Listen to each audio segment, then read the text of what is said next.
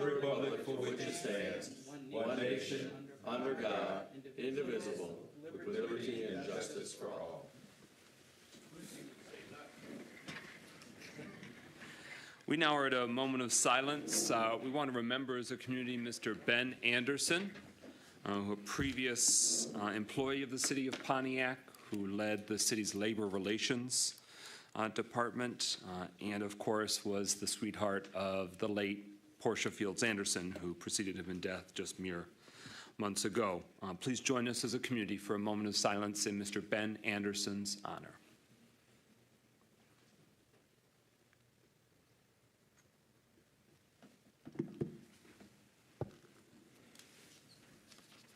Thank you. Roll call of council members. Clerk Doyle. Carrington. Present. Goodman. James. Here. Jones. Present. McGinnis. Present. Parker. Present. Rutherford. Mr. President, you have a quorum. All right, quorum being established, we have not heard that Councilman Goodman won't be here this evening, so we won't take the motion to excuse him. We are now at approval of the agenda. Is there a motion to approve the agenda? Moved by Carrington. Is there a second? Second. It's been moved by Pro Tem Carrington, seconded by Councilman James, that we approve this evening's agenda. Now we'll consider amendments to the agenda. The first, we've been told that there's some delay in the video being ready for one of the special presentations. So I'd like to amend and move up the special presentation about the bridge reconstruction project, and before that, add an FYI presentation update from code enforcement about upcoming grass code enforcement. So those would be the two new special presentations, 1 and 2. First would be grass, 2 would be the MLK bridge. Is there such a motion to amend the order accordingly? So moved. Is there a second? Support.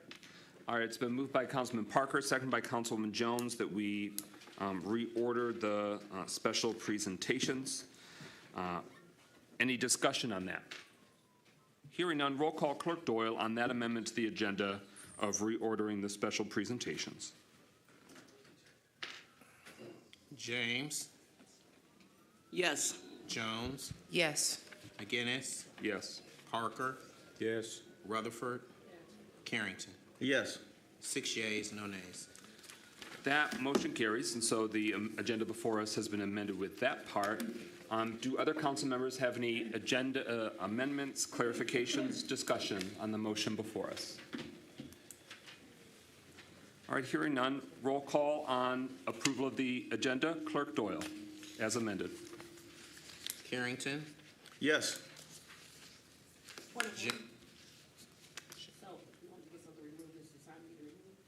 It was the time we started voting, though, but later in the agenda, if there's something, if we ever need to do a motion to suspend. Roll call, continue. James. Yes. Jones. Yes. McGinnis. Yes. Parker. Yes. Rutherford. 6 yeas, no nays. Okay. That motion carries. We are now at consent agenda. Is there a motion to approve the consent agenda? So moved. Support. It's been moved by Councilman Parker, seconded by Councilwoman Jones. I'll identify the items in tonight's consent agenda. A, the City Council's Park, Recreation, and Public Works Subcommittee meeting minutes from March 21st, 2025. B, our special meeting minutes from April 1st, including the closed session minutes. C, our regular City Council meeting minutes from April 1st. D, resolution correcting an amount within the December 3rd, 2024 meeting minutes.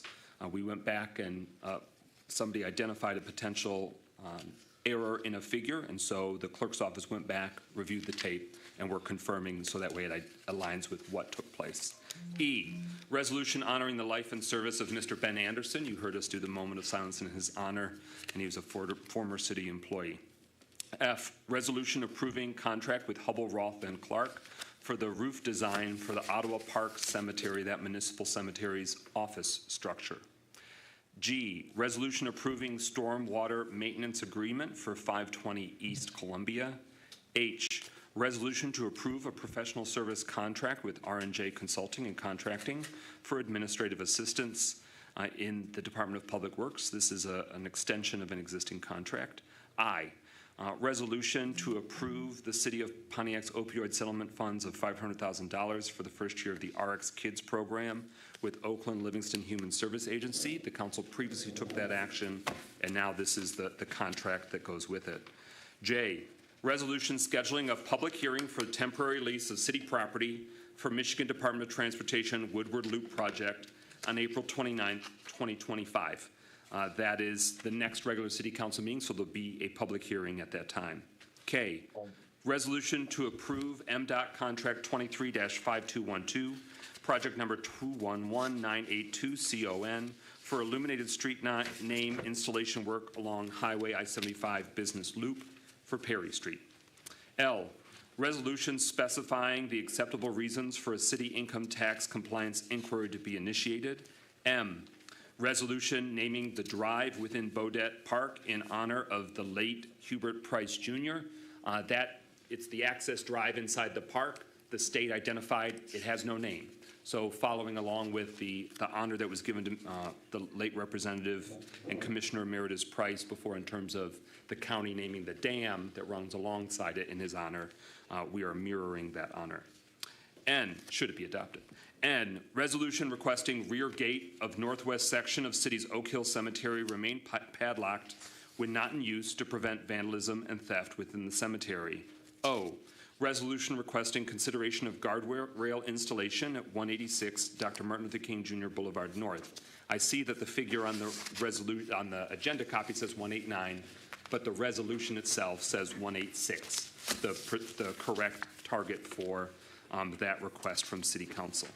So that's A through O, the items in the consent agenda. Hearing nothing further, roll call Clerk Doyle on adoption of, and of course recognizing Councilman Goodman is present and voting, so include him in the roll call. Approval of the consent agenda, Clerk Doyle. James, No. Jones, Yes. McGinnis, Yes. Parker, Yes. Rutherford, Carrington, Yes. Goodman. Yes. 6 yeas, 1 nay. That motion carries. The consent agenda is adopted. We are now at special presentations. First up, based on the agenda amendment, is code enforcement. Let us know about fun times with the green stuff that's growing.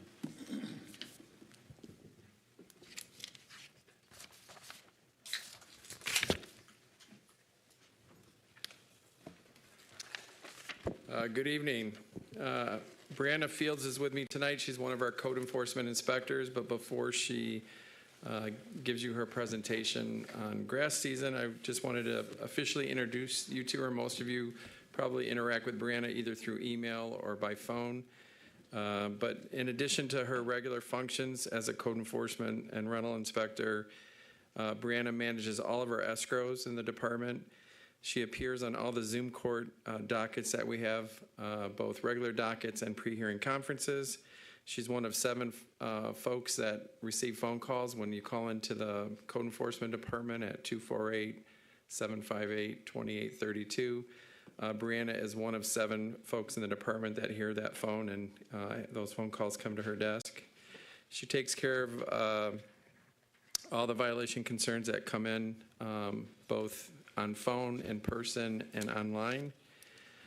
She creates a lot of moments and activities that encourage us to be a better team.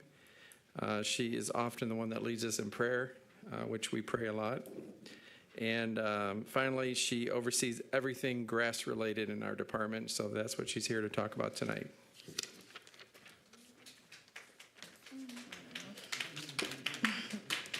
Hi, everybody. My name is Brianna. I've been with the code enforcement for a little bit over a year here. I just want to give you a few updates on what's going on versus you guys seeing something after the fact. I kind of want to be proactive and communicate with you all and let you know what's going on. So recently in D6, we did a blitz in April. We were on streets Oliver, Gage, Harper, and Perry.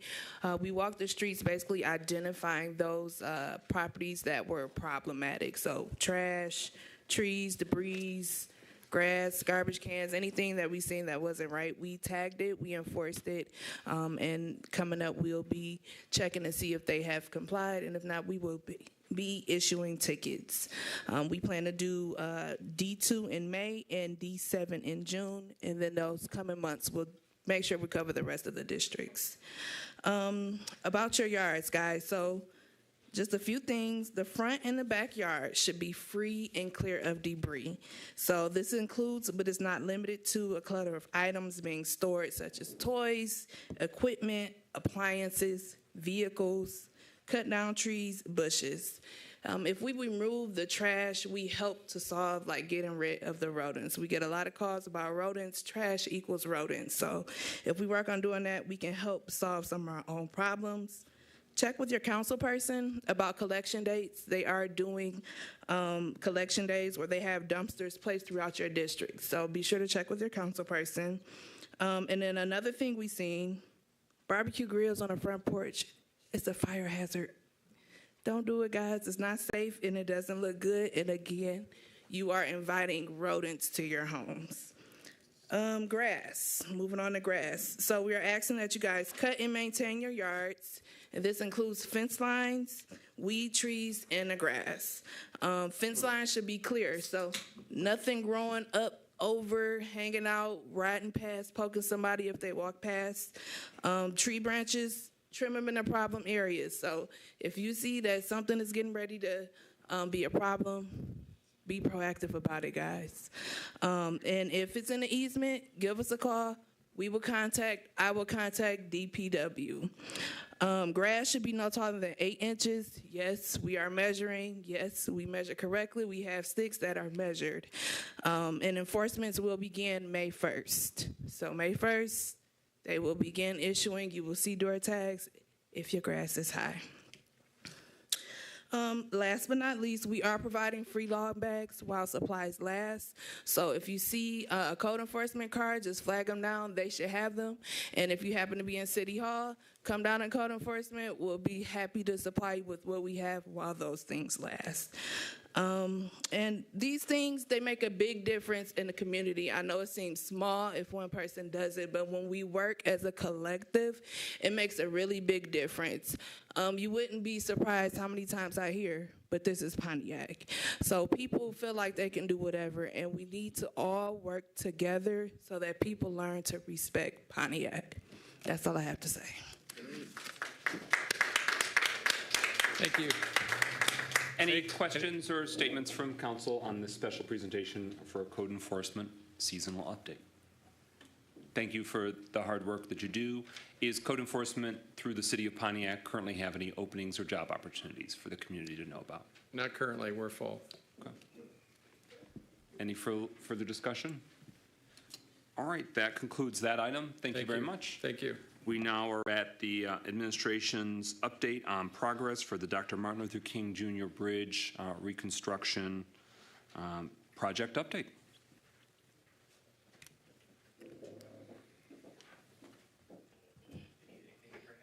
We'll stop you there. There's a mic we got to make live. You did Good it. evening. Thank you for having me. My name is David DeLinde from Fleece and Vandenbrink. We are the engineering firm in charge of the project. We had some slides. I don't know exactly how to get them loaded up here.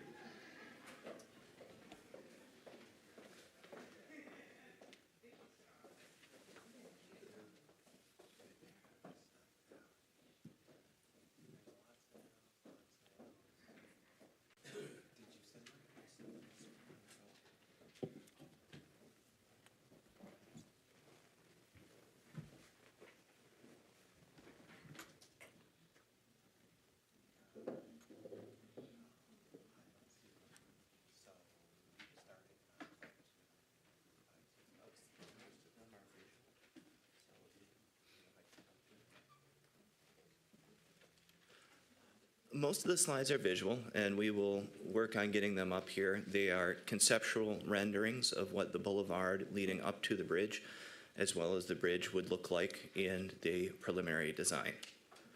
Currently, where we stand is we delivered 60% drawings to the city as of yesterday and are in the final stages of review and design. The finalization of 95% drawings looks to be around June 16th, with issuance for bid letting and full issuance of the project on July 7th.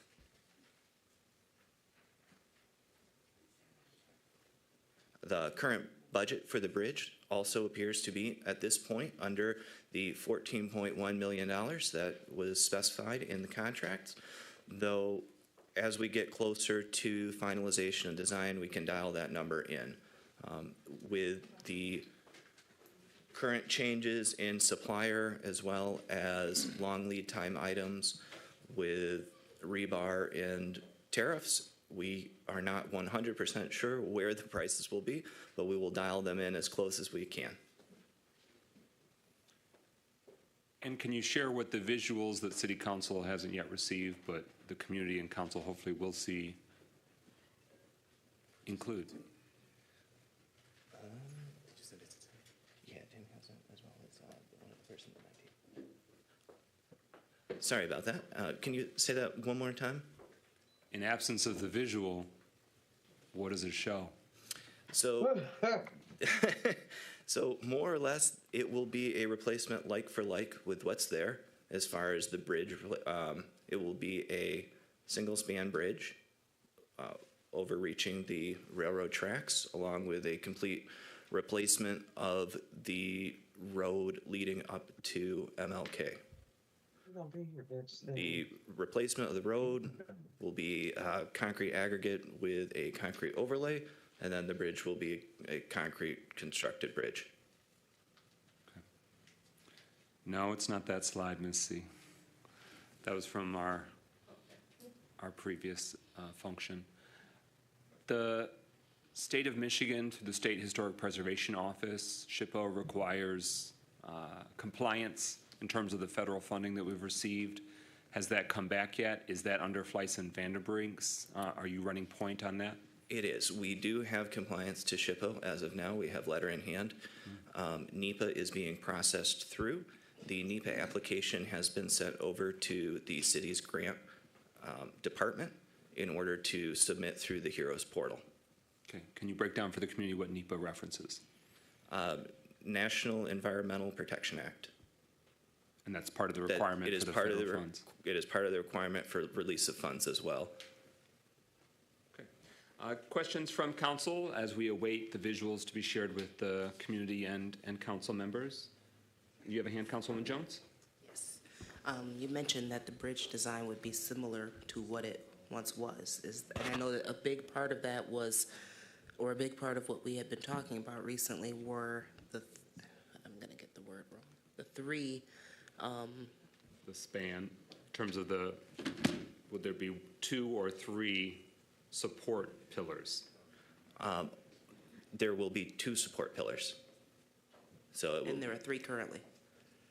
my understanding is that there will be 2 support pillars. I'm not sure, I'm not part of so CDM Smith is our counterpart in this, doing the physical design of the bridge. As of now, what we reduced the number of pillars to make it more cost effective.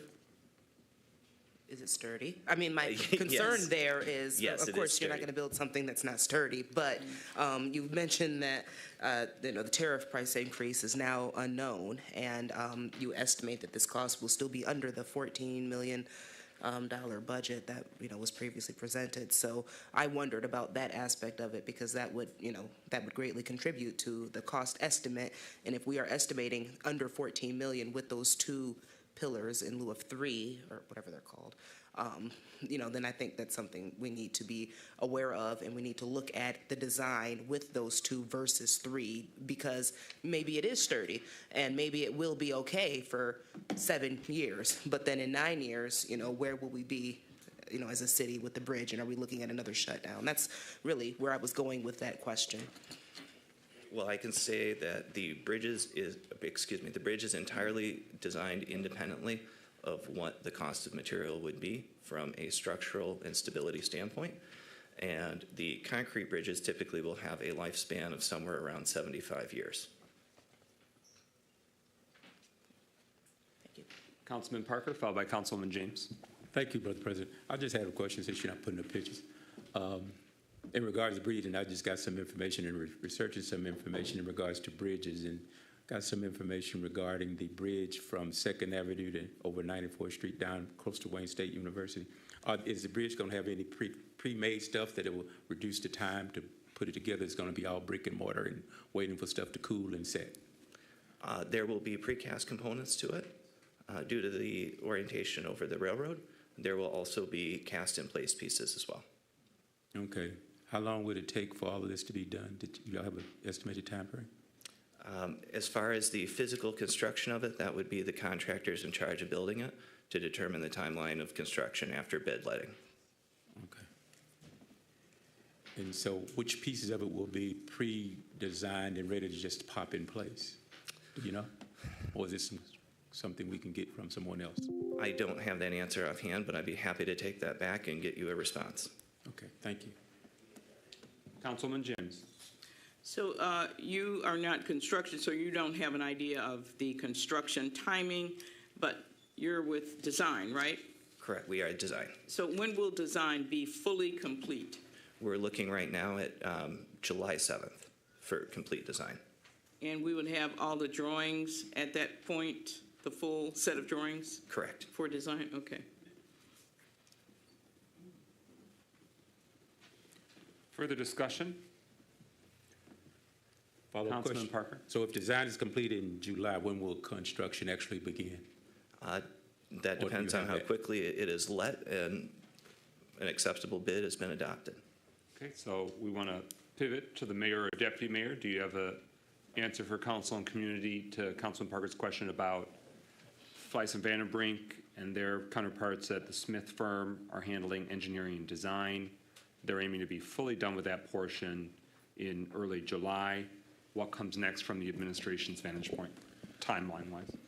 Yeah, I can answer that. So what comes after that is putting out the bid for contractors to do the demolition work and the construction of the new bridge. And we hope to have most of that ready to go even before the final design is delivered to the city in July, so that there's minimal amount of work that needs to be done in terms of taking the final design, popping it into the bid documents that have already been prepared, so that we can get this out on the street in a very short turnaround once the final design is done. Now, there'll have to be some time allowed for bids to be put into that, but we really want to make sure that as much as possible, everything is ready to go to let that bid out by the time the finalized design and engineering is delivered to the city. So we hope to be able to put that out, within just a couple weeks at the most after getting the final design, and then probably allow for about a month for the bids to come in so that we can award a bid and get shovels in the ground this coming fall. Further questions on this special presentation? Mr. DeLynn, would you like to use the visuals now that you've got them? Yeah. Through no fault of your own. Thank you for your perseverance. We'll need the microphone to be utilized, though. I'm sorry. Certainly. To give everyone an overview, what we did is we took the physical layout of what is actually within the city of Pontiac, according to the project, and then overlaid the conceptual drawings of what we had at current engineering design to give you a visual. Obviously, this is not an engineering print in any way, shape, or form. This is simply a conceptual visual of what we expect to look like once it is finished.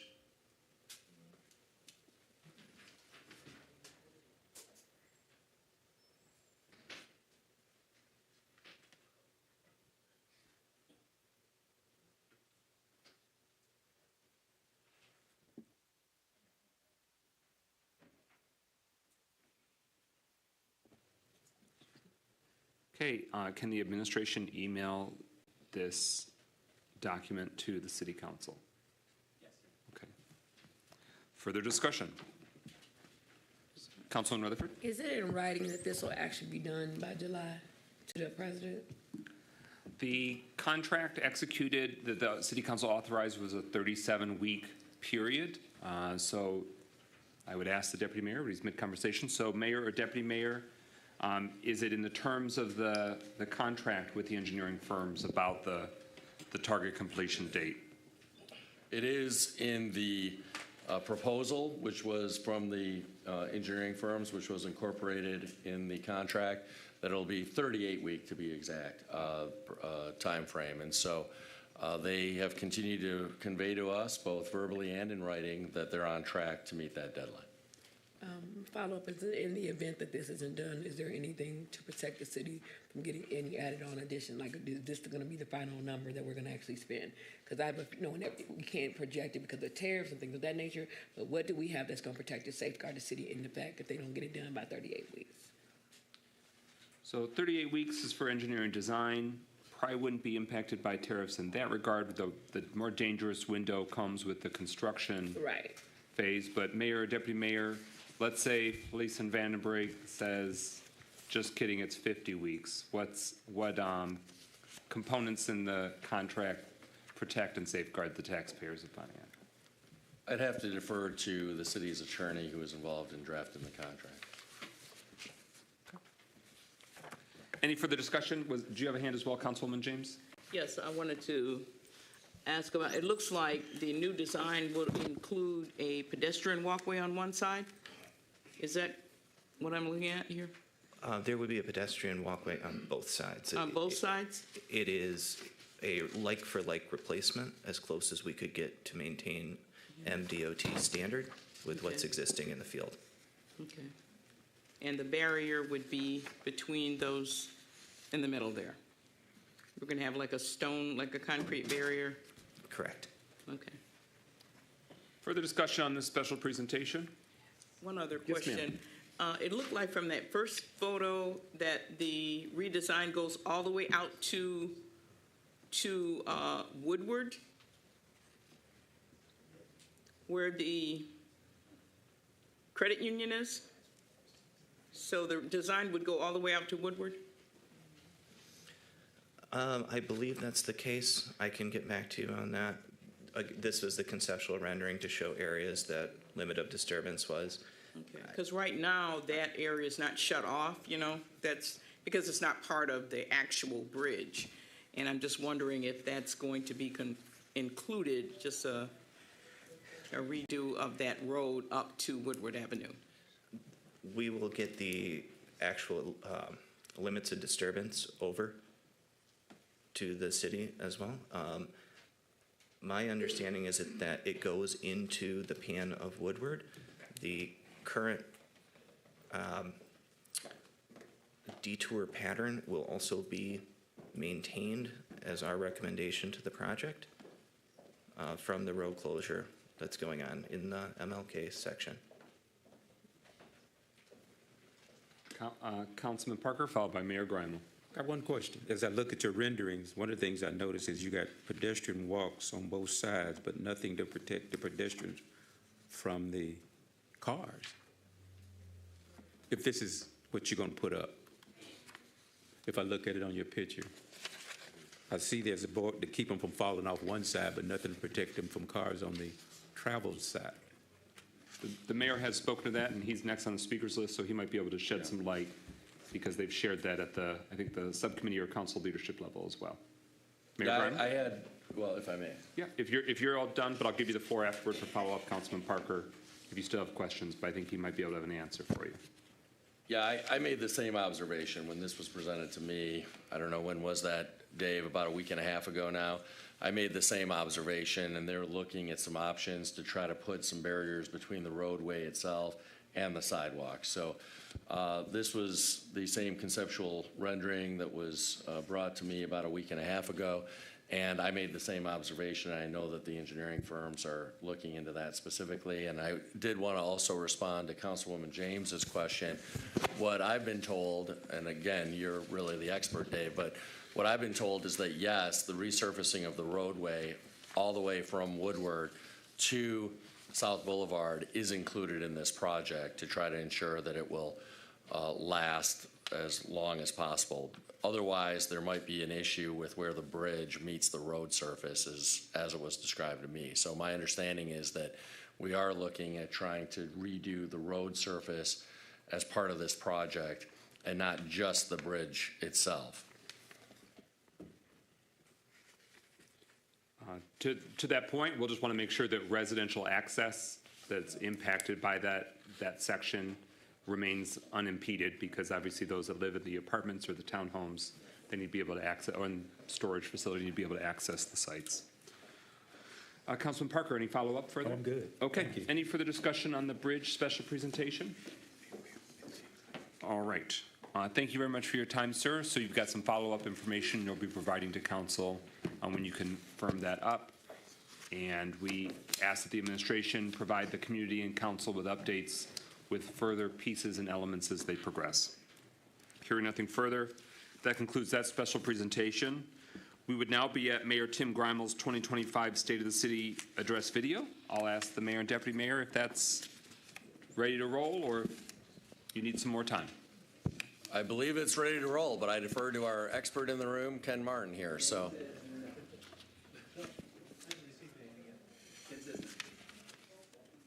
Well, okay. Would that be true for the budget proposal as well? No, we're ready on that. Okay, very good. Mayor and Deputy Mayor, you have the floor.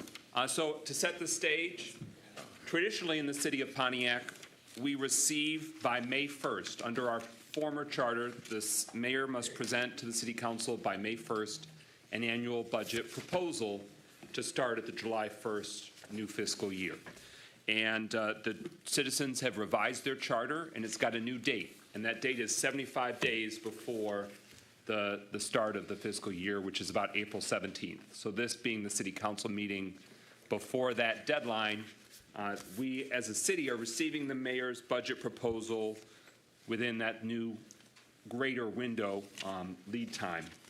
So the city council is also required, in past decades, it had to be done just before the fiscal year was started or over, that transition. Now it needs to be done based on the new charter by June 1st, meaning that we as a city and the council on your behalf have to deliberate and enact a budget much earlier than in previous fiscal years. The state's deadline still is you got to be in place just before the new fiscal year, but this means that we'll have it fully put to bed now and in the years to come well in advance, so that way we're not right at the brink and stumbling when it comes to meeting the requirements for the state of Michigan and each municipality having their budget in place. So with that, we give the floor to Mayor Tim Grimal and the administration.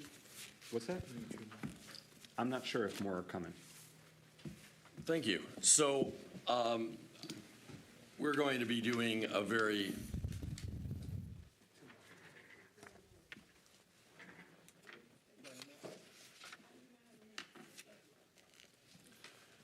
more budget documents are being passed down as we speak. So you will be getting the budget packets at the end of the rostrum if you haven't already.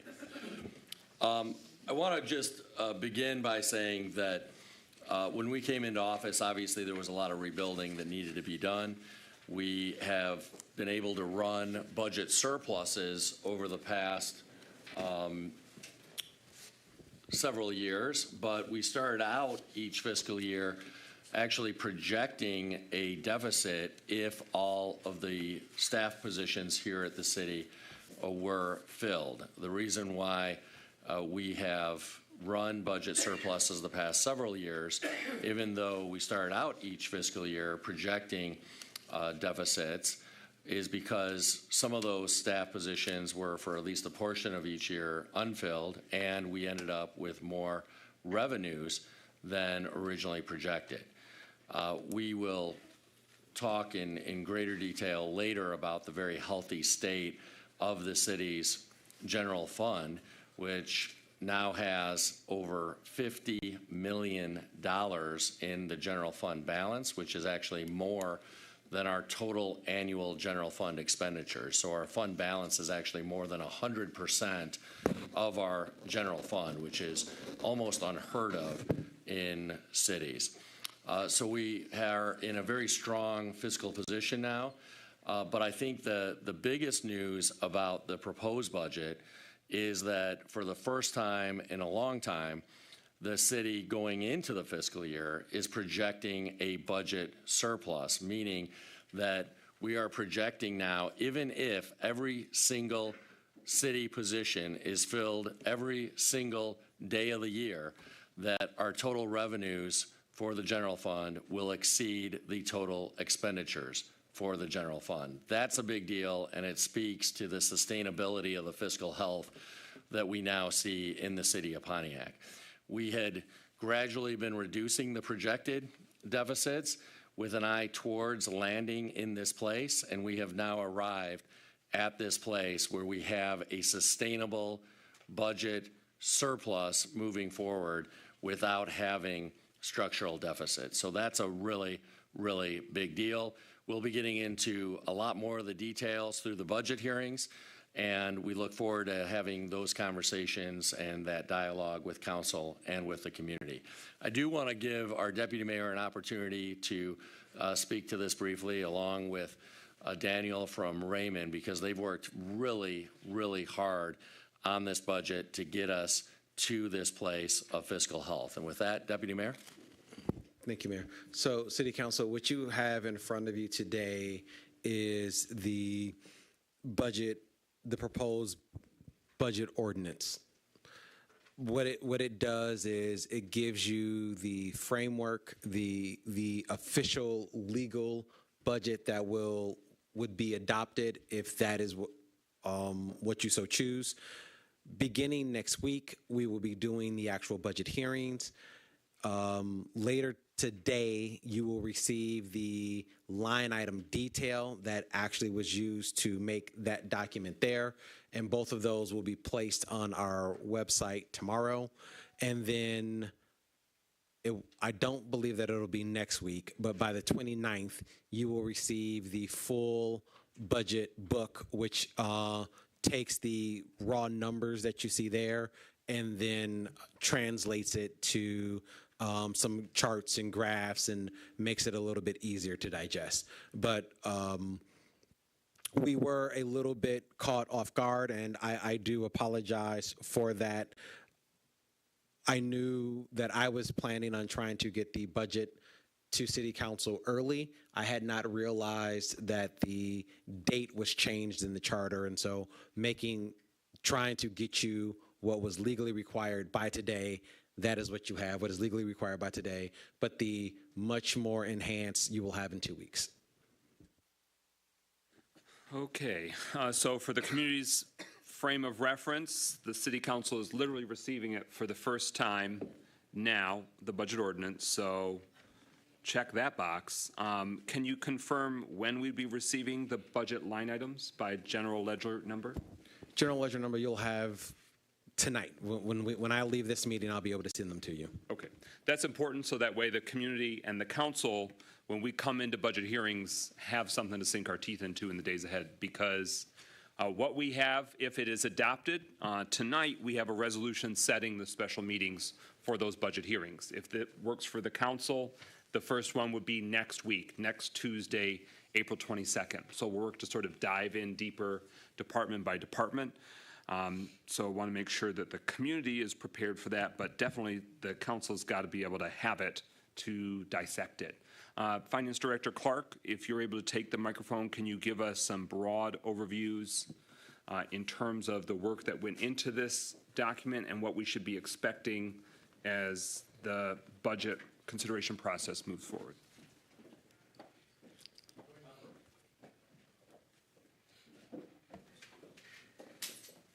Is that on? Okay, excellent. Yes, so we did meet with all the departments, walked through year-to-date numbers. We also looked at projections for as you see, 25, 26, to determine that we were accurately capturing all the different expenditures, including ongoing projects as well as new projects. As Deputy Mayor and the Mayor mentioned, we do have it budgeted to have all the both existing employees and the vacant positions are included in this budget. So we did a line item of what we call a position control, which includes every single position, their salary, and then all the related benefits. So all that is included in this. A couple of key highlights that I will just bring out today that you might find probably significantly different from last year. We are budgeting a couple of significant projects, including the MLK Bridge, which most of those expenditures will hit in 25-26, as was already discussed tonight. We are also budgeting to use most, if not the rest, of the ARPA dollars in 25-26. So you'll see the 18.7 million is the remaining ARPA dollars, which also increased this budget.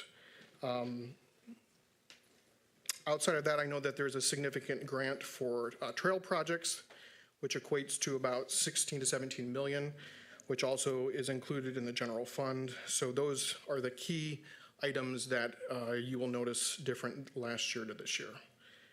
Other than that, happy to answer any questions tonight. I know, as you just stated, you just received this, so we will obviously be answering questions in the very near future as well. Okay, council members, any initial broader questions as we have received now the budget proposal from Mayor Grimal? All right.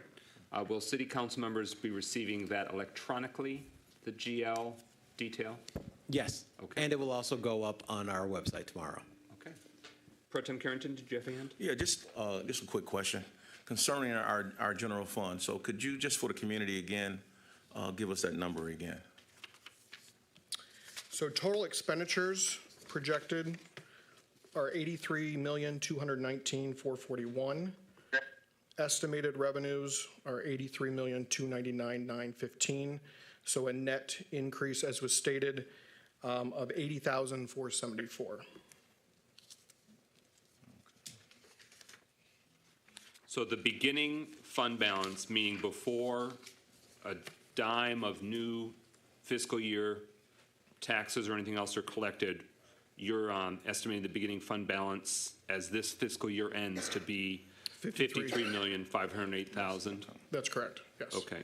Yeah, and again, that's an estimate. Obviously, we know what fund balance is today, but we still have 3 months left. Of course. So we have to make some assumptions to state what we think it's going to be as of June 30th, so. And if no additional, well, I guess through the budget process, we'll see, but the estimated ending fund balance, if this budget proposal were enacted, essentially we'd be ending next fiscal year with a very comparable general fund balance, but that Yeah, correct, a difference of 80,000, yeah, which, yeah, is a very small percentage difference, obviously. Okay.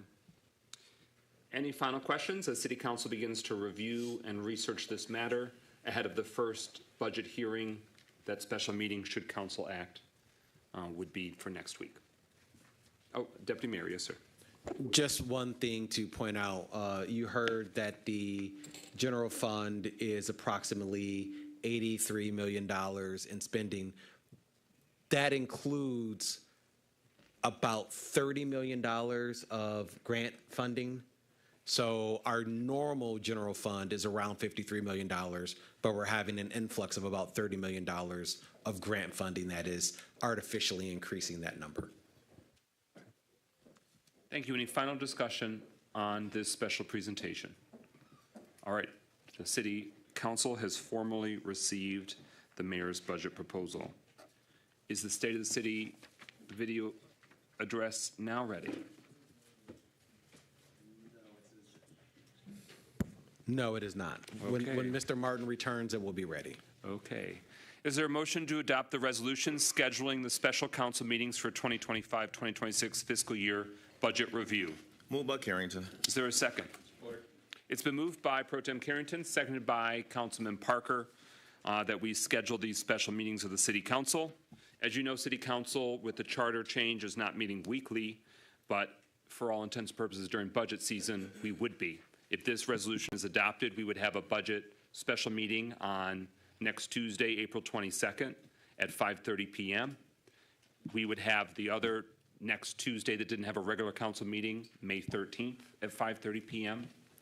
We would have a special meeting prior to our regular meeting on May 20th for a public hearing on the budget proposal at 5 p.m. And then we'd also be scheduling, in case we needed it as a backup, for Tuesday, May 27th at 5:30 PM. But that's really more so should the others run long or run short in that instance. So this would build in time specific to the budget, although obviously some budget feedback can be received through public comment through our regular city council meetings as well. Councilman Rutherford. Yeah, how can we vote on this, approving it, or just saying we got it when we just got it? Like, we don't know what's in this thing. We don't, I'm just being honest. They just presented it to us like 20 minutes ago. We're voting right now to schedule the meetings. But I want to, listen, this is why I'm asking. This is the constant, like, we always get it at the last minute. I don't feel comfortable voting on this. Okay. The budget has been received. I got that part, Michael. I'm simply asking, is this going to be a continuation of what they do every year? Well, this is their last year, so no. Okay, thank you. But yes, we, by the charter, now have it earlier than we've ever had it. But the still window of time still exists that we've got to get it done by June 1st for the people.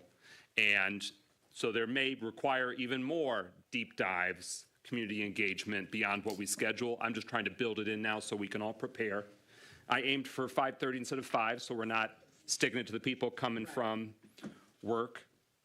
But we're also going to have staff here, and they'll probably have to stay late, department by department as we review. Each year, we've kind of evolved. Our first year, we tried to hold a budget hearing every other day for an hour or two. I don't know that that worked better. So there will be some marathon sessions, but we're going to see as we keep kicking the tires and make this budget work for the public. Okay. Councilwoman James. Can you review those dates again? Yes, I'll read the resolution verbatim. Whereas Mayor Tim Greimel and his administration is set to deliver to the Pontiac City Council his City of Pontiac budget proposal for the 2025-2026 fiscal year, and whereas the City Council will thoroughly review that proposal, identify potential changes, provide public opportunities to share their thoughts and input, and adopt a budget for the City of Pontiac, now therefore be it resolved. The Pontiac City Council hereby schedules the following City Council special meetings, which shall be for the purposes of budget review sessions to be held in the council chambers at Pontiac City Hall, right here in this room. Tuesday, April 22nd, 2025, starting at 5:30 p.m. Tuesday, May 13th, 2025, starting at 5:30 p.m. Tuesday, May 27th, 2025, starting at 5:30 p.m.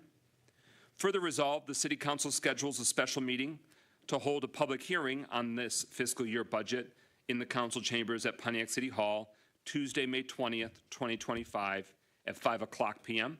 And then finally, further resolved, the City Council requests the City Clerk's Office prepare, post, and circulate information of these public meetings as required by state law, city ordinances, and council rules and procedures.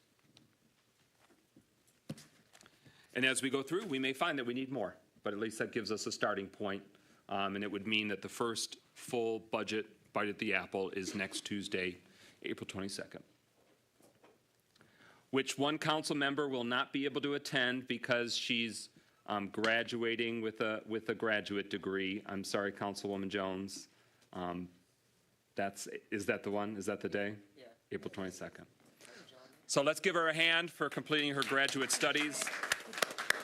And of course, we don't want to screw with graduation. Congratulations, hard-earned. All right. So I respect if you have to vote no on this resolution. All right. But is there further discussion on the motion before us? Hearing none, roll call Clerk Doyle on adoption of the resolution scheduling special meetings to review the 2025-2026 fiscal year budget. Jones. Yes. McGinnis. Yes. Parker. Yes. Rutherford. No. Carrington. Yes. Goodman. Yes. James. Yes. 6 yeas, 1 nay. Yes. Okay. That motion carries. Resolution is adopted. I don't see Ken Martin, so on to public comment we go. Yolanda Brown.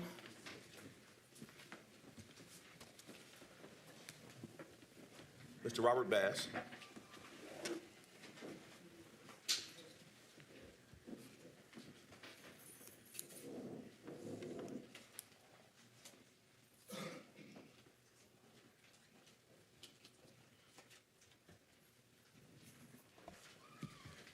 Good evening, everybody. My name is Robert Bass, and I'm President of Assistant District Council, as well as a resident in District 1. I was hoping that number L would be pulled from the consent agenda because I don't quite understand what it's pertaining to, and does it pertain to the letters that were already sent out? But that's neither here nor there. I called myself dealing with my council person. But I'm here to say that there's a position open on the Planning Commission, of which I have a great respect for all the residents that sit on those commissions.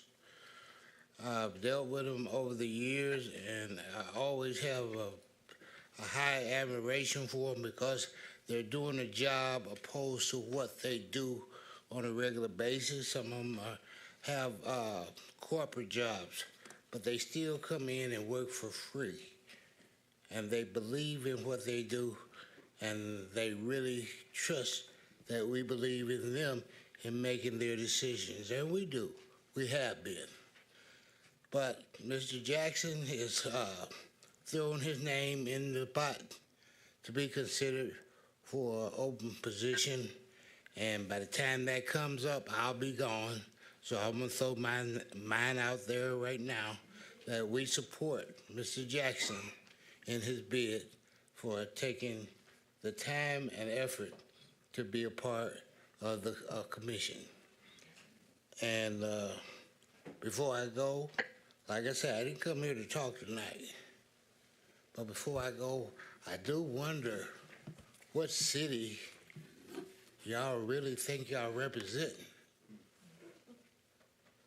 Because with all the things that y'all are putting, all the burdens that you're putting on the residents, I don't see how we're going to meet those needs. We have low to moderate income people here that don't make enough to pay in-car insurance, car notes, and all of that. They can't hardly pay the rent. But you're putting so many burdens on them that they're going to have to pick up their wheelchairs, whatever they got, and just leave here. Because this is not the city that you supposed to be representing. You knew what you were running for when you took those positions.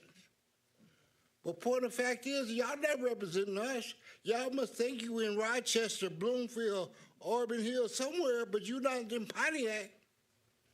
Because you have not built these residents up for where they don't have needs. Thank you. Thank you, Mr. Bass. Mr. Wendell Woods.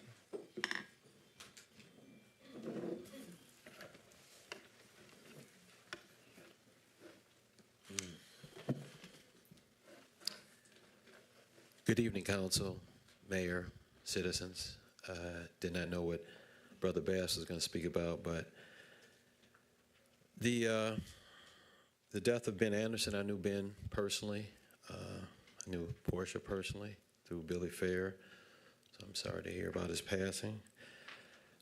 I've reached out to many neighborhoods the last, since Marie Johnson got me involved in Gloria Hardeman's campaign.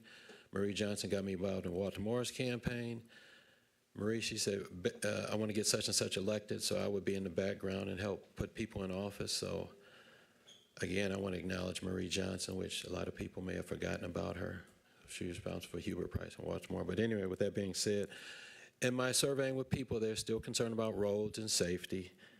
They're concerned about the bumps being in the middle. Those speed bumps, maybe it should be at the end of the streets, because they're going through fast and just running over. And I was off of Joslyn, 1st, 4th, 3rd, Thorpe Street, and I listened to people. I listened. And with that being said, I want to talk about Mikhail Goodman. His car clinic was great. He had me actually putting dog food in containers for people. I enjoyed that. Again, a lot of people may not know, but Marie Johnson got me involved in the community a long time ago, back in 1980, so it's nothing new for me. But with that being said, Mikhail Goodman had a great job with the car clinic, which is very positive. I think they served over 250 cars. A lot of people had needs, lights, fluids, and it was very, very positive. And I think Judge Cynthia Walker was there, and I really enjoyed it again. But hats off to Mikhail Goodman and his car clinic. The city of Pontiac, as I mentioned before, Brother Mike McGinnis, in reference to a forensic audit, how can we move forward with understanding numbers if we've hadn't had a chief financial officer in that position for a number of years? And the lady that was in that position for a week, she resigned, I guess, and she took another position. So we now have Rothman providing consulting services, I guess. So how can you present a budget if we're not familiar with, we're not sure about what the numbers are? Shouldn't we do a forensic audit for the new mayor, whoever that new mayor is? And I said that before. Should there not be a forensic audit of the legal billings that, thanks to city clerk, that I received, of the ARPA money and other expenditures by the city, to know soundly where we are financially? Just to say that we have $50 million in a fund is positive, that's positive, but we really don't know in terms of accounting for what we've already spent. So we need to do a forensic audit. So thank you very much. Thank you, Mr. Wood. Ms. Carol Wilkins.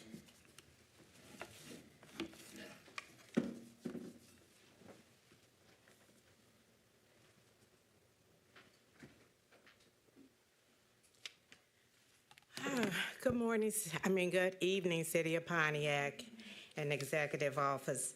I came here today to talk about the retirees, but a loop was thrown to me tonight when I heard that Mr. Jackson is planning on being on the planning board, the planning commission. I need to know his qualifications. I know myself, I've been a licensed and zoning inspector for the city for many years. I don't remember him. I don't remember him even being at the council meetings for the last 3 years. I like to know some more information before you take a vote on this man representing us in the Planning Commission. Now, I also want to talk to you about the retirees. 2 weeks ago, it was said that the actuary was completed. I want to know if CPRA has any news that the actuary is completed. I also want to know about the $64 million that's in GERBs that is supposed to take care of our back pay, our retroactive, and our $400 a month. This money is supposed to come out of the $64 million that was not put in our medical plan, but to help us as retirees. I want to know those two questions about have CPRA been notified and about the $64 million. Because when we're doing this, we're not taking any money out of the $480 million to do this job. Also, I know I'm going to hear this because of the market, because of Trump, because the market is dropping. We feel as though now, this is what I'm going to hear, I just know it. Because of this, we're not going to be able to give our retirees any money. This is what I'm waiting to hear. And that's it. Y'all have a good night. Thank you. Mr. Marcus Kelly? Ms. Renee? Roski?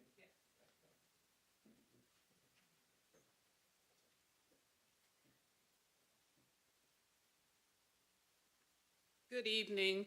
I also am a retiree of the city of Pontiac, and I'm going to piggyback off Ms. Wilkins.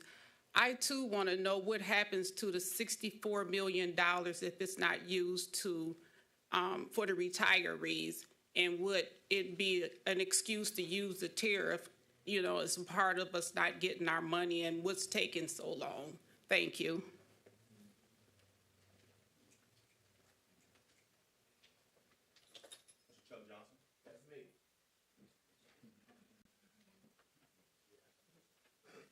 First of all, I'm being asked why the streets aren't being swept. I know for a fact that we bought two used sweepers, And that's what they are, is junk because they haven't been used. You guys up there approved the sale or the buying of those street sweepers, so they junk. Now I'm understanding that we're going to be looking at trying to buy some good machines that's going to work for the city. So those folks who've been asking me about why the streets ain't being swept is because we bought those junk sweepers. The next thing on my agenda is you're putting cost before safety as it relates to the bridge. That bridge should be built with the same structural steel that's in it right now. And the reason why that bridge was built that way is because on the east side of the city, you got 3 concrete batch plants. Those trucks, heavy loads, cross that bridge to go anywhere on the south side of the city and other areas of the community. It has to be built with the same structural integrity that it has right now. Otherwise, you're going to be in a problem. And I don't think the railroad company is going to allow that to happen, knowing that these big trucks are going to be crossing that bridge unless you put some kind of a weight restriction on it. Again, you're putting cost before safety. Spend the money, build a quality bridge. Mr. Jackson, he's just as qualified to be on the planning commission as anybody else is. I mean, whether he has the knowledge right now, I'm sure that he's smart enough, young enough, intelligent enough that he'll be able to fulfill that obligation to the citizens of the city being on that commission. As it relates to code enforcement, I respect our code enforcement teams, but let me tell you something, they're causing havoc in this city because everybody's running like hell to trying to find a place to put something or hide something, and it's not fair. You're giving out tickets to individuals who don't deserve to pay these $200 and $300 fines because they have nowhere to put their tools or their extra stuff that they have around their house. This, again, is not like Bloomfield or Birmingham or somewhere. We're in Pontiac, and these folk need an opportunity to salvage their tools and equipment and whatever else. Quit selling these vacant lots and afford these lots to these contractors and individuals who can design and build something on them so they can salvage their property. Right now, they go to court, pay a $300 or $400 fine, and it's not fair. It's not fair to the citizens. And, you know, people are building shit at midnight. No S words, please. Out of order. Well, I ain't the first time I'll be. I'm done. Thank you. Thank you, Mr. Johnson. Mr. Marcus Bowman.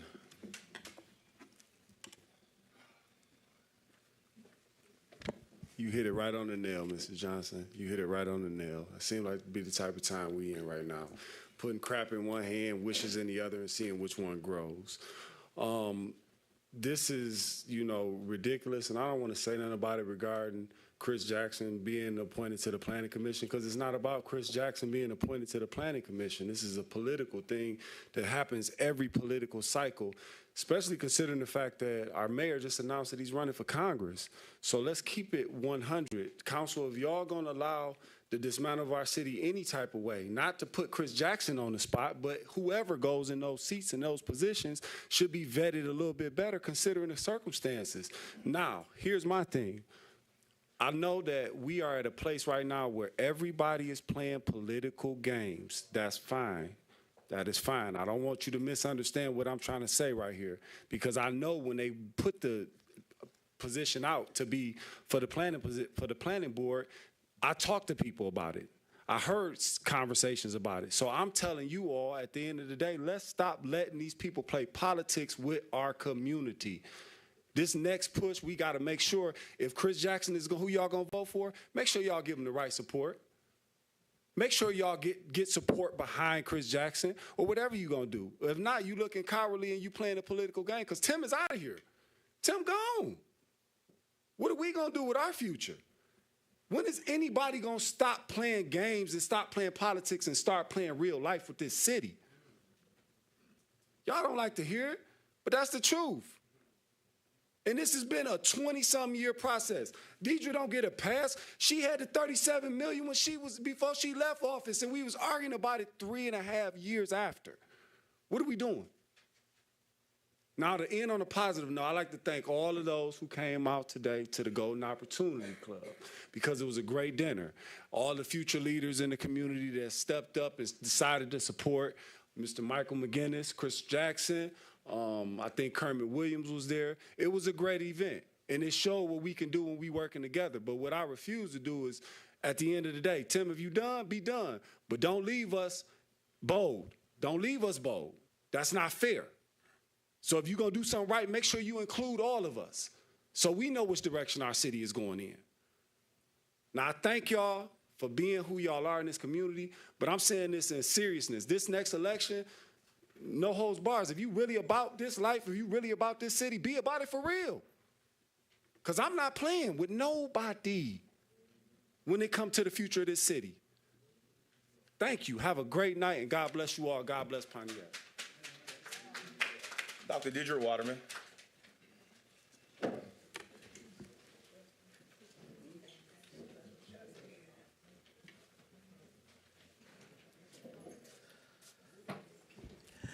Good to be here with you this evening.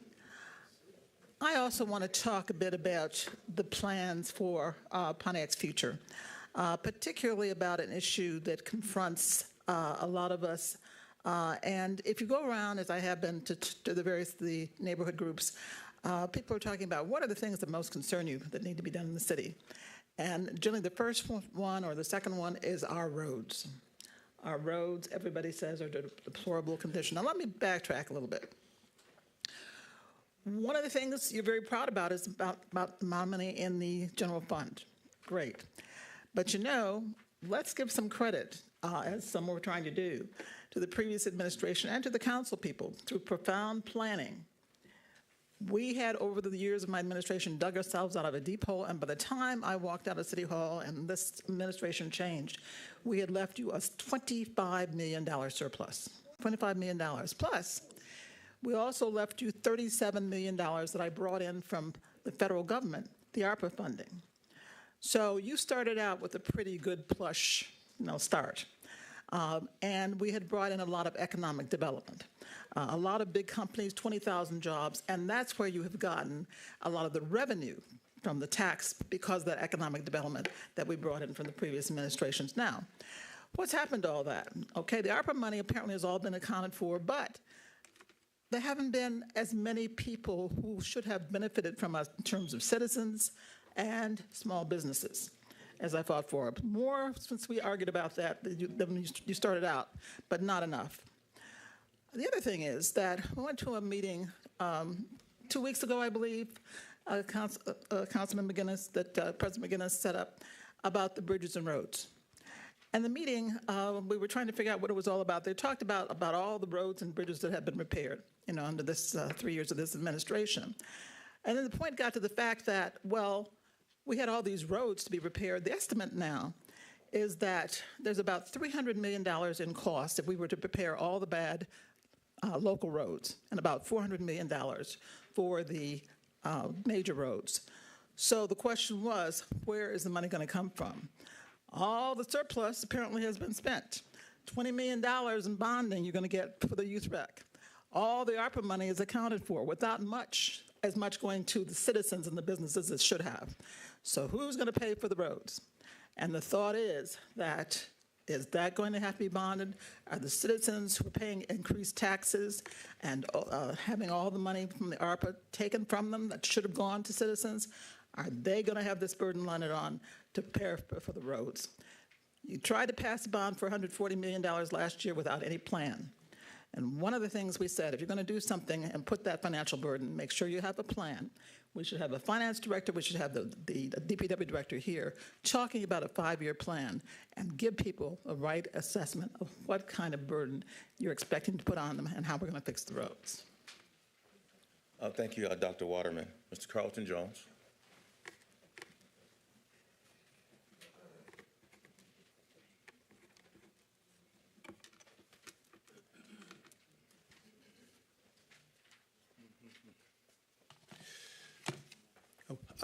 We doing better. We got to public comment before 7 o'clock, so I'm glad and say thank you for moving it up into the agenda so people can come out and have a voice. Council, I just want to say this right quick. When you approve contracts, keep hold of those contract documents. When you have the contract documents and you bring people in front of you, you can verify what they're saying per contract. Construction and all that stuff is very complicated. It's very complicated. And if you get somebody before you just telling you something when they're under contract, you should not just take what they're saying. Look at the contract documents. They will tell you all the things that you're asking. But if you don't know, you won't be able to say it's for sure. And you all have the right to those documents when you approve them. When you approve them for financing, you got contract documents what these people should be doing. Another thing, they should be working for somebody who is invested, an employee of the city, directing them. They should be at these meetings. Whoever is directing the consultants should be here to say what they were told before they was put to work. Those are the simple things. But I just so you guys know. Mayor, I just want to say this. A whole lot of us are very disappointed because myself, some of us was really hoping for a whole lot more. We're going to wish you well as you heading out, but I just got to be honest. I came to you early on about workforce development, and throughout your whole tenure, you did nothing with it. But don't take credit for that because you did nothing with it. And I'm disappointed in that. There's a whole lot of us disappointed. But at this point, I want you to call your hounds off people speaking out. You're finna cause this city a lot of harm if you continue to let people harass people who come in here and not pleased with your work. Call them off, because this is how our city gets sued. Council, tell him to call him off, and if he don't know about it, he should. And I'm one that don't keep on having people send something to me improperly, and if they work for the city, I got to talk to you about it, Mayor. But you never, Deputy Mayor, neither one of you never called me in to talk about workforce development while you've been here. I don't know why. People in the city asked me about it, council asked me about it, but neither one of you never sat down with me. But it's okay. Let me just say the last thing. City, we got a responsibility. We got to vote. We have to vote. This is our voice. I'm going to be pushing real hard to double the amount of people to come to vote this election time. You'll be hearing more. 3 minutes is just not enough for us to talk about what we need to talk about. I'm going to cut my time short, I see it, but I want our citizens, we're going to vote this time. Thank you. Thank you, Mr. Jones. Ms. Renee Beckley.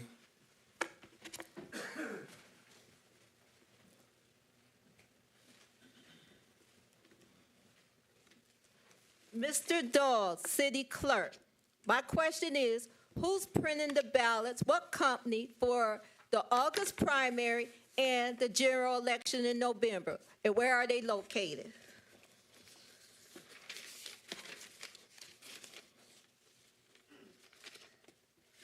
Jason Bauer and Mike McGinnis, deposition 2012, outcome of a criminal conviction. And if you cut my mic off, we can go to court. Ballot petition fine. Former Oakland County Democratic Party officials Jason Bauer and Mike McGinnis were charged with election fraud for trying to put a fake Tea Party candidate on the ballot in order to dilute the Republican vote. Bauer pleaded no contest and was sentenced to 1 year in probation and $2,600 in fine. McGinnis pleaded to no contest to perjury and forgery and received 1 year probation, 180 hours of community service, and $1,965 in fines. Perjury is either lying in court on oath or forging, lying in documents, like election documents. You know where this came from? This is from Congress. This is from the U.S. Congress. Your page 100, you and Jason, 178. The Republican Congress had this made by the Heritage, Project 25. So you were on the radar, you and Jason. So I don't know why you running.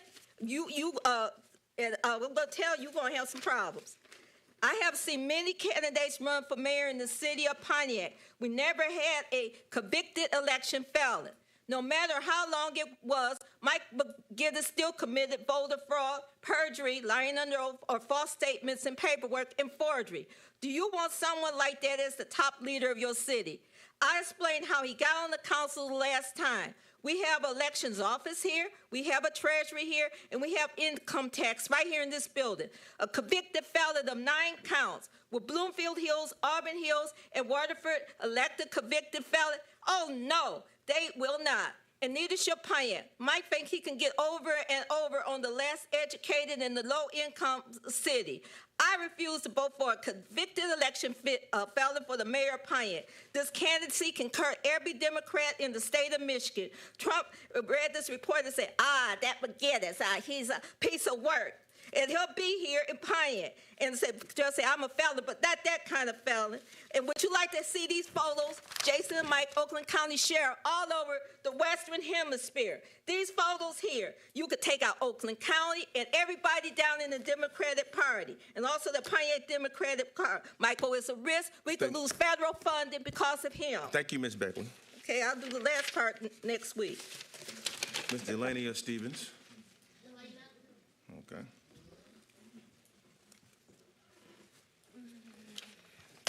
Delana Stevens with the House of Angels. I just wanted to give y'all an update that we completed our first session with Twins and Company, the Empowerment Circle with Ramona Green.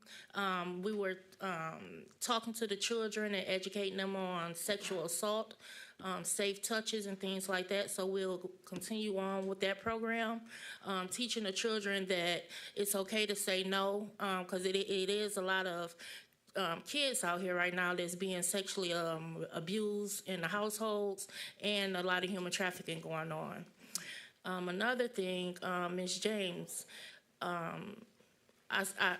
was listening to you on the last meeting when you said that you wanted to start a domestic violence program because you heard from Judge Walker about the domestic violence cases rising.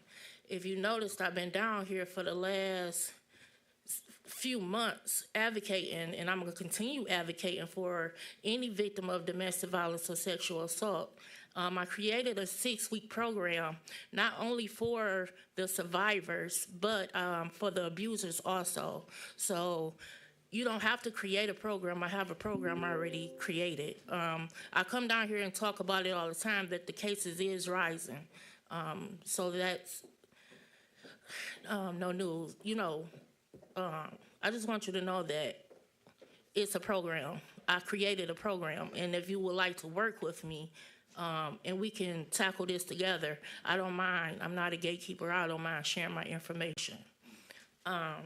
But starting next month, we will be holding monthly meetings for women who are going through domestic violence, helping them come out of their situations with trauma care, and making sure that they have safe spaces. I know a lot of shelters in Oakland County is full, so I partner with a few shelters in Detroit where the ladies will be able to stay and be able to still have transportation to get their kids to school out here in Pontiac. So just letting you know that I do have a program. You don't have to create something when I'm already out here advocating. I am the boots on the ground, literally.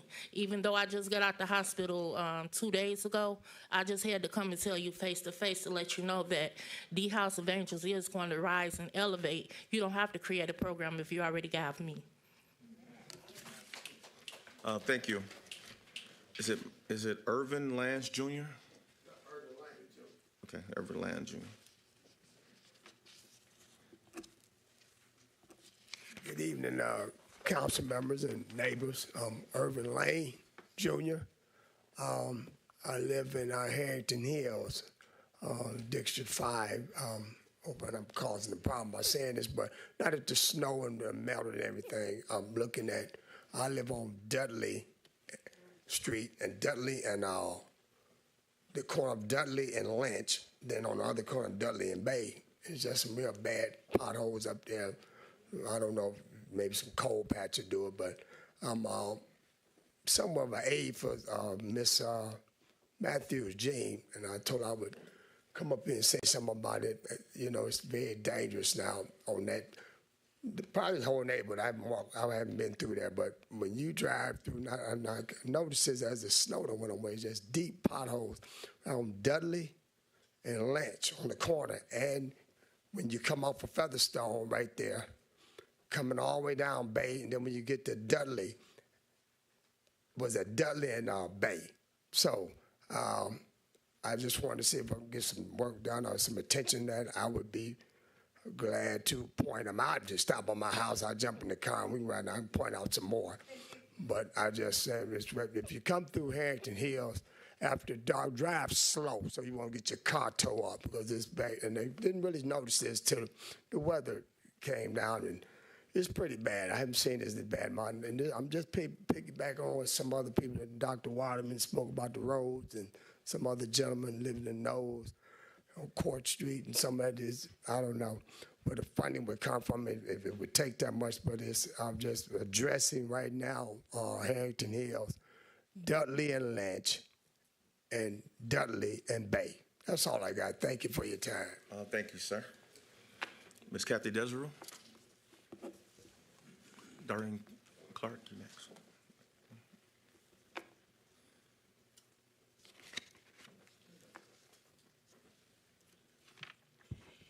I feel inclined to say, let he who is without sin cast the first stone. Sorry, Mike, that happened. You can't have it both ways. You complain if people from outside the city come up here and do things for you, become part of the city, or you complain if the people who are born here aren't good enough because you know them all your life. You can't have it both ways. You got people like Chris, who's been here forever. He's an educated man. He may not know the inner workings of the planning board, but doesn't he have a right to run? That's all he's asking for, is the right to run. If people pay their debt to society, he has a right to run, to become whatever it is he's running for, or she. This is nonsense. It's got to stop. If people are qualified, if people are interested, they have a right, and that's what they're asking for. I have two questions. We know that the Martin Luther King Bridge is not a suspension bridge. How do they pillar it? What makes that safe? That's a fairly long expanse. We need a little better explanation, maybe. And then, is there a proven need for pedestrian traffic on that bridge? I don't think in all the years I've been crossing that bridge I've ever seen a whole lot of people walking around up there. It seems to me that it's easier to complain than it is to get up and try to help do the job. So if you're not interested in doing the job, keep your mouth shut. Thank you. Ms. Darlene Clark.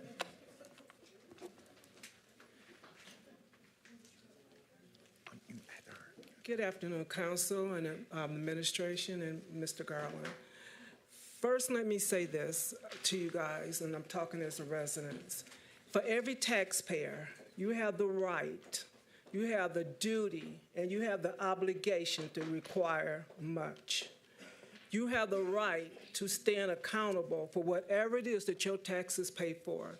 Now, if people come to this podium, and Catherine, I am talking to you, ma'am, these are taxpayers, so am I. To take a conversation as a complaint is a mentality that does not exist any longer. People's money is quite valuable today. People spend their dollars, and the more dollars they get, the more they have to spend just to survive. Again, people are living from paycheck to paycheck. This is not a game. You cannot. Your duty that you get paid for and was voted in was to hear your people. Each district was supposed to sit there and absorb whether they like what they're saying or not, and have due respect to the homeowners who invest their tax dollars here. They're here because they want to be here. So let's take that for number one into consideration. And number two, this administration, including council and administration, they didn't cause this problem. They only enhanced the problem. The last administration, Deidre Waterman and the last council, they also enhanced the problem. The problem is long overdue. It was no roads fixed from the last administration. There's no roads fixed in this administration. There was no rec center in the last administration. There's not one in this in this time. But the point I'm trying to make to everybody, please, please, our city is very important. It is important. Now, how the mayor chooses to leave this community, he's going to account for that. I truly, truly believe that in my heart. This council, you waited 3 years until it was time to elect to say, oh, wow, I hear you now. I hear you now. But for 3 years, you did not respect not one resident when they talked because you said they complained. When they asked a question, you said it was too, you didn't have to answer it. You conducted yourselves as if you didn't even represent Pontiac. You conducted yourself, all 7 of you, as if you guys were on a throne of righteousness. Okay, you pay taxes? What do you want from them? Because I'm going to tell you something. Again, I was not born in dirt. I was born with a silver spoon in my mouth, and I want to go to the goal because my tax that I work hard to pay for say I deserve it. Because when you want that tax money, we give it to you. Thank you, Ms. Clark. Ms. Gloria Miller. Good evening, Pontiac. I want to start with Ms. Velma Stevens. I didn't get an opportunity last time I was here. And this is to her family, and they all know, and Ms. Jessie Stevens that passed away. They were my icons in the community. I'm going to miss her. She was like my second mother that's gone now. And I loved her. She was a fighter. And she taught me well. I also want to go to Pontiac. You guys know me. I've been coming down here. And whether I'm in office or out of office, don't matter. I'm standing at this podium fighting for the citizens of Pontiac. So I don't play politics. If I have, I've been playing it for 3.5 years talking to this mayor and this council. I've been consistent. And I've been consistently saying that he was going to leave you one day and going to leave you with all the problems, and that's just what he did. I found out that he was running for another position by walking through my living room and saying he's leaving. And much as I stay around this mayor, I should have known before the Channel 247. But it is what it is. Now, all I tell you, Pontiac, is that, and that's what I tell people I won't put on my grave. It's not what I say, it's what I do. Talk is cheap. Talk is cheap. And I've been in those seats before. It's tough up there. It's tough. But you got to take it because it's part of what you do, but it's how you do it. Now, you got the bond, you got the rec center, and you're asking people for all this money. I'm back out in the streets now. I'm back out here walking, and I'm talking to the resident. Number one is the streets. In Harrington Hill, I live in Harrington Hill on Boyd. I came to find a gentleman that was speaking. The whole city's tore up. Everywhere. I was driving along one day with my truck. I said, man, I just fixed this truck. It's nowhere. And I'm by no means, Pontiac City workers, I'm not talking to you. It's not your fault. You just work here. But we can do better than what we got. The money is not being distributed right. Priorities. Everybody's talking about downtown. Dang it, everybody don't go downtown. Everybody don't go down. We got seniors living here. I got seniors looking for putting roofs on their homes. That CDP money should have never went to you guys. I told you that over 1.5 years ago. Now it's back because everybody want to play politics and put it back in the citizens' hand. That was the citizens' money. And I want to say this. Whether I win, lose, or draw, I'm being here. I'm here for Pontiac no matter what happens, because the people are sick and tired of being sick and tired. You guys are playing politics and they tired of it. Putting your friends and vet them. Take it to the people, and then they can't say nothing. Thank you. Thank you. We have two public comments. Sir, we need order, please. We have two public comments that got emailed to us, one from Charles Blackwell. Good evening. I implore all citizens to email City Clerk Garland Doyle and advise him of his strict responsibility under Michigan election law to disqualify any and all candidates who have past due campaign fines or past due campaign finance statements. The next comment is from Gladys Smith. Good evening, Mayor, Deputy Mayor, Council, Clerk Doyle, and the citizens of the city of Pontiac. I was over at the Ruth Peterson Center on Thursday, April the 3rd, 2025, and was delighted to see that the community art piece had been moved to a more appropriate spot. It is a beautiful piece that was touched by many seniors. It's wonderful to hear that the artwork has become such a meaningful piece for the community. The fact that it's sparkling conversations and giving the seniors a chance to share their contributions makes it all the more special. Thank you and everyone involved for bringing such a heartful and collaborative project to life. It truly adds warmth and personality to the space. Gladys Smith. And that concludes our public comments. President McGinnis. Thank you, Pro Tem Carrington. Thank you, sir. We received notice that there has been a recent death in the community, that Mr. Robert Price, who is a Pontiac roofing contractor, has passed away. We will include him in the moment of silence at next regular city council meeting. Before we move to recognition of elected officials, Clerk Doyle, you are over there. Did you want to answer the question in terms of where what the clerk's office uses through the state of Michigan, where the ballots are printed, to the best of your knowledge? Thank you, Mr. President. So actually, the Pontiac City Clerk's office is not over ballot printing. Ballot printing is actually under the control of the Oakland County Clerk's office. So the county clerk prints all the ballots in Oakland County. And the ballot printing company that is used by Oakland County is PSI, and I believe they're based in Taylor, Michigan. Thank you. All right, we're at recognition of elected officials. Are there any current elected officials that wish to give an update on their position to the community? Hearing none, it looks like we've got a video queued up for the mayor's State of the City address. Do you think that's a yes? Okay, Mayor Grimal, we give you the floor, and then that'll be followed by agenda address and the agenda items. Well, thank you. I want to get the show on the road here now that the video is ready. I want to note, though, before we begin playing the video, that we talked earlier about the fact that the new city charter requires the budget to be presented a little bit earlier. The new city charter also requires that the State of the City address be delivered roughly when the budget is delivered to City Council. And so even though I just recently gave an in-person State of the City address about 6 months ago, normally we try to time these out to be roughly a year between each State of the City address.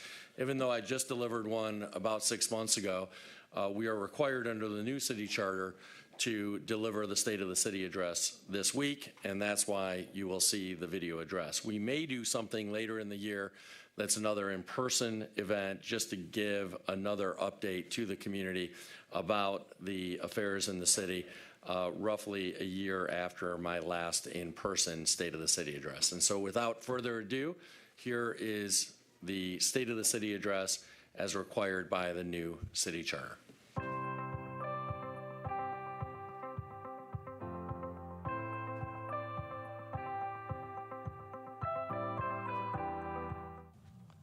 Hello, Pontiac.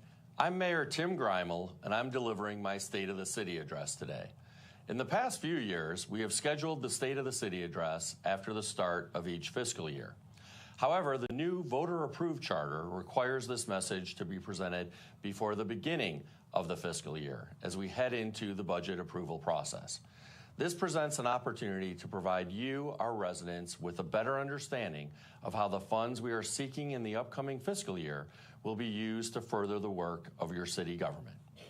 Let me begin by saying that the state of the community is very positive and continues to improve.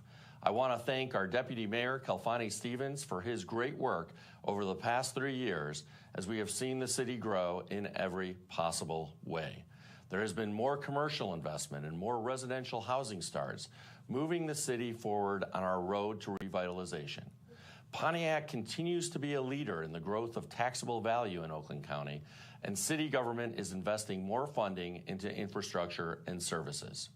The city is in the best financial position it's been in for at least the last 5 decades. Our general fund balance is more than $50 million, which is more than our total annual general fund expenditures. Moreover, our Tax Increment Finance Authority, or TIFA districts, are now generating enough tax capture to pay their existing bond indebtedness and no longer need to borrow money from the general fund. In fact, their entire bond indebtedness will be paid off no later than 2032, and the TIFAs will then begin repaying what they have borrowed to the city's general fund. Other than the TIFA bond indebtedness, the city currently has no long-term debt. In December, we hired the Raymond Group to lead the city's finance department. We also brought in a financial advisor, Baird, and bond counsel, Miller Canfield, to help us take advantage of our historic financial position. Instituting a new cash flow analysis model will allow the city to use the interest generated from our fund balance to pay for future borrowing funds. This way, the city can remain in a strong financial position and be prepared for emergencies. The city has also strengthened its ability to move funds efficiently and less expensively. Specifically, we have automated payroll, which streamlines the process and reduces the risk of human error that can lead to miscalculations or missed deductions. This results in more accurate and timely employee paychecks and saves time, freeing up valuable resources for more strategic work. It also ensures compliance with complex regulations and tax requirements by automatically updating software with the latest legislative changes. Paying our vendors timely has also been a priority for the city, and we've made major advancements in this area after decades of developing a negative reputation among city vendors. This year, we began transitioning to using ACH transactions instead of issuing paper checks to make vendor payments. This speeds up the processing time, reducing the time spent printing, mailing, and handling checks. It also reduces administrative costs while enhancing security by minimizing the risk of lost or stolen checks. Through our Treasurer's Office, led by Treasurer Portia Prater, we have enhanced customer service and operational efficiency by implementing a new online payment system with customer-friendly features. It includes options at external payment locations, which allow residents to pay beyond the Treasury Department's 4:30 p.m. closing time. Over time, this will reduce lines around the tax day rush, improve the customer experience, and improve compliance and collection. This allows income tax payments through our invoice cloud system and makes it extremely convenient for residents by providing an accessible, user-friendly online platform for payments while streamlining the administrative process and saving city government time and resources. The Treasurer's Office is also improving the quality of life of residents by offering services that include credit counseling and ways to help residents improve their financial health and credit scores. Conducting home buyer education and first-time buyer programs to boost financial literacy and facilitate access to potentially favorable interest rates. And finally, offering workshops and resources to promote financial stability and long-term wealth building has been a focus of Treasurer Prater. We are also improving the quality of life of residents through investments in our Department of Public Works and Engineering under the leadership of Director Larry Searles. In the past 3 years, the city has gone from a mostly outsourced and privatized approach to winter road maintenance to owning and operating our own fleet of vehicles. Today, all of the city's plowing and salting of roads during the winter is done in-house by city employees, ensuring that main roads are passable within 24 hours of the end of snowfalls. We are currently looking to purchase a permanent home for DPW. And once this building is acquired, we can increase our service delivery by extending the season during which we can run the street sweepers, housing more specialty equipment, and working on our large vehicles ourselves, instead of sending them out for service for even minor issues. This will save time and money and get those vehicles back on the road more quickly. Although the state of the city is good, the state of the roads is not. We want to address that problem in the most cost-effective way possible. For decades, the city has done very little preventative road maintenance. But in this upcoming budget, we are proposing to change that. We will once again add crack sealing to our list of activities. This will extend the life of roads and cut down on the proliferation of potholes. It will also allow us the time needed to finish our complete review of roads and put together a comprehensive plan for the repairing of local streets. We are also making a large investment in road signage this year. New gateway, wayfinding, and other traffic signs will help make navigating city streets easier. And importantly, we are investing hundreds of thousands of dollars into streetlight improvements this year, as well as hundreds of thousands of dollars into better tree trimming as well. Most notably, we have continued to resurface city roads. Last year, we completed the Bagley and Gulf Drive projects and began work on the resurfacing of MLK Boulevard.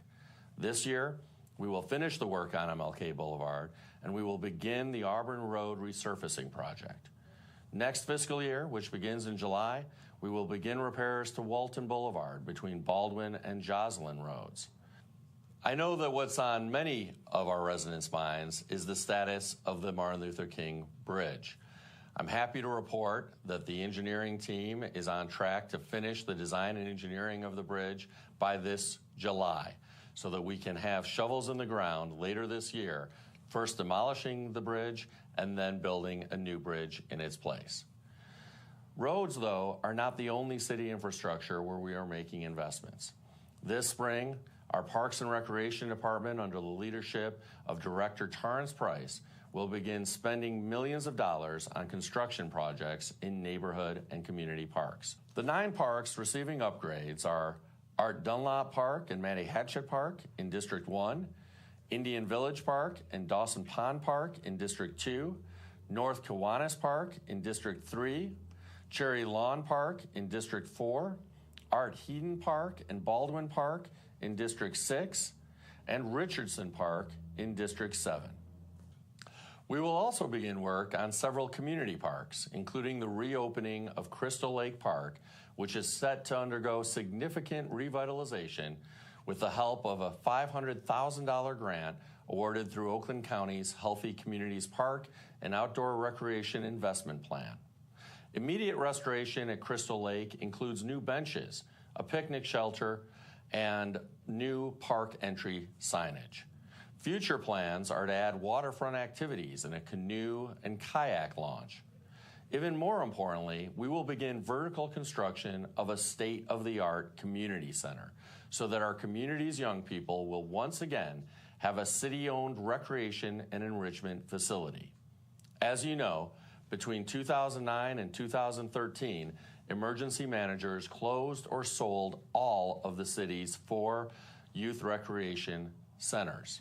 Those included the Ewalt, Howard Dell, Hayes Jones, and Holland centers. Residents, though, understood the need for programming for local youth, and in 2016, voters overwhelmingly approved a youth recreation millage. With an eye toward planning a brick-and-mortar location for the youth programs, the previous City Council set aside $3.2 million of general fund money to pay for a facility. And in 2023, the current City Council and this administration began to make good on the promise to deliver a new recreation center by purchasing the site of the former McCarroll School, which was chosen due to its central location and proximity to Oakland Park and Aaron Perry Park, and we demolished that school last year. Also last year, we hired a team of architects and engineers to begin the design of the new facility. The cost of the new facility is anticipated to be approximately $37 million, including all design and engineering costs. Funding for this facility will come from the following sources. $3.2 million in the committed general fund dollars set aside by the previous city council, $10 million in unassigned general fund balance, some of which will hopefully be offset by contributions from foundations or other members of the philanthropic community, $6.8 million in ARPA funds, and $20 million in bonds to be issued by the city. I want to emphasize that the $20 million in bonds simply means that the city will be borrowing the money. It will not require any millage or tax increase. To the contrary, the loan can easily and affordably be paid back out of the city's existing revenues.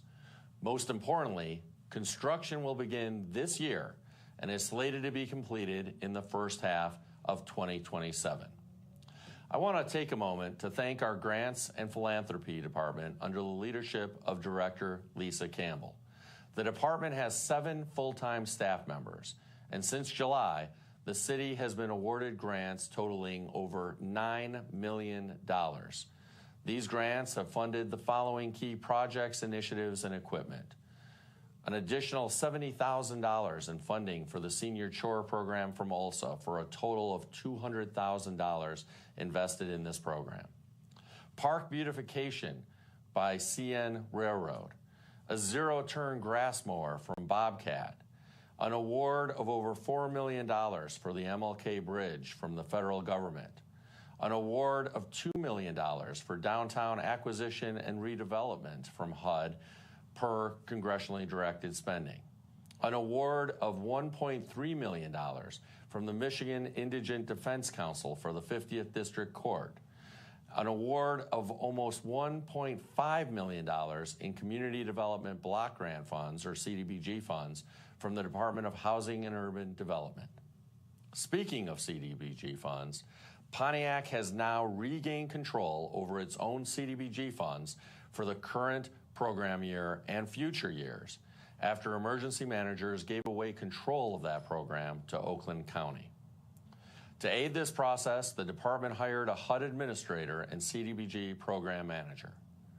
Moreover, the city anticipates regaining control over its home funds, which were also given away to Oakland County by emergency managers, beginning this coming year. Home dollars can be used, often in partnership with local nonprofit groups, to fund a wide range of activities, including building, buying, and/or rehabilitating affordable housing for rent or home ownership, or providing direct rental assistance to low-income residents. It is the largest federal block grant to state and local governments designed exclusively to create affordable housing for local households. And so our regaining control over this program for the next program year is truly a big deal.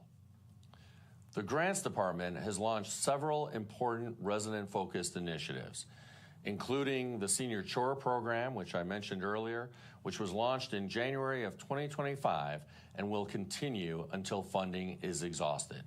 This program is open to participants age 62 or older and to those younger than 62 with a disability. 32 households have participated so far, and that number will double for the spring. Winter services included snow shoveling, while spring and summer services will include gutter cleaning, yard cleanup, and grass mowing. Everything is free of charge to participants. The department also launched an initiative by which residents can have carbon monoxide detectors installed free of charge. Since the program started 3 months ago, 150 carbon monoxide detectors have already been installed, and we will continue providing them until funding is depleted. The Grants Department was also the city department that worked directly with the Pontiac Funders Collaborative to initiate the RX Kids program in our community. By investing some of our opioid settlement dollars to match philanthropic funds, we can help ensure that all new moms living in Pontiac receive a stipend to assist with the added expenses of carrying a child while they're pregnant and for caring for their healthy newborn. This will help ensure that every newborn Pontiac resident gets the most healthy and successful start in life. Pontiac is the heart of Oakland County, and that heart can only beat as vigorously as the blood in its veins. For the city, that is our city workforce. I want to thank our Human Resources Department, led by Director Melinda Durakovic, for working so hard to make the city a top workplace. We increase salaries for employees and offer a competitive benefits package. We've streamlined the open enrollment process for benefits to better guide employees through the different plans so they can make the best choices for their families. And we've expanded our benefits offerings to 50th District Court employees, improving their total benefits package while reducing costs to them and the city. I also want to thank the members of our Employee Engagement Committee for helping to boost employee morale by organizing fun activities, especially around holidays. These events help employees enjoy their workplace and their coworkers. That type of satisfaction in the workplace results in improved customer service and engagement with the community, which is quite evident from the increased productivity in our departments. One of the departments that has stepped up its productivity game is our Community Development Department, led by Director Rachel Loughran. That department's code enforcement team, led by Manager Jack McIntyre, continues its diligent review of commercial and residential rental properties to ensure they're not blighting neighborhoods and to ensure that tenants are living in healthy and safe premises and are being treated with dignity and respect. Between March of 2024 and March of this year, the division conducted over 29,000 code enforcement inspections and over 10,000 rental inspections. The team attended 1,220 court appearances and facilitated 34 court-approved abatements. Thanks to City Council's approval of a contract with Munivate, the Code Enforcement Division has been able to optimize its utilization of BS&A, the city's internal database system. This has improved the efficiency of our inspectors in scheduling and documenting property inspections. However, code enforcement can only inspect rental properties when they know they exist. That's why code enforcement personnel have been working very hard to identify unregistered rental properties. They have collaborated with Oakland County Equalization to identify approximately 9,800 properties that are not receiving a Michigan homestead exemption. So far, they have completed reviewing about 6,000 of those 9,800 properties. By working through this report, non-registered rental properties have successfully been identified so they can be inspected, while owner-occupied homes will pay reduced property taxes after our staff inform their owners that they are entitled to a homestead property tax exemption. Finally, this winter, the city replaced all of the parking kiosks with new equipment after determining that there was no salvaging the old parking meters. The new downtown parking machines still take coins, cards, or payment via mobile app, and you can now tap your credit card to pay and receive receipts via text. The Planning Division, led by Manager Mark Yandrick, is also in the Community Development Department, and the Planning Division has been busy facilitating applications and projects to the city's boards and commissions on many important projects in the city. These include the relocation of contour windows with over 150 jobs from... The meeting has to stop due to not having a quorum. I wasn't told that everybody on my left had left the meeting.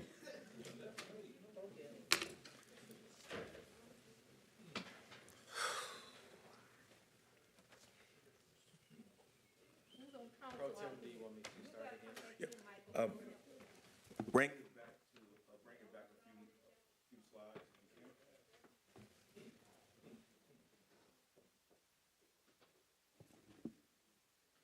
After determining that there was no salvaging the old parking meters. The new downtown parking machines still take coins, cards, or payment via mobile app, and you can now tap your credit card to pay and receive receipts via text.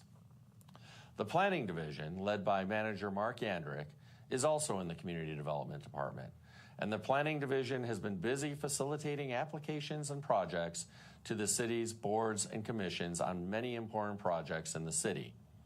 These include the relocation of contour windows with over 150 jobs from Auburn Hills to our city at 1590 North Perry. It includes the approval of the 3 residential overlay districts in the city, which allows smaller, more affordable homes with higher grade architectural features in strategic neighborhoods. It also includes the Oakland County redevelopment project downtown, bringing more than 600 county jobs to the 31 Judson Tower, and the associated demolition of the derelict Phoenix Center parking garage, which now has officially started.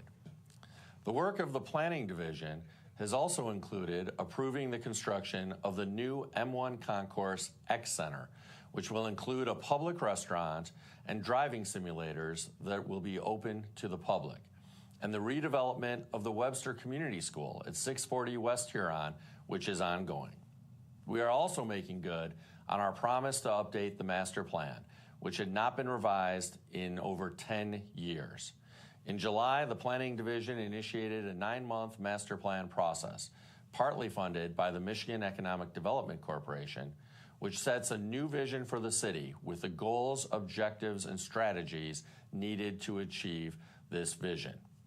The updated master plan is slated to be approved by City Council next month, and we want to say thank you to the hundreds of residents and community members who participated in the meetings, webinars, surveys, and other engagement activities conducted throughout the entire process.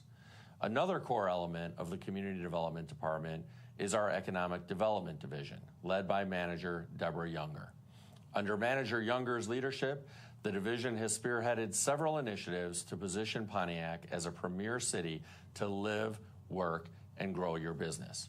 The division has now dispersed over $1 million, $1.25 million to be exact, in ARPA grants to 38 Pontiac businesses owned by Pontiac residents. A second round of grants totaling $750,000 is on its way for Pontiac businesses owned by Pontiac residents, along with another $750,000 loan program that will be available to all Pontiac businesses, including those owned by non-residents. The single most important task of any community seeking to retain residents and grow its population is to invest in housing. To this end, we launched our Pontiac Home Repair Program to help qualified residents who live in their own home receive help improving that home. A total of 238 homes will be renovated with assistance through this program. Of that 238, 65 homes have already been completed, another 30 are currently under construction, and a further 30 will soon be going out to bid. Bringing more housing online, however, also requires new construction and the renovation of long vacant multifamily buildings. To jumpstart this investment, we established the Neighborhood Enterprise Zone to provide a tax incentive for developing and rehabilitating residential housing. The program spurs development and rehabilitation in neighborhoods where it might not otherwise occur. We have also become the first community in the state to widely use the new Housing Brownfield TIFA incentive tool, which was just established by the Michigan legislature in 2023. This powerful incentive promotes the revitalization, redevelopment, and reuse of brownfield residential properties, including previously developed, tax-reverted, blighted, or functionally obsolete properties. As a result of the hard work of the Economic Development Division and the broader Community Development Department, the following developments are getting underway. The renovation of Casa del Rey at 111 Oneida Street into 50 residential units. The renovation of the Pontiac State Bank building at 29 North Saginaw into 114 units, which broke ground a year ago and is slated to begin moving in residents later this year. The renovation of 28 townhomes at Lighthouse Beacon Square and of 28 apartments at Lighthouse Beacon Place. Lighthouse's new construction of its 454 Auburn development, which is a 5-story building with more than 50 units, which will be commencing construction in the coming months. The construction of 19 single-family houses on the site of the former Weaver School, which will get underway later this year.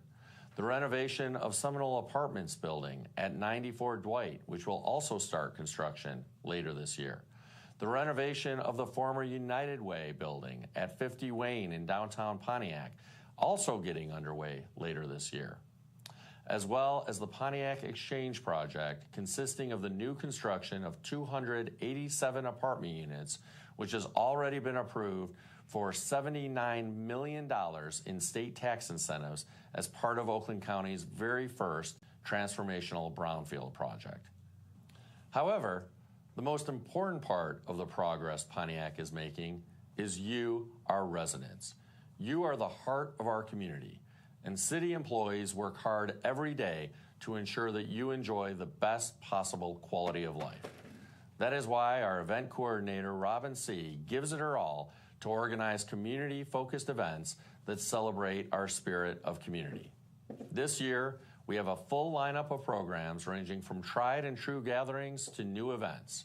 We hope you save the dates for a new series of 5 events called Third Thursdays, presented in partnership with Main Street Pontiac, that will take place downtown on the 3rd Thursday of every month from May through September. Music in the Parks on select Thursdays beginning June 5th. The annual City of Pontiac Juneteenth Freedom Day Parade and Festival on June 14th. Pontiac's Woodward Dream Cruise celebration on August 16th.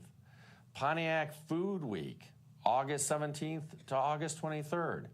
The Pontiac Arts Crawl on September 13th. Small Business Month and Shop Pontiac Small Business Saturday in November.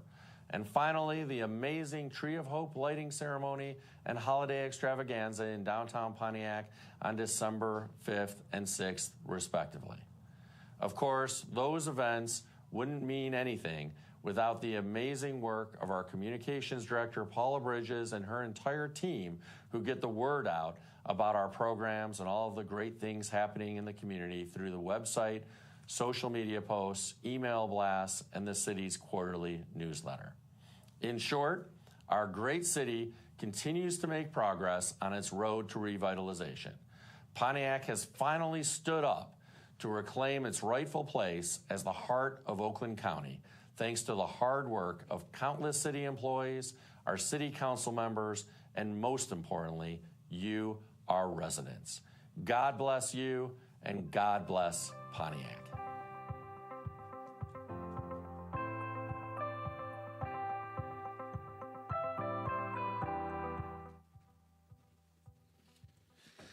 Thank you. That concludes the video segment. Mayor Greimel, any further reflections or comments?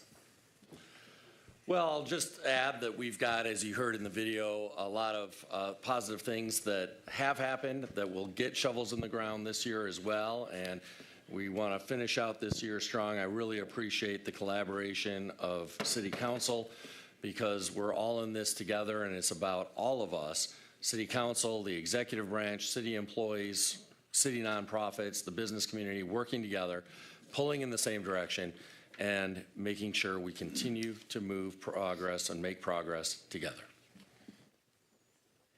All right. Hearing nothing further, we move now, thank you, sir. We now move to agenda address. This is an opportunity for residents to speak on items on tonight's agenda. Pro Tem Carrington, any requests? Yes, Mr. Wendell Woods. Dr. Deirdre Waterman, items 2 and 23.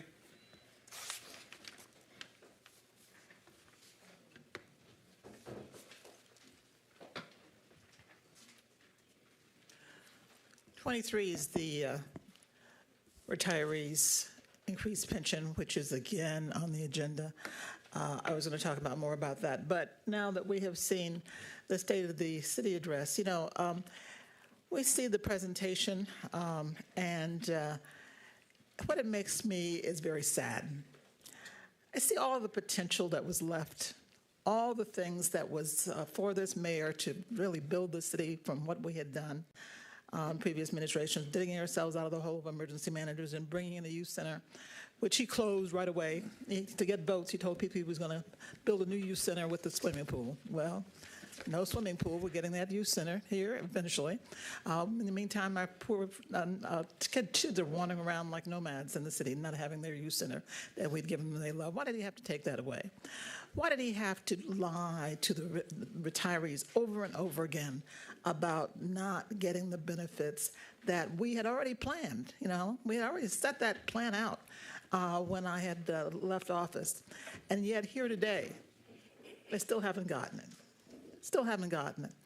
The ARPA funding, okay, brought that in, and that was going to be a great panacea to help to rebuild our community. And people who are citizens and homeowners and business people should have gotten a lot more of that money. That was supposed to rebuild the community. And instead, it went to so many outside contractors. And people were standing around in lines around City Hall, just trying to get an application for that. So that's sad that that wasn't added to the agenda. We knew when Mr. Grimel came to town, Mayor Grimel, that he didn't come here because he loved the city of Pontiac. We knew we were a stepping stone on his next step up, his career ladder. So he's going on to wherever he is. But it would have been so great had he taken advantage of all the prosperity that we could have had, that he could have built up, rather than tearing down. He came in his first day with fire and brimstone. Now, talking about we had confiscated all this money, $1.6 million. Thank you for correcting that, Mike. Okay, because that needed to be corrected. Even council didn't believe that eventually. I mean, eventually you got hold of that. And you asked him to give them a written explanation of what had happened from all those accusations that were made, that were the new employees when they were here were gone through some inquisition because of this administration. That's why he's got a revolving door with all of his department heads. Can't keep department heads. One lady stayed 1 week. She said, I'm not dealing with this. So there's so much that it could have been built for that. I'm sorry that all this potential, all the things that could have been, and I don't know why you had to do that. You know, we had left everything for you. We had left all that surplus. And why you came in creating all that havoc, I don't know, and it's sad for me. But so many of you, Councilman, said what you thought about it. By sorry. half of you got up and left. Dr. Waterman, your time is up. Mr. Carlton Jones.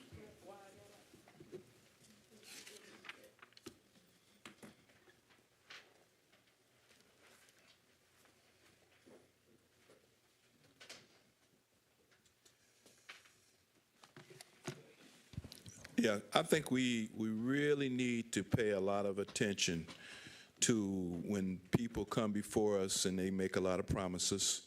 They have a lot of bells and whistles, and sometimes they talk about it's all for the people. I didn't hear anything in there about workforce development, and all around the country, that's one of the top items. If you look in the master plan, it says how important it is for workforce development, and I haven't seen this administration. So, council, before you approve any type of budget, you need to put in there that our people here in Pontiac need workforce development dollars. You didn't take ARPA dollars and put them in work yet. It hasn't. And it's not just about Carlton Jones. This is about the people in Pontiac need workforce development. It's education to position ourselves for all these things. If our people don't take advantage of them, it's not going to happen to really benefit our city like it should. I got to get you all to understand that if we get all these bells and whistles and our people don't increase our income levels, we're going to continuously be at the bottom of the totem pole. And if this mayor does not put in the budget, you guys need to make sure.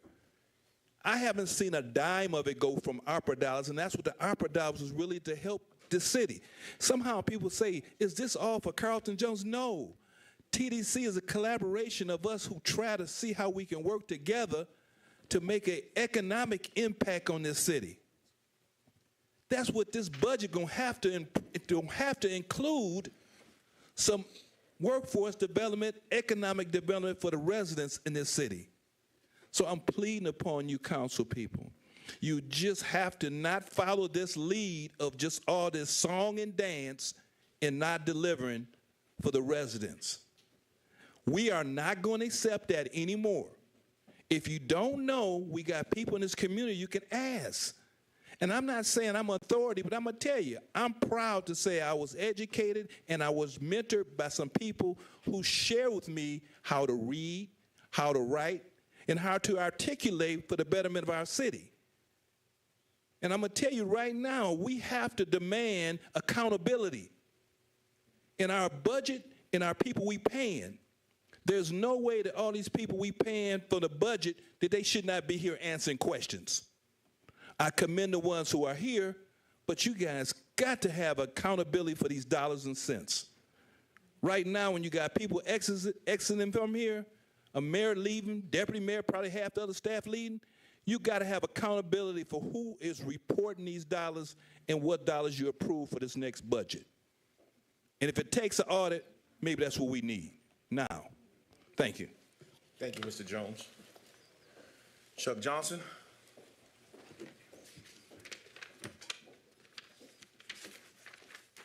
L on the agenda, why is it that the city has to initiate some kind of enforcement to get people involved in their tax situation? We don't have to be told when our taxes are at fault in the city of Pontiac. That's why we have tax accountants and various others. I have one of the best tax accountants in the state, Magnus Volkin Carroll, and I know my taxes is right in the city of Pontiac. And for the guy downstairs to pull that sneak attack that he pulled a couple weeks ago on me, well, I'm gonna tell you something. He just wasted his time. And I think he did the same thing with Mr. Carlton Jones over there. And now I see it on the agenda where he's gonna get you folks up there to force his hand. He can't do that. It's illegal as far as I'm concerned. With that said, and I apologize to him. I called him Big Nose, but I'll take that back. I apologize for calling him Big Nose. As it relates to our parks, dirt bikes, we're spending all this money in these parks, and all that's happening is these guys has got these dirt bikes and other kinds of dirt vehicles literally tearing up the parks, and there's no enforcement on that. You guys have not even asked the sheriff's department to stop them whenever they go through the park. So why spend all this money in the parks and now they get tore up by these dirt bike? They use them for picnics and have dirt bike races and et cetera, et cetera. I had another item, but I'm not even going to get into that one. I got a minute. Well, agenda items, right? Yeah, I had some other thoughts on agenda items. Well, I guess I'll just go sit down. Thank you very much. All right, thank you. Ms. Darlene Clark. What agenda items? I'm sorry? Code and bridge. Okay. Those two special presentations.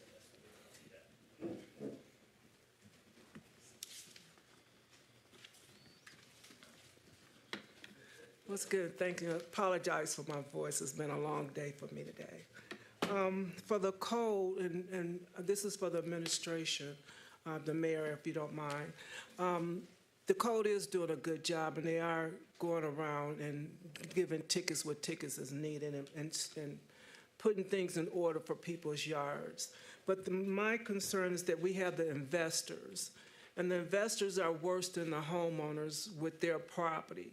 Now, they tend to cut in the middle and not cut around, so they're not maintaining the whole lot as if it was part of a community. Could you explain to the residents what's going to happen, with the investors as far as that? Now, as far as the bridge, the question keep coming to us is that, and your engineers or someone can answer this as well, when that bridge work start and you're getting ready to do a contract, would that include the tear prior to the budget that you had prior? You had a set budget for a certain amount that you were going to do. So how would that increase, or where would the increased money come from? Also with the bridge, once that bridge start work on, will that stop the train from coming up under it? Will it be redirected? And that's the main concern for the residents. And then could you please, and one more thing, could you please explain to the people on the budget, and we understand you have $50 million, but is that $50 million in cash to put back into the city? Or is it, because it's general fund, and we know what general fund is, but if you have $50 million, is it possible that you can take some of that money and put into repairing some of the roads until you get a strategy on how you're going to work that? Thank you, Ms. Clark. Ms. Gloria Miller. What items? I'm sorry, I couldn't hear you, ma'am. Okay, thank you.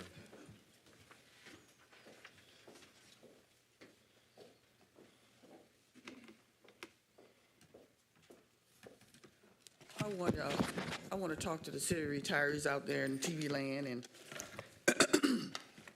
and I just want to get it straight.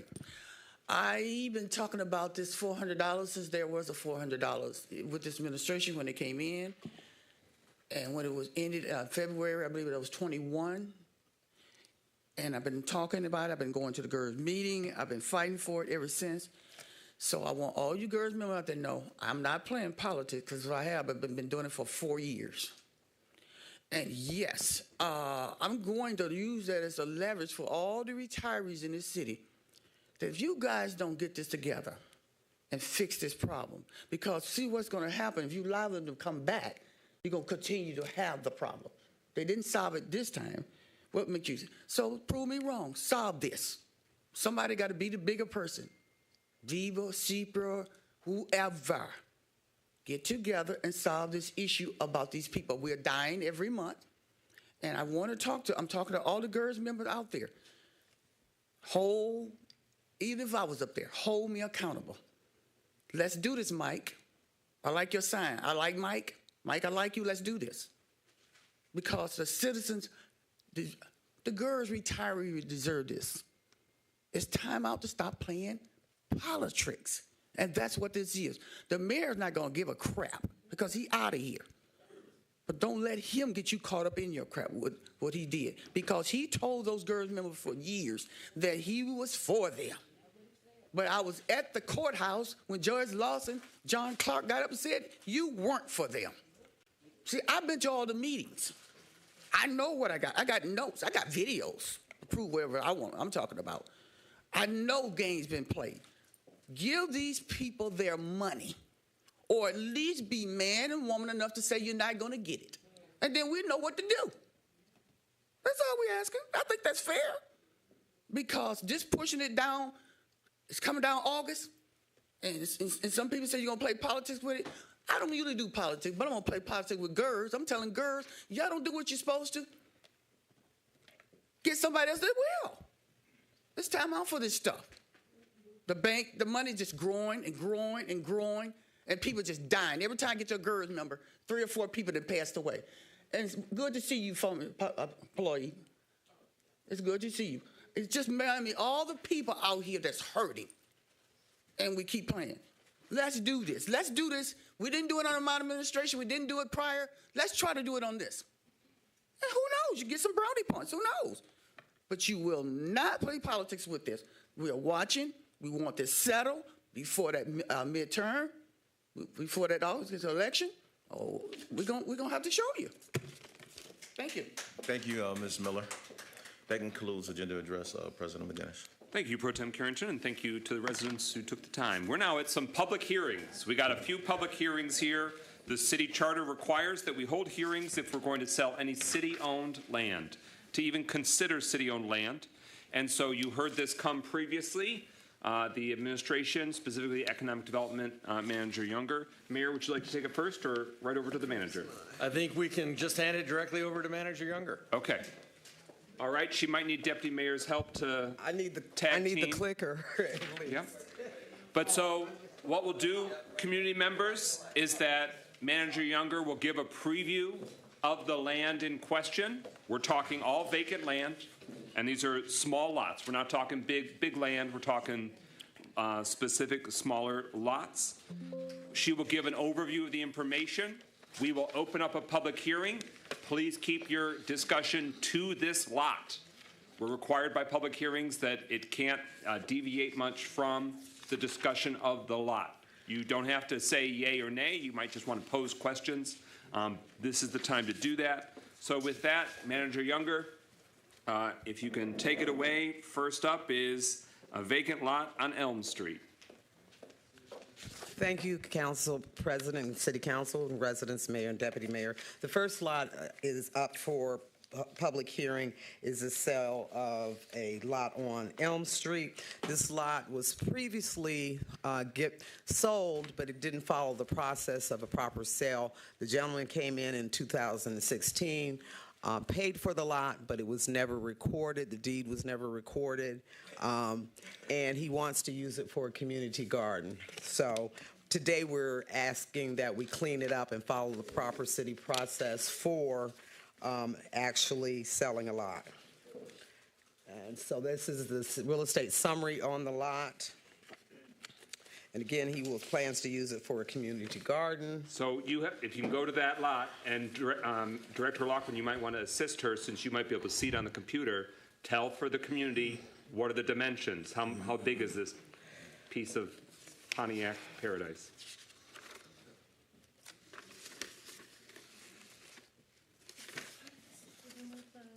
No. You want to go back to the... Yeah, because that's not the right one.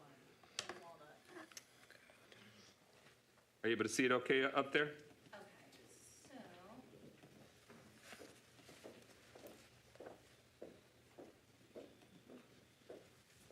I cannot see the dimensions. Let me see if I can find it another way. It is a very narrow lot, though. It's 0.14 acres. 0.14 acres, okay. The frontage is 37.6, and the depth is 167.3. It's a very narrow lot. And is that Elm east Correct. of Jesse? Correct. Okay. And so Steed Park is immediately to the north? Correct. Okay. What else do we need to know? That's about it. What's the proposed sale price? It is, let's see. It's half of the SE. No, not on that one because okay. they bought it before. Oh, that's right. They paid for it already. I apologize.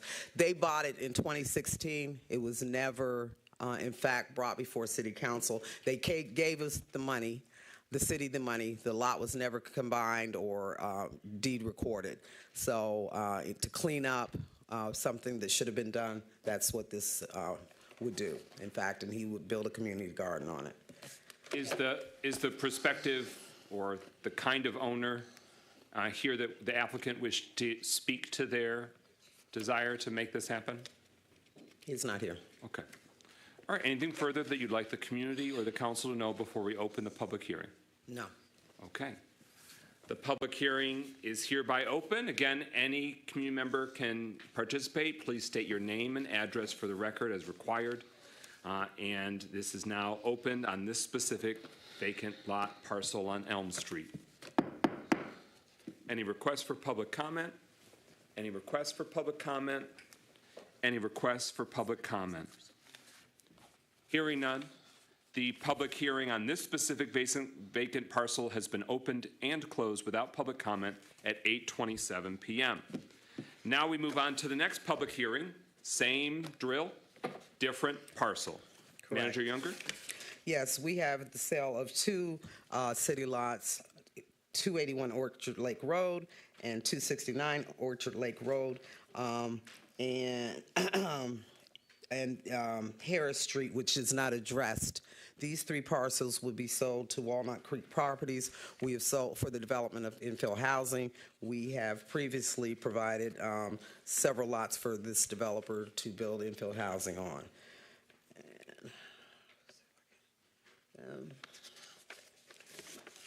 And so there is the lot on Harris. There's a picture.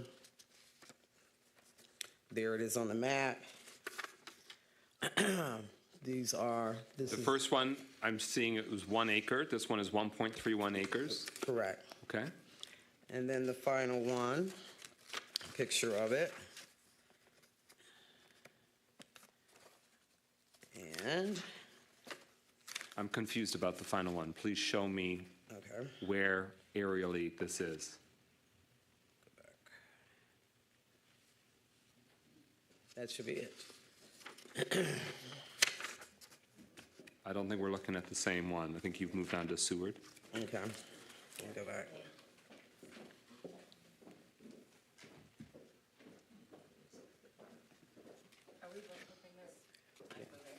Oh, okay, you move it there. Okay, so for Justin, we have the lot that fronts Orchard Lake and then the one right behind it. Okay. And then what's the third? We're talking about three. I need to know clearly, so I'm not accidentally selling No, no, a no. lot that's part Okay. of Rotary Park or adjacent to Rotary Park. I'm sorry, no, this third piece was supposed to have been removed from this document because engineering does not want it sold. There is a street lamp that sits on it, and it's just a very, very narrow piece of land. Right here. Okay. And that's not being sold. So the resolution before us is saying property located at 269 Orchard Lake Road and then Harris Street, two parcels. 1432-133037 and 1432-133030. Yes. And so the Exhibit A spells specifically, so we're talking about two parcels. Yes, so we are selling, hang on, let me type in the address to make sure that I'm telling you to remove the correct one.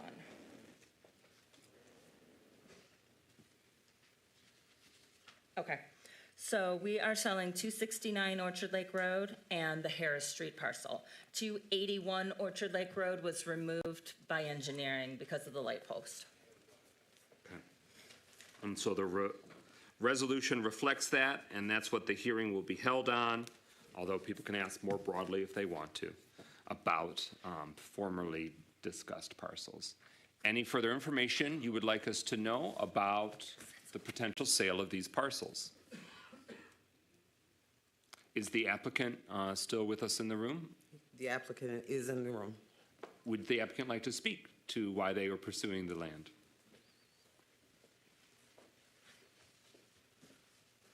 Good evening, everyone. Just a couple of words. The reason we are looking to purchase these two additional parcels is because towards the end of last year, when we had the original meetings for the project, we ran into some rear yard setback issues, as well as some side yard setback issues.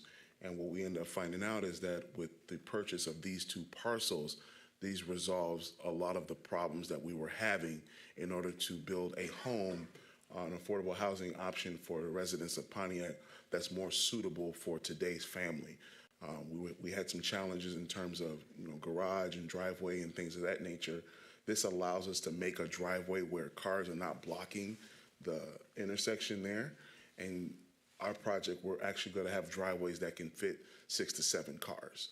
So this allows us to be able to have a garage and also a detached garage. So these two parcels allows us to do that. Okay. Can you state your name and address for the record?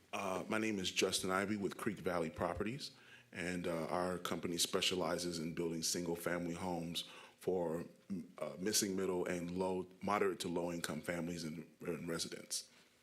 Okay. With that, I'm going to open the public hearing on the potential sale of these parcels. Council members can discuss and deliberate because, as you see, after we do public hearings, then we'll get into the resolutions, and then we can debate the pros and cons and ask follow-up questions from there. So with that, public hearing is now opened on the potential sale of the two vacant lots in the Orchard Lake and Harris vicinity. 8:33 p.m. Anyone wish to speak? Yes.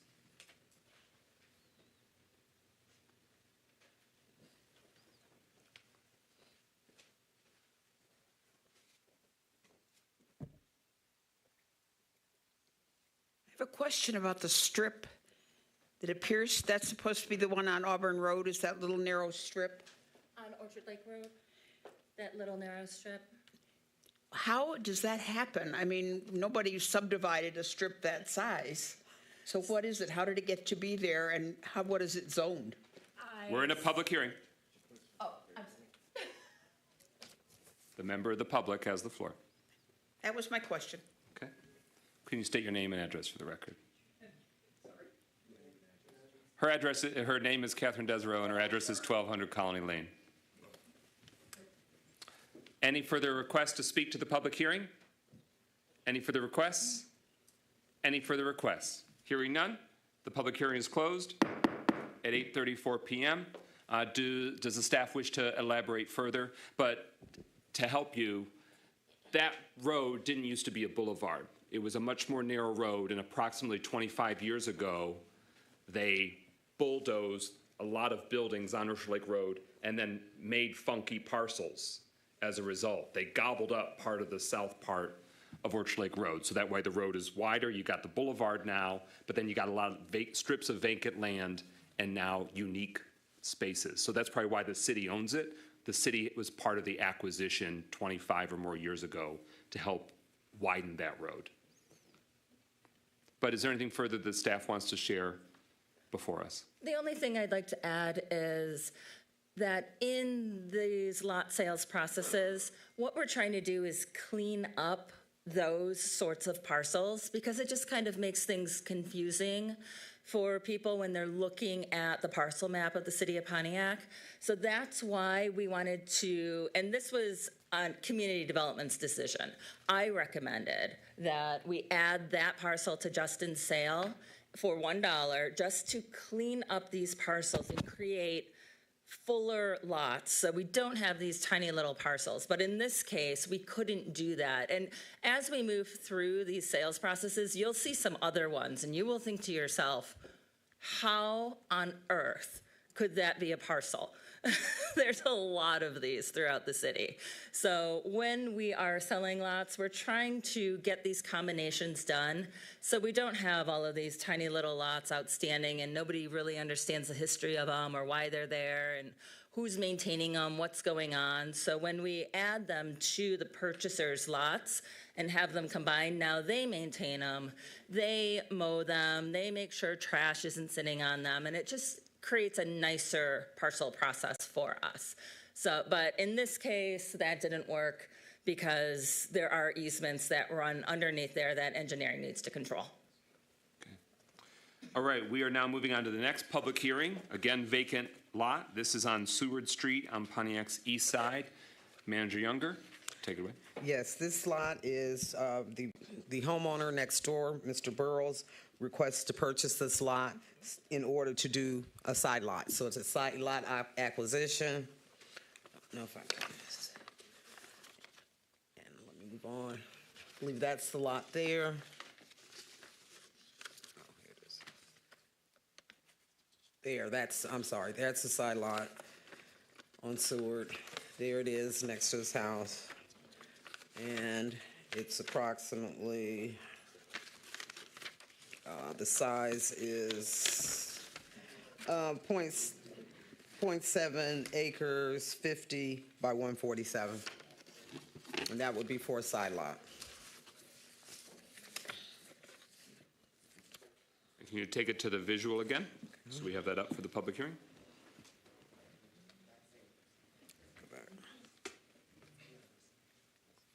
There. Okay. All right. Anything further before we open the public hearing? Is the applicant here? No. Okay. Opening that public hearing on the vacant lot for Seward Street. Any requests to speak during the public hearing? Any requests? Any requests? Hearing none, that public hearing is now closed. It was opened and closed with no participants at 8:38 p.m. We now are at the public hearing for city-owned real estate for potential sale vacant lot on Auburn. Correct. Regina Campbell is requesting buying the lot behind her existing building on Auburn Road. For many years, Ms. Campbell was maintaining and taking care of the lot, and only later to discover that she did not own it. So this would just clean up the property behind her building and square it off, basically. And so you can see the little strip there that it's not addressed. The parcel itself is 0.10 acres. It's 20 by 222. Okay. And so for those watching at home, to my knowledge, it's immediately south of 85 South Anderson. That's the house just north of that strip. All right. Anything further that you'd like to, I don't see the applicant here, but is the applicant with us that wishes to speak to their request? All right, hearing nothing further, we're going to open that public hearing for this strip of vacant land on Auburn, just north of Auburn Avenue parcel. The public hearing is open at 8:39 p.m. Are there any requests to speak? Are there any requests? Are there any requests? Hearing none. Public hearing is closed at that same time, 8:39 p.m. We are now at a public hearing for city-owned real estate for potential sale, vacant lots on Jesse. Manager Younger? Yes, Regina Campbell, the applicant in the previous application, is requesting to purchase 3 vacant lots for new infill family housing construction. Those lots are on Jesse Street. Again, they are not addressed, so let me get to them. That's the first one. And the first one is approximately 0.10 acres, 40 by 112. And then the second one. So that is just, it's on North Jesse, just north of where it intersects with Bellevue Street on the east side. Okay. Correct. And that, the second lot is approximately 0.10 acres, it's 40 by 110. And then the final is, did I go too fast? This is wrong too. Why do we not have the new ones? I created them this time. This lot, we're not selling. It's already been sold. So the person called and said, I own that. Okay. And we found his payment. Maybe what was pulled for me is not the same. This is the wrong date, that's why. We see 2 parcels in the resolution. Okay, you 2 do parcels in only the see 2. exhibit, Okay. both on Jesse Street. One Okay. parcel ends in 005, and the other parcel identification number ends in 009. Okay. So it looks like the document that was given to Deborah for this meeting is the wrong document, but the document that you have is the correct document. I apologize. I don't know how this one got here. So there should not be a 1428-184-004 on your list. And as long as there's not, then you have the correct documents. So can you say with certainty that the 2 that you have shown us are the 2 that we are considering? No. Yeah. Okay. All right, well, we're going to hold the public hearing, but doesn't mean we'll vote on that resolution tonight. All right, I'm going to open the public hearing. Is the applicant here? I assume it's the same applicant? Correct, they're not here. Okay. All right, I'm opening that public hearing. Anyone wish to speak? 2 vacant lots on Jesse Street on the east side. Any request to speak? Any request to speak? Any request to speak? Hearing none, that's closed at 8:42 p.m., again with no participants. So that portion being conducted, now we're going to get to the resolutions. Is there a motion to adopt the resolution approving the sale of city-owned real estate for 1 vacant lot on Elm Street? Is there a second? Support. It's moved by Councilwoman Jones, seconded by Pro Tem Carrington. This is that vacant parcel at Elm, east of South Jesse, near Steed Park, that had previously been sold by the city in 2016, but had not been recorded properly. This is cleaning up that matter, and we're formalizing it. Any discussion on the resolution before us? Any questions, any concerns? I'm sorry, where are we? We're going back in order of what the 5 public hearings were. So first up was the first public hearing, vacant lot on Elm Street. What is the applicant's name who's seeking to purchase? Brian Smith. Brian Smith. Okay, and Mr. Smith is is this the new owner? Was it previously sold to somebody else and it's multiple No. transactions? He just never did anything with it, and we found out that he owned it. Okay. All right, so Mr. Smith is applying to purchase that vacant land to codify what had been done before. Any further discussion on the motion? Councilman James. Can we clarify what has to be done? From my understanding, he bought the lot in 2016, but it was never approved by city council, so what Correct. needs to happen, he still owns the lot. We're just codifying it now. The city charter requires the city council approve the sale of lots, but apparently back then they didn't bring the lots to city council for approval. So when we found out about it, we're trying to follow the proper procedure and bring that. He came in, showed us evidence that he had in fact purchased a lot in 2016, but it never come before city council. So we're trying to clean that up. Okay, so it was it recorded at the county? It was not recorded. Would it have to have come before council? It should have, but it did not. So what we're doing is bringing it before council, then we will record it. Okay, all right. Pro Tem? Well, it kind of complicates this a little bit because after a sale of property, then he's required to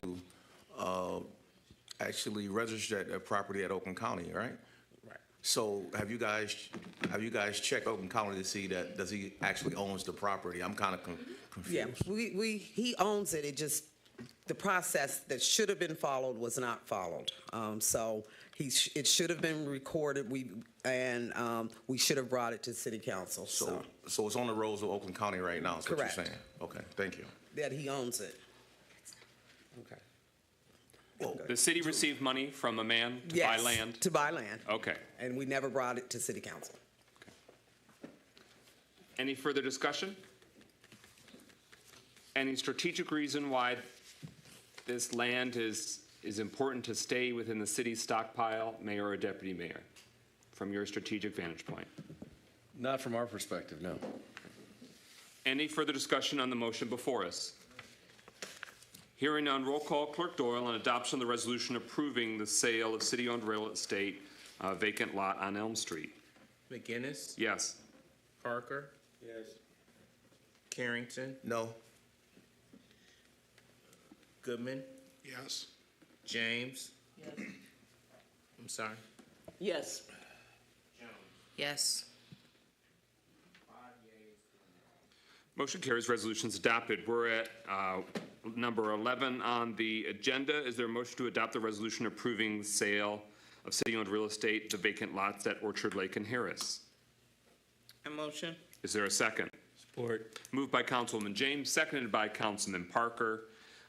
These are the vacant parcels that will be in tandem with other previously sold vacant parcels on Walnut Street for the purposes of residential construction, new home construction. The applicant will be purchasing these lots for the first time. Any discussion on the resolution? Yes, ma'am. I have one on the lot that you took off because of the street light, I understand. What's going to happen with that lot? Is that going to perpetually now be a city lot because of those easements? Yes, it will. And engineering is looking at that. There are other lots around it that are small, odd-shaped, unusable lots that because I asked this question, they are now researching to see if some of those lots were maybe part of a drainage canal that doesn't exist underneath them anymore, but they need to do the research and figure it out. So as we move forward with this, what we'll do is try to combine these lots so that we have a smaller list of city parcels that are owned and maintained so we can see better exactly what areas need to be under control by whom. So, for example, the lot that I'm talking about is actually adjacent to Rotary Park. So should that lot be combined into Rotary Park, or is that actually a right-of-way lot that has a bunch of utilities under it? Right now, we don't know.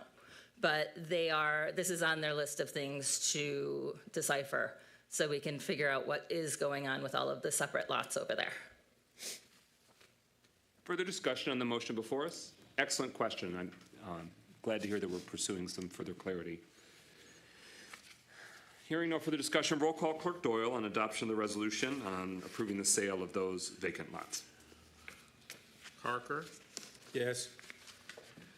Carrington, Yes. Goodman, Yes. James, Yes. Jones, Yes. McGinnis. Yes. 6 yeas, no nays. That motion carries. The resolution is adopted. We're at number 12. Is there a motion to adopt the resolution approving the sale of city-owned real estate, one vacant lot on Seward Street? Is there a second? Second. Moved by Councilwoman Jones, second by Councilwoman James. The motion is now up for discussion. Any discussion? Hearing none. Roll call. Clerk Doyle on adoption of the resolution selling that vacant lot. Carrington, Yes. Goodman, Yes. James, Yes. Jones, Yes. McGinnis, Yes. Parker. 6 yeas, no nays. That motion carries. The resolution is adopted. We're at number 13. Is there a motion to adopt the resolution approving the sale of city-owned real estate, one vacant lot on Auburn Road, that narrow strip that Ms. Campbell is seeking to purchase to join with her existing parcel on Auburn? So moved. It's been moved by Councilwoman Jones. Is there a second? Support. It's been seconded by Pro Tem Carrington. The motion is now before us for a debate. Hearing no further discussion, roll call. Clerk Doyle on adoption of that resolution. Carrington, Yes. Goodman, Yes. James, Yes. Jones, Yes. McGinnis, Yes. Parker, Yes. Rutherford. 7 yeas, no nays. Motion carries. Resolution is adopted. The next one, we'll start the motion just to postpone it to the next regular meeting, just for further clarification and confirmation of the parcels in question. Mr. But, Clerk. yes. Last week, we removed the item from, it was three lots. One was removed.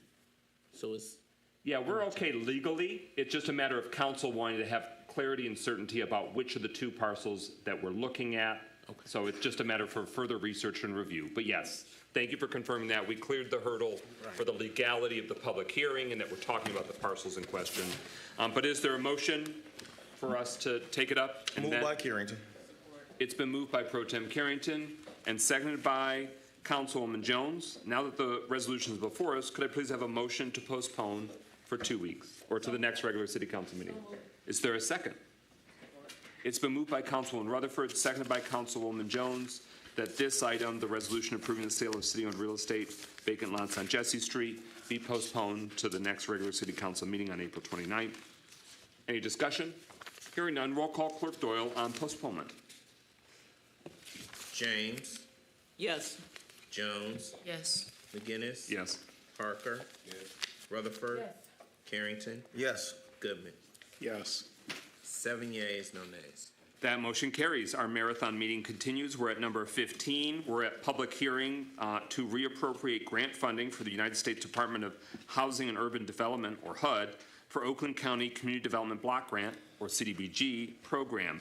We give the floor to the mayor and administration to cue it up before we open it further. Thank you. We are proposing to reprogram a couple of years of CDBG funds that are past years for different purposes so we can get them out the door more quickly and get some immediate results, positive results in the community with some needs that exist. And I want to turn it over to our grants director, Lisa Campbell. She's also joined, I'll note, by our CDBG guru, Tuesday Redmond as well. But take it away, Director Campbell.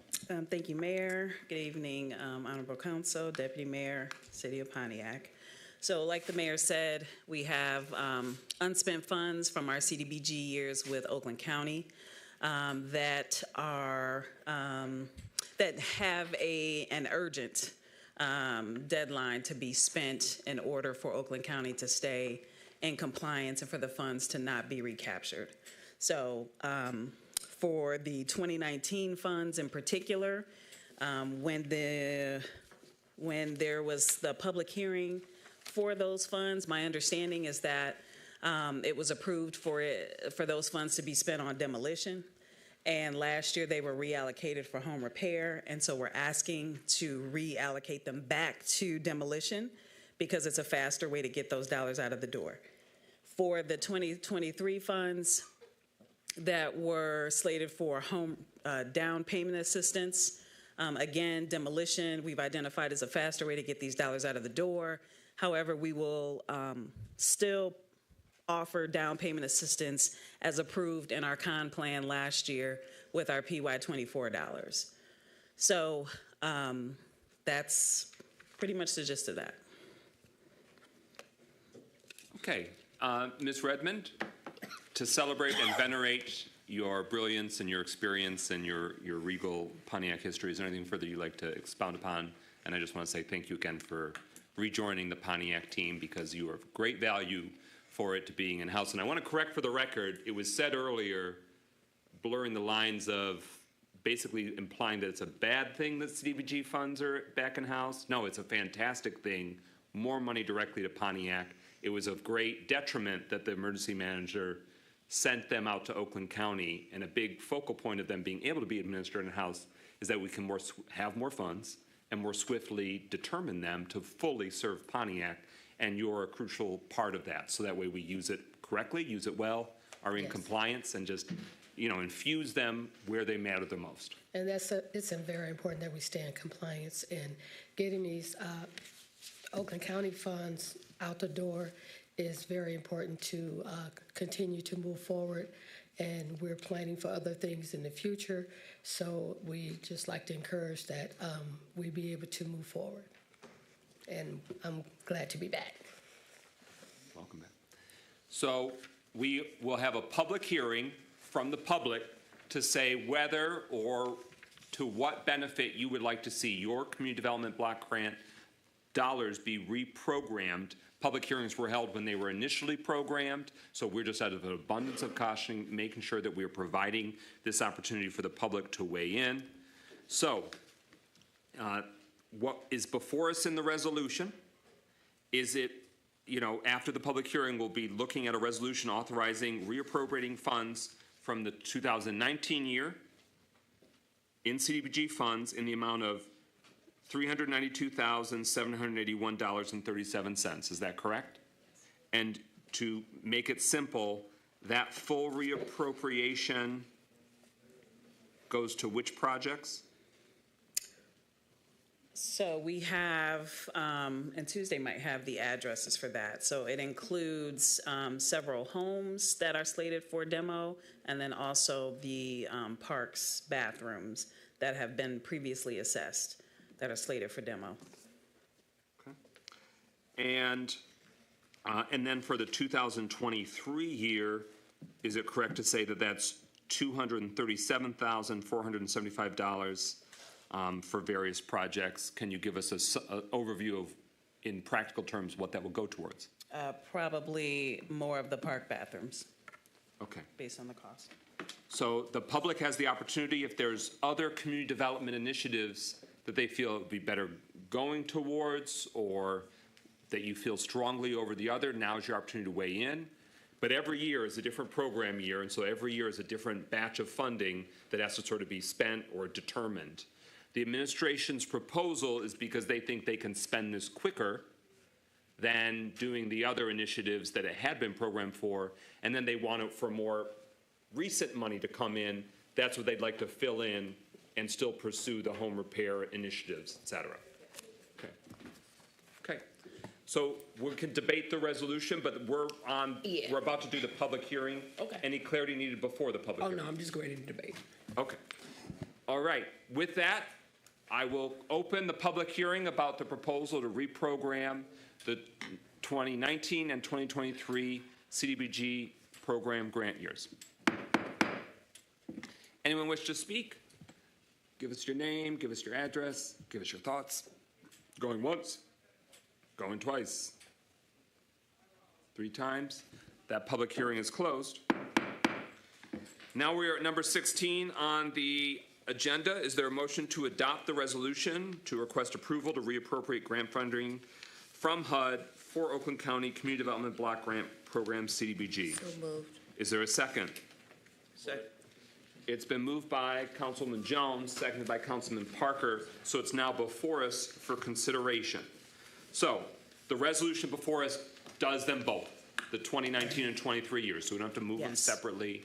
The action before us is, do we authorize the reprogramming of those funds for those purposes? It says request, so to clarify, we still formally, because it's before CDBG came in-house, we have to formally request Oakland County to allow them to be reprogrammed through HUD? Okay. Yes. All right, so the motion is before us. Debate on and deliberation on the matter. Do you have a hand, Councilwoman Rutherford? I want to make sure I got this right. So we're changing it from what it originally was supposed to be used for housing. Elaborate on why this administration think this is a good idea. I won't speak for the administration. Okay. I yield it to President, I yield it to you to yield it to the Deputy Mayor. All right, that's you. Thank you, Council President. As was stated during the presentation, moving it to the categories that we are asking for it to be moved to will allow it to be spent more quickly. What was not stated during the presentation is that we are actually going to backfill some of those activities by using our dollars that have just come in. So we are in aggregate asking to do the same work, but just shifting the year that is associated with that work so that we can get the owed money out of the door more quickly. So in the event, my follow-up is, where was this brilliant idea 6 months ago, 4 months ago? How did this come up all of a sudden? Because before you guys said this money had to be spent on certain things and allocated, correct? So he can answer. Deputy Mayor. It was not that it had to be spent on certain things. We suggested using the CDBG funds to backfill the hole that we had in the home repair program, and also to use it for some other programming. It wasn't that it had to be spent on those things. Okay. So, Ms. Campbell. Yes. And is it my recollection that it needed to be spent, correct? Is that not what you guys said when you did the presentation? It needs to be, the funds need to be spent. Okay. On something. Okay. Yeah. And so when you did that at first, we couldn't use it on the RX Kids program because it couldn't be used for that. Then you guys said it was going to be for housing, and now you're changing it again. And what is it going to be used for again? So it's going to be used for demo. Okay. But don't we already have money that's set aside for demo? Because I know that we had it for the bucket of houses that we had before. We had money for it, correct? So I will add the bathroom assessments were recently done, and I do not believe that there was money set aside for the demolition of those. So I'm a little confused. Did we previously have the money for the demo, or did we not? There are many buckets. This is a 2019 CDBG bucket.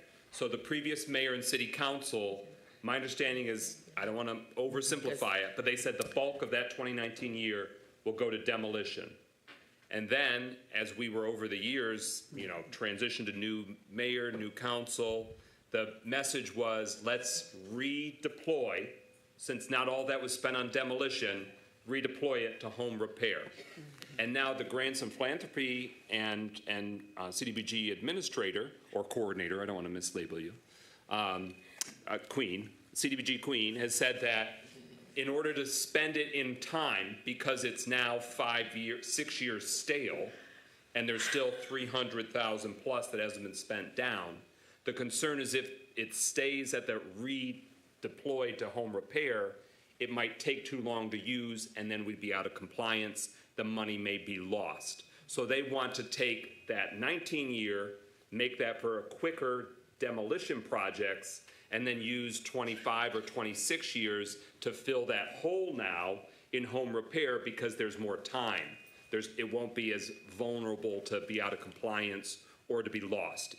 That's what you shared at Finance and Personnel Subcommittee? Is that a proper summary? Yes, and just to add to that, the con plan that was approved last year includes money for home repair.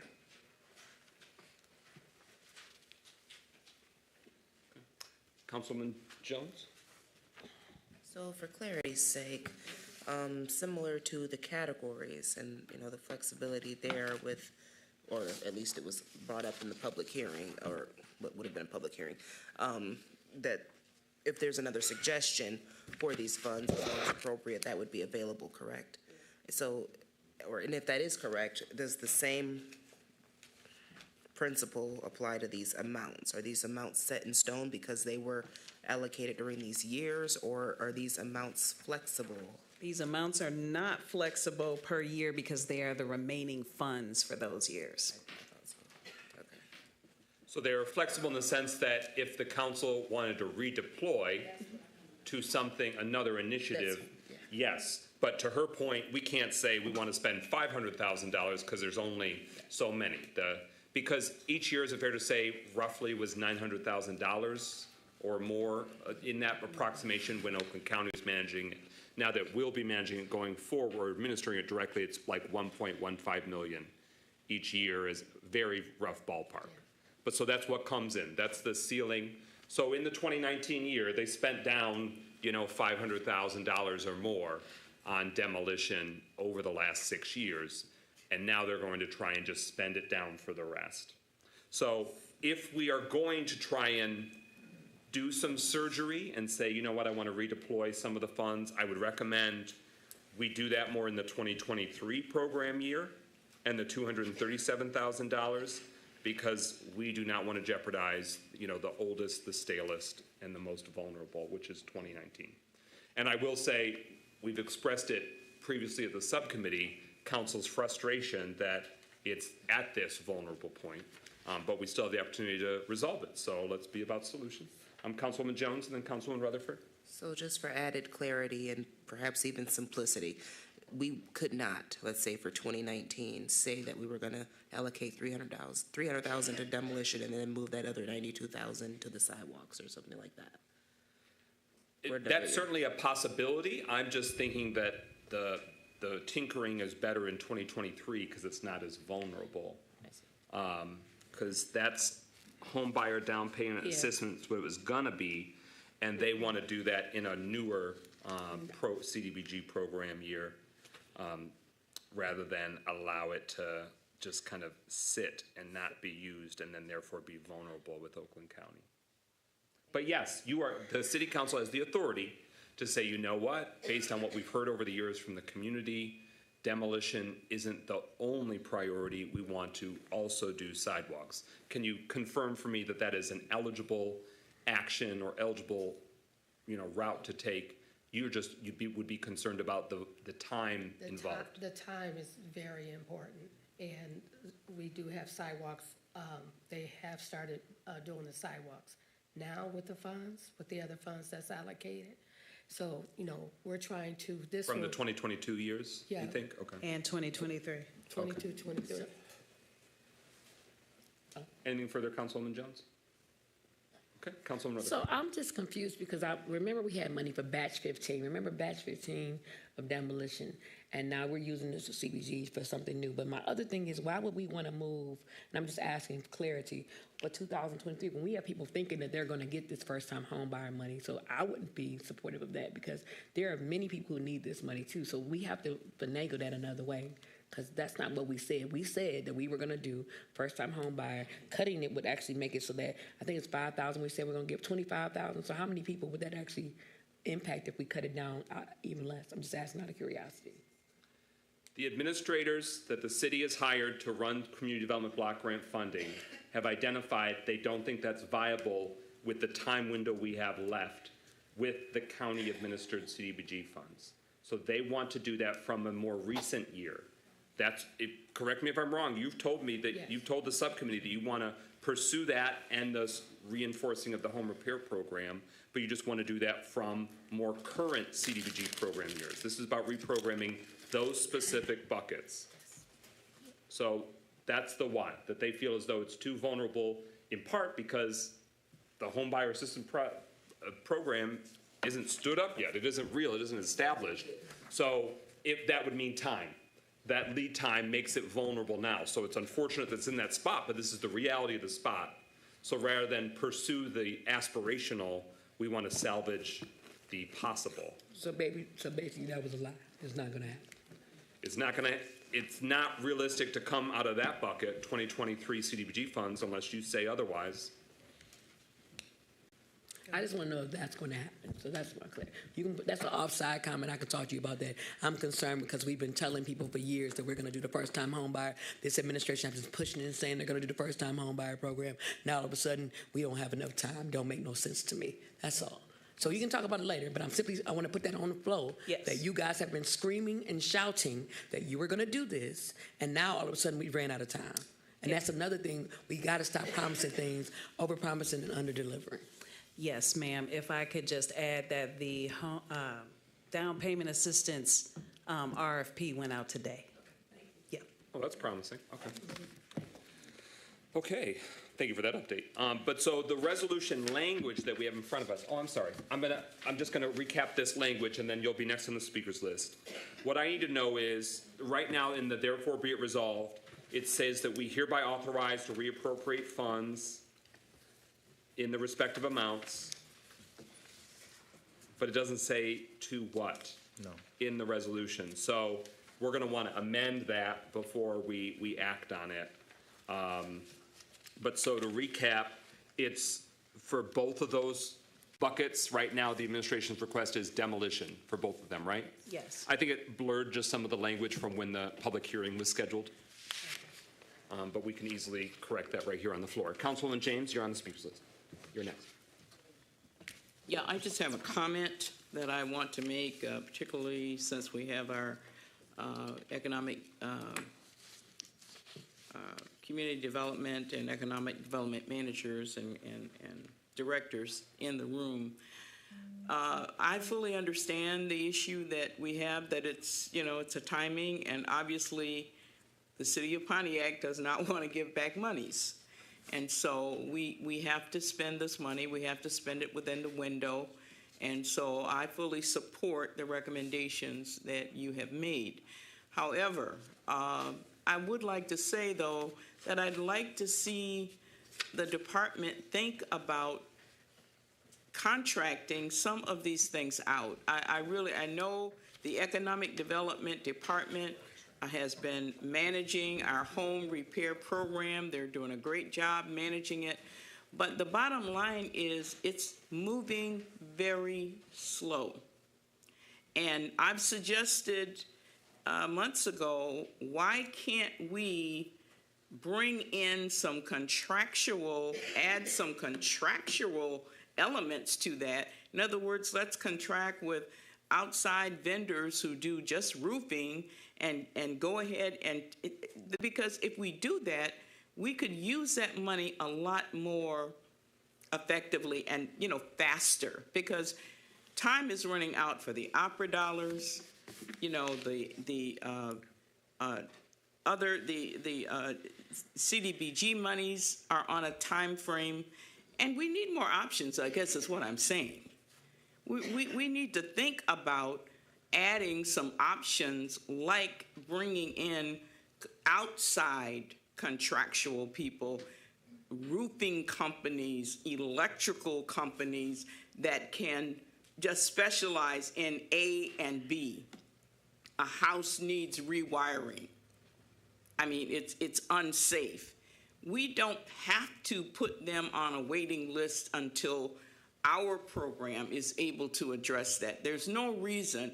We've got excellent electrical companies out there. There's no reason we can't pull in and contract with outside people to pick up some of this work. This is just a suggestion, because I do understand that it's a timing issue, but I do think the city has other options. We need to think out of the box. There's a ton of people out there who are waiting to get this work done. We need to think out of the box, and we need to come up with other options. That's my statement. Thank you, Councilwoman James. If and when you have time to review the bid for down payment assistance, you'll find that it's seeking an organization in the community that already has this program in place. So that is the intent. Well, I really wasn't talking about the down payment. I can just speak to what I oversee. I'm speaking but I agree more with you. to the home repair program. Yeah, not my program, but I hear you. Okay. Question that I have is that historically the city supported Pontiac Youth Assistance with a contribution to their services. The city of Auburn Hills, who also is in our Pontiac School District, has in the past used Community Development Block Grant funds to make a contribution to their operations for their direct services that they provide to Pontiac residents, Pontiac children. Ms. Redmond, do you have any familiarity with their past years of consideration of youth assistants receiving CDBG support? And would it be eligible based on the current 5-year consolidated plan? I am aware that years back, the Pontiac Youth Assistance was associated with Pontiac. I would have to check and go back to the records to see if they had ever received any CDBG funds as it relates to their program. But I'm familiar with the program. Are you familiar with whether they would be an eligible program? Well, first I would read exactly what their description is, the scope is, and see if it matches what the requirement is based on the matrix codes that we have to, the guidelines we have to go by to determine if it's eligible or not. Okay. So I will be able to look it up for you. Point of information. Yes, ma'am. We gave CBG funds to the Panthers, and so it shouldn't be that hard. Well, We gave CBG funds to the Panthers, so this could be the same thing. It should be in the same realm, because that's what they did before. So I'm just giving that a point of information. And I know they got 10,000 because certain people are on this board, are on the board there as well. In 2021, the then City Council reprogrammed a portion. I can't speak to which program year it was, but that was in 2021 that a previous City Council made that decision and that vote. I just don't want to do that to Ms. Redmond where I jam her without the opportunity to even research it because of the time sensitivity. I thought if we knew definitively, I might make that amendment tonight, but I'd be open to give you the opportunity to research and confirm, maybe even interact with the youth assistance leadership across the parking lot and see if another program year it could be reprogrammed or coming up. Because I do think that we have an obligation and responsibility as a community. At previous public hearings, we've heard from residents who've advocated for it. Obviously, they weren't here tonight, but I've heard that before. And I'm not talking big money. I mean, $20,000 to $30,000 would be very consequential, and that was historically what the city was giving, either from CDBG or from direct from the general fund. The school district contributes in kind by providing them staffing. The city historically actually handled some of their health care and like employee benefits. That was our piece of the pie. And then Auburn Hills contributes as well because they are within, the service area. So respecting that you've got a clock ticking, you want to put this to bed so you can get us compliant, kosher, and eligible to keep the money coming in year over year. Is that what you've shared with us? Yeah, for the Oakland County / Pontiac money, this, expending these funds currently in a timely manner that we have, this will begin the separation from Oakland County, and then every year as we get CDBG funds in, we can look at how we're going to expend the funds. Okay. Could I have a motion to amend to strike the language after the 200 in the resolved, after 237,000 and change? We'd strike all that language and replace it with the phrase "for demolition purposes," period. So that way the intent of the reprogramming is explicit. Is there such a motion to amend, and I can restate it? It's been moved by Pro Tem Carrington. Support. And supported by Council Members James and Jones. And that we strike in the resolved and the resolution to request approval. We strike after the $237,475. All that text is strike through and replace it with "for demolition purposes," period. Is that language satisfactory, Director Campbell and Administrator Redmond? Do you think that is sufficient? Yes. Okay. Clerk Doyle, do you have that? Yep. Okay. Council members, any clarity needed on that language tweak to make our intent for the reprogramming crystal clear? Hearing none, on the amendment only, just that language update, roll call Clerk Doyle on adoption. McGinnis, Yes. Parker, Yes. Carrington, Yes. Goodman, Yes. James, Yes. Jones. Yes. 6 yeas, no nays. Okay, that amendment carries. We're back to the main resolution as amended. Any discussion on the main motion? Any further discussion? Any further discussion? Hearing none, roll call Clerk Doyle on adoption of the resolution as amended. Jones, Yes. McGinnis, Yes. Parker, Yes. Carrington, Yes. Goodman, Yes. James. Yes. 6 yeas, no nays. That motion carries. The resolution's adopted. We're at number 17 on the agenda. Is there a motion to adopt the resolution approving the omnibus budget amendment for the fiscal year? Moved by Carrington. Is there a second? It's been moved by Pro Tem Carrington, seconded by Councilman Parker. This is a budget amendment that came before us for posting 2 weeks ago. This is us getting correct what's reality versus what we approved for the budget 9-10 months ago. Because we're through 3/4 of the fiscal year, we know a lot clearer about what's going to get done, what positions weren't hired, and this budget amendment actually brings down our budget overall by $6 million, because we have so many things we approved but hasn't been spent. And I want to give the floor to the mayor and deputy mayor to queue it up further, and then we can get specific questions. But it's a omnibus, meaning it's multiple changes happening with one budget amendment. Mayor Greimel. Yeah, this is good news. This is cleaning up the budget so that we're amending the budget as we get more real-time information throughout the fiscal year. And this is indicating that our revenues are higher than anticipated and our expenditures are lower than anticipated. So it's adding to the projected surplus. And I'll turn it over to Deputy Mayor Stevens to get into the additional details regarding the proposed resolution. Thank you, Mayor. I will not belabor the point. I will just ask if there are any specific questions that council has. I'm happy to try and address them. Okay. It deals with the general fund, major streets fund, youth recreation millage fund, cemetery fund, senior activities millage fund, sanitation fund, cable fund, CDBG fund, district court fund, ARPA fund, capital improvements fund. The net change to the general fund is to the good of $6,233,905.81.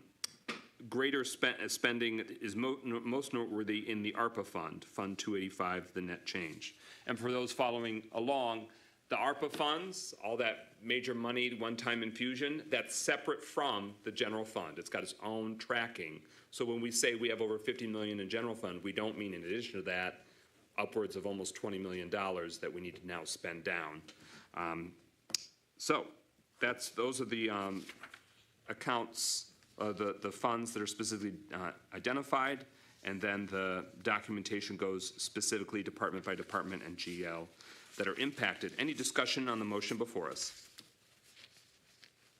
Any discussion? Any discussion? Hearing none, roll call on adoption of the proposed budget amendment for budget year 2024-2025. Clerk Doyle. Parker. Yes. Carrington, Yes. Goodman, Yes. James, Yes. Jones, Yes. McGinnis. Yes. 6 yeas, no nays. That motion carries. The resolution is adopted. We're at number 18 on the agenda. Resolution approving Lighthouse Campus expansion, conditional rezoning extension. Is there a motion? Is there a second? It's been moved by Councilman Rutherford, seconded by Councilwoman Jones. That item is now before us. Administration, you have the floor. Yeah, thank you. Just by way of introducing the topic before I hand it over to our planning manager, Mark Andrick, we had a conditional rezoning agreement with Lighthouse already, but that had a expiration time frame on it. And so it did allow for a 1-year extension with the agreement of City Council. And that is what we are proposing, is to extend that with some tweaks to it to correct some legal questions that arose. But essentially, this is just extending what had previously been agreed to allow for the development of the Lighthouse campus to include a lot of positive, exciting things, including a grocery store. And so with that, I'll turn it over to Manager Gander. Thank you, Mayor. I'll be brief about this. Again, this agreement needs extended by City Council, otherwise the rezoning reverts back. This complies with Michigan Zoning Enabling Act and the city's ordinance. They are seeking a 1-year extension. It does require, the original agreement requires a new a new agreement to be formed. So this is not an amendment, it's a new contract. What I'm gonna do is pass off the mic to the Lighthouse team, because really they should be making the case to City Council for the extension. So thank you.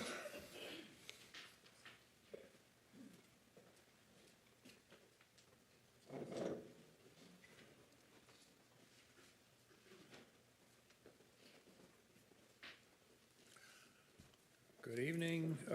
I'm Steve Rafi with Fusco Schaefer Pappas Architects. As a member of the design team for the Lighthouse Campus improvements, we respectfully request an extension of the rezoning approval that was originally granted in April 2023. The Lighthouse Campus Improvement Project is a complex development with many interwoven functions and uses. The approval process has required many steps and the engagement of multiple consultants to accomplish. We feel that we are in the home stretch, nearing finalization of city, county, and state approvals. The proposed use of the project would not change in this case. We ask that this esteemed body grant us the opportunity to and the time to complete this exciting project so that the Lighthouse team can continue to serve this community in an expanded and meaningful way. I will let the Lighthouse team address some of the ongoing funding efforts that has also contributed to the time lapse. Sure. In addition to items that I believe council's already familiar with, and good to see you all this evening. Ryan Hertz, if you don't know who I am. In addition to the items that I believe council's already aware of related to things like the vacation of the street down the middle of the property and the processes that we had to go through, kind of get kicked to the county level and back down to the city level to make that happen, which has now been addressed, as well as finalizing contracts with some of our financing sources, including an ARPA and home ARPA allocation from the county. We just have yet to commence construction, which is essentially the condition to maintain the zoning. And so we're just asking for the additional time to be able to do so. Pro Tem Carrington? Yeah, we'll dive into questions and discussion. The motion is before us. Thank you very much for your many initiatives that are underway. Pro Tem. Yeah, thank you, President McGinnis. Okay, it's been how are you coming with the funding of this particular project? How are we coming up with it? I was saying, you came here Progressing. yes, how you funding with your progression of funding for this project?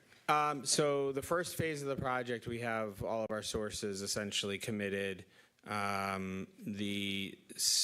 Depending on where that first phase lands will determine whether or not and how much gap we have to raise for the second phase of the project. The conditional rezoning is really specific to that first phase. If folks remember the site plan, there's sort of two sides to the project. One which is oriented around the headquarters space, which was already commercially zoned and was rezoned, not conditionally, alongside the conditional rezoning of the eastern part of the campus. So the part that was not conditionally rezoned was just rezoned from one commercial use to another commercial use. The part that was conditional was being rezoned from a residential zoning to a commercial zoning with a special use allowing essentially lodging. And that one was conditional based on that as long as Lighthouse owns a property and operates it for the purpose that it was approved for, it would maintain that zoning, and that it would revert back to residential in the event that it was to change ownership, so that it would always still be utilized for residential in that neighborhood of some kind. From the funding perspective, the issue that we're faced with is we have the resources essentially to complete the portion that's being rezoned conditionally, and that will be the first phase of construction, much of which is covered by county and state American Rescue Plan Act funds, both SLFRF and home ARP funds.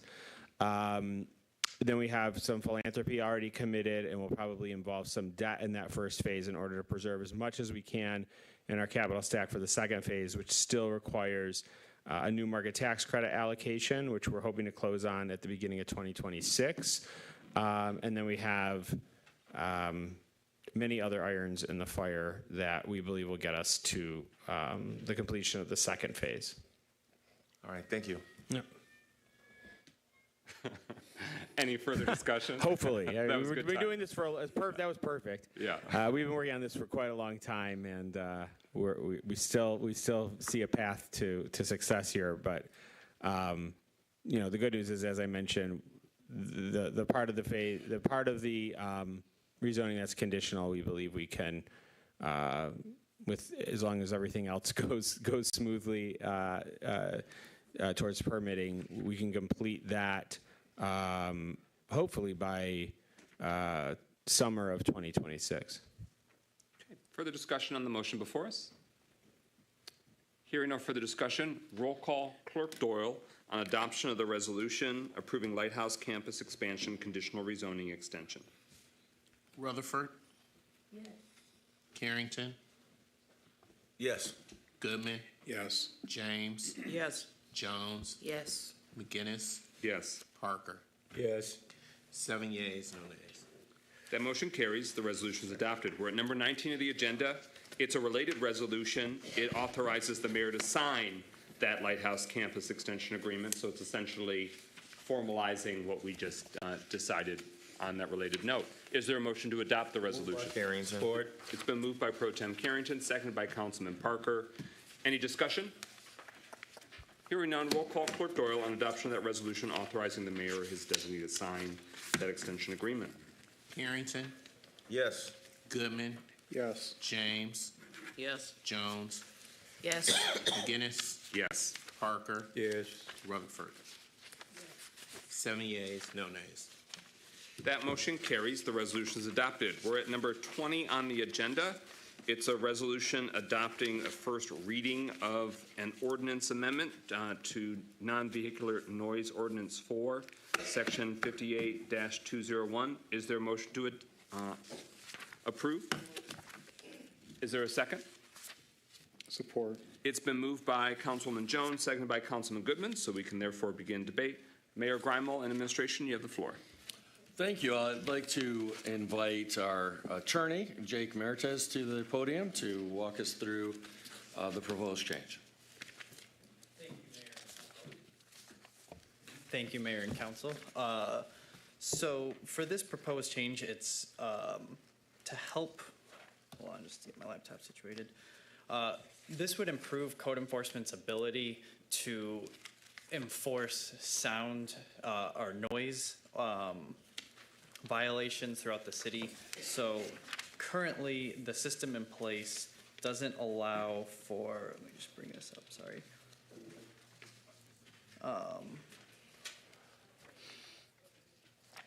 Currently, under the way it is set up, there are 2 ordinances in place that code can write these violations under. One is under the zoning ordinance and one is under the municipal code.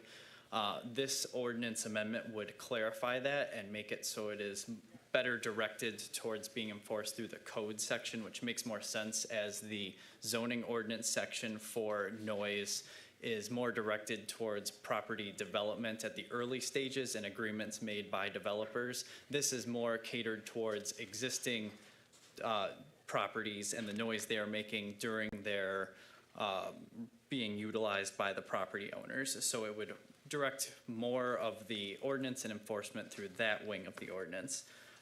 Further, it would allow, which I believe is a very important part of this as someone who does code enforcement quite often, that the property owners can enter into specific agreements giving more control to the city for enforcing noise violations. Specifically, we can evaluate the property at hand and see if there are common reoccurring noise issues that we're getting complaints about and be able to more directly and proactively engage in enforcement by issuing violations to limit the hours, to have more control over if they are looking to hold a special event.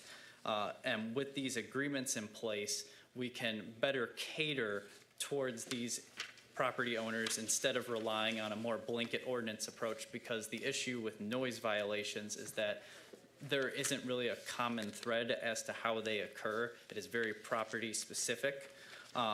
One aspect of that also that I kind of glazed over that's at the top of the ordinance amendment is that we are adding the term vehicle for enforcement under this ordinance, whereby the current way it is drafted, because the word vehicle is not under this portion of the ordinance, technically, we do not have control over violations that could occur on the property, given that the property owner could say, this is not a public right-of-way. We can use these vehicles here. We can use this construction equipment here, and you do not have control over it. The other part that we're adding is more, I think the best way of putting this is that when you are determining if there is a noise violation and you have code enforcement out there reading the levels, right now it's just based off of one blip that rises above the decibel requirements in the current version of the ordinance. That really isn't a workable standard in the court, as the judge seems to see it as a one, or I guess defense counsel would argue, and the judge could potentially see it as a one-off violation whereby the noise rose to a level for just a brief second, code enforcement recorded it, and it's just kind of more arbitrary that way. And defense counsel, as I have seen in the past, will say, oh, well, how do we know that that was actually the property at hand? How do we know that wasn't a passing by vehicle? With this way, it gives a more direct line for code enforcement to read 3 violations within the hour, really sit out at that location, and allows us as the city attorneys to present a clearer case to the judge that shows, hey, look, this is what's happening here. There's 3 recorded noise decibel readings that go above this limit, and then the judge can see that the code enforcement officer was out there longer and this wasn't just a one-off situation. That's just kind of a basic summary, an overview. If you have any questions, feel free. Yes, thank you, President McGinnis. So basically, you're not changing the time of noise in this ordinance, basically. It's basically the same that it's been in the city when it comes to noise at homes.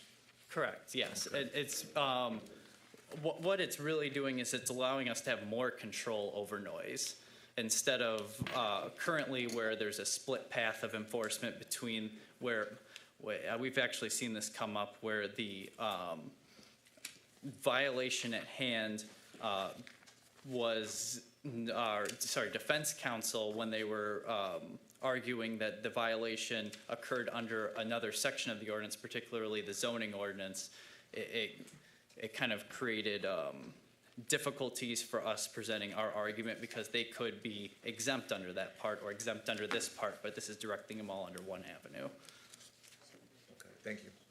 Any further discussion? Councilwoman Rutherford? So is this in regards to car noise, house parties? How is this going to be regulated? Now, and there's a reason why I'm going with this, because I want to know. Particularly for house parties, it's not so much that. Got it. House parties are actually better suited under the criminal section of the code for disorderly house. Sorry, continue your question. So you guys are going to regulate and police people's houses and about what they, so if I have a block party, like I'm having one, and somebody complains, it's not going to be criminal? You want? It's not before us. I'm asking. We're not talking about, that's not in this particular ordinance. No. It's under an existing ordinance, so you could take issue with it. It's just not before us tonight. Okay, I just wanted to, Yeah. that's why I was just trying to make sure. So, because block parties, we all have them in the summer. Is it going to be criminal when y'all, that's the question. That's again a different ordinance. This Okay. ordinance right Okay. here is about more power equipment noises, more commercial properties Okay, making noises. I just wanted to get clarity. Thank you. Councilman James? Yeah. Microphone. The question that I have in reading this over, it definitely is an improvement. Would you consider that this is a more in line with industry standards? Is this more, this ordinance change more in line with, just basic? How other municipalities are doing it? Yeah.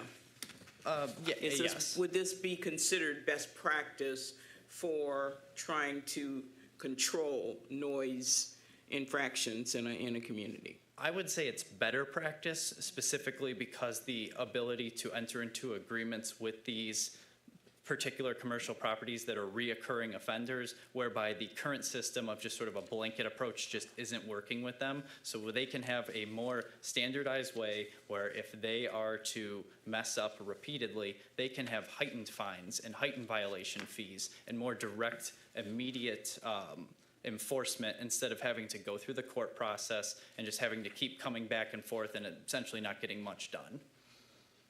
So yes, better practice in my opinion. Councilman Parker and then Pro Tem Carrington. I yield. Okay, Pro Tem Carrington. Just a quick statement, and this is a great example. This definitely happened in the 6th District when a commercial property was actually working 24 hours behind a whole bunch of homes. And I couldn't believe it was happening until I drove up there and actually seen it for myself, that they was actually operating outside of the city's noise ordinance.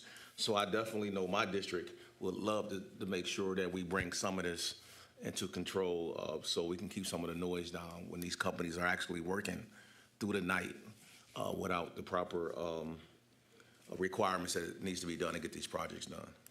And I'm quite familiar with that one. And yes, I was thinking this whole time like, oh, this would be so great. Further discussion, this is a first reading, so it'll be back before us again. The resolution before us is stating, be it resolved, the Pontiac City Council approves the first reading of the non-vehicular noise ordinance amendments. Hearing no further discussion, roll call. Clerk Doyle on the resolution acknowledging it being read for a first time. Goodman? Yes. James? Yes. Jones? Yes. McGinnis? Yes. Parker? Yes. Rutherford? Carrington? Yes. 7 yeas, no nays. That motion carries. The resolution is adopted. We're at number 21 on the agenda, but this will be a quick one. It's a resolution to authorize the mayor to execute good faith offers from MDOT for temporary lease of city-owned property and right-of-way for the Woodward Loop two-way conversion project. But after we move it, then we're going to postpone it because there needs to be a public hearing before that. Earlier in the meeting, we scheduled that for the next council meeting, so we don't want to take action before we do the public hearing. Is there a motion to adopt the resolution? So moved. Support. It's been moved by Councilwoman Jones, seconded by Councilman Goodman. Now that this matter is before us, can I have a motion to postpone to the April 29th meeting? Support. It was moved by Councilwoman Rutherford, seconded by Councilwoman Jones to postpone. Any discussion on the postponement? And just for frame of reference for the community, it means like the easements or the part that's the public's right-of-way around the Woodward Loop. As they're temporarily doing construction, they might need to put signs or other things. That's the arrangement. But because it involves the lease, you know, it might not really cost us money, but it's still an legal arrangement. So it's got to come through its city-owned property. So it's got to have that public hearing and that consideration. Is that a fair recap, Mayor, attorneys? All right. It is. Okay. All right, the motion to postpone to the next regular city council meeting of April 29th before us. Roll call. Clerk Doyle on postponement. Jones? Yes. McGinnis? Yes. Parker? Yes. Rutherford? Yes. Carrington? Yes. Goodman? Yes. James? Yes. 7 yeas, no nays. Okay, that motion carries. We're at number 22 on the agenda. Resolution approving mayor's appointment to the Pontiac Planning Commission. Is there a motion? Moved by Carrington. Is there a second? Support. It's been moved by Pro Tem Carrington, seconded by Councilman Goodman. This matter is now before us. Mayor, do you want to speak to your appointment? Yeah, just briefly, I distributed a paper copy to all of the council members this evening regarding Mr. Jackson's application and resume for the position. To be just very brief, some of the highlights of his experience and background include, first and foremost, and most importantly, growing up here in Pontiac, but also having a college degree in business and accounting, serving on the Legislative Committee and Leadership Council of the Small Business Association of Michigan. In the past, he served as the executive director of the Michigan Legislative Black Caucus in Lansing, and he currently serves as the community liaison and outreach person with Honor Community Health. So he's someone who has the perspective of residents, of businesses, and local nonprofits, and I'm confident that he'll make a great planning commissioner. Okay, and the prospective appointee is here with us this evening, so we'll give him an opportunity to speak. The resolution that we see before us, the whereas and the resolved, it speaks to the term expiring. Is the expectation that should it be approved at this or a future council meeting, the date becomes 3 years from that approval? Or is there a different, because it's speaking to serve an unexpired term.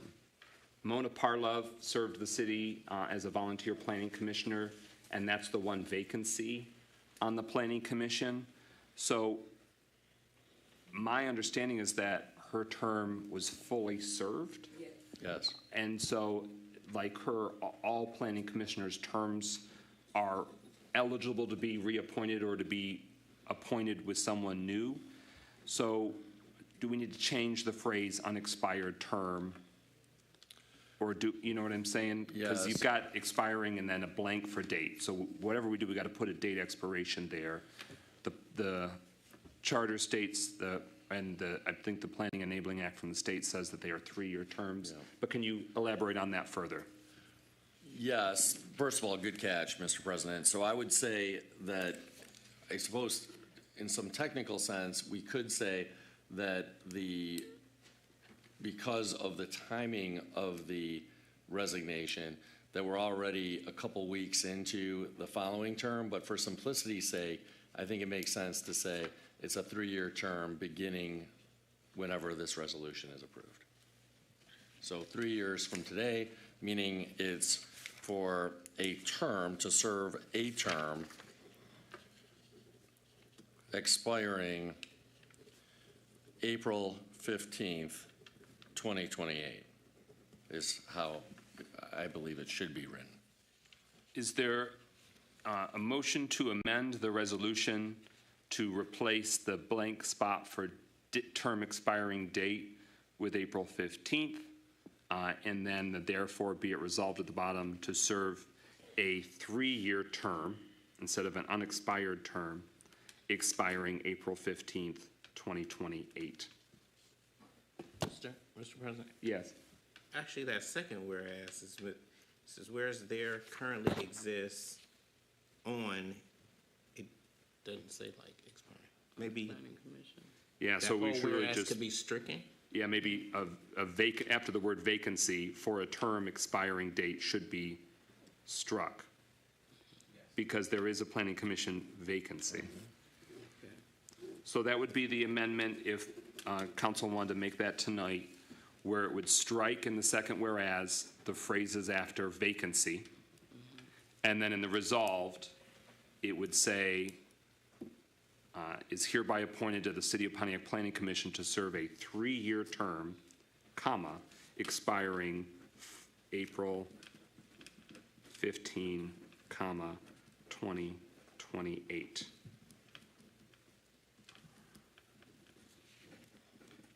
Does the council member want to make that? So Councilwoman Councilwoman Jones has made that motion. Councilman Goodman has seconded. So it's for amending the second whereas and the resolved. Is everyone clear on the motion to amend? Hearing none. Clerk Doyle, roll call on the amendment correcting that language in the resolution. Parker? Yes. Rutherford? No. Carrington? Yes. Goodman? Yes. James? Yes. Jones? Yes. McGinnis? Yes. 6 yeas, 1 nay. That amendment carries. We're back to the main motion. The resolution is amended. Mayor Greimel, what's your vision or intention for appointments for all of the Planning Commission as those terms have expired or are expiring? Yeah, 2 of the other positions don't have their terms expire until next year in 2027. The remainder of those involve people who have actually overstayed their term slightly by about a month or 2.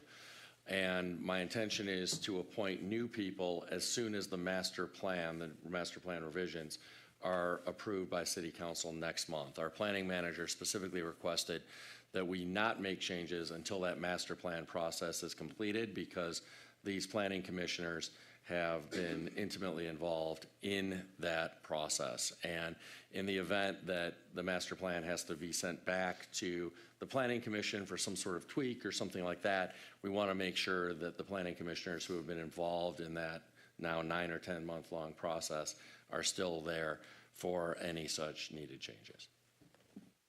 Okay, and so the state statute is that a planning commissioner is eligible and current unless and until a replacement is determined. Okay. All right, so the motion, any discussion on the motion? Councilman Parker? Just curious, since we're not changing I believe it was the others, why are we changing this one? Mayor Brown?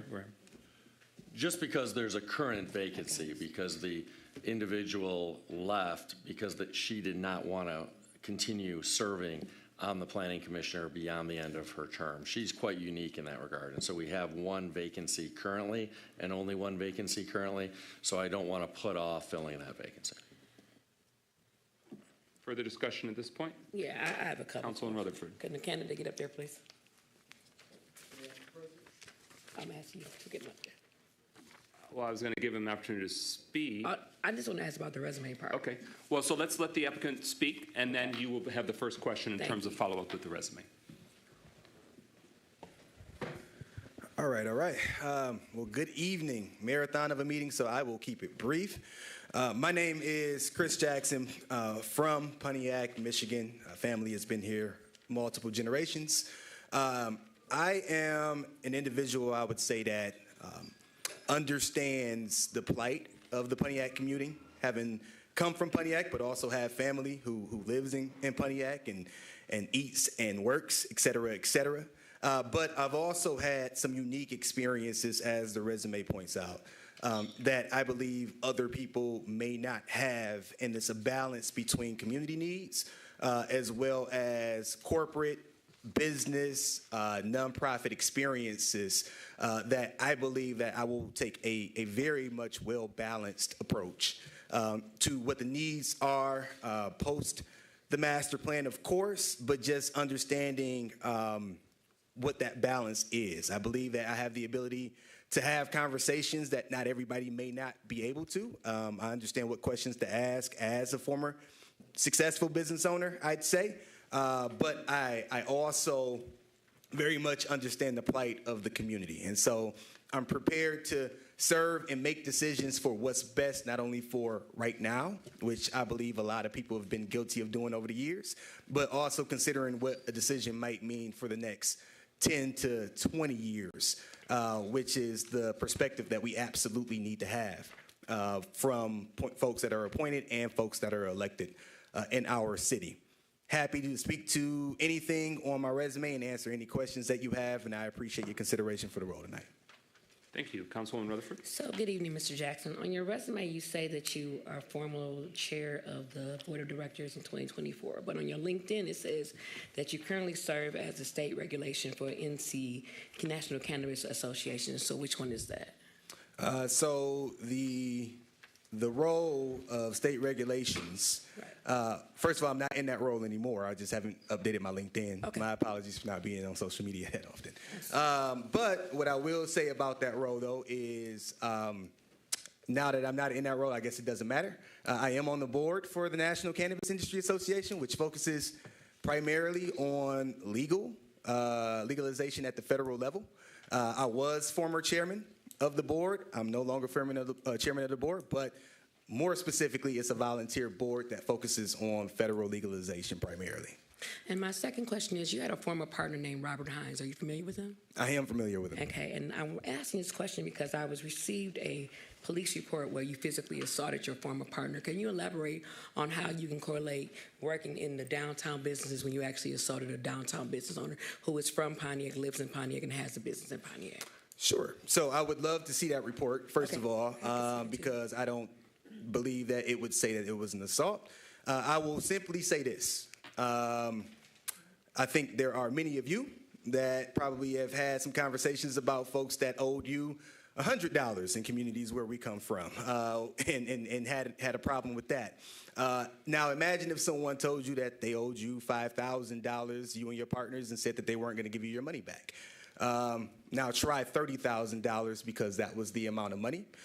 So unfortunately, I'm the person that lives in the same city as my former business partner. There was an altercation 2-3 summers ago between he and I.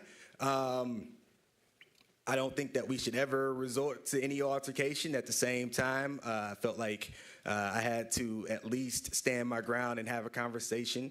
And I think that's something anybody in my position probably would have done.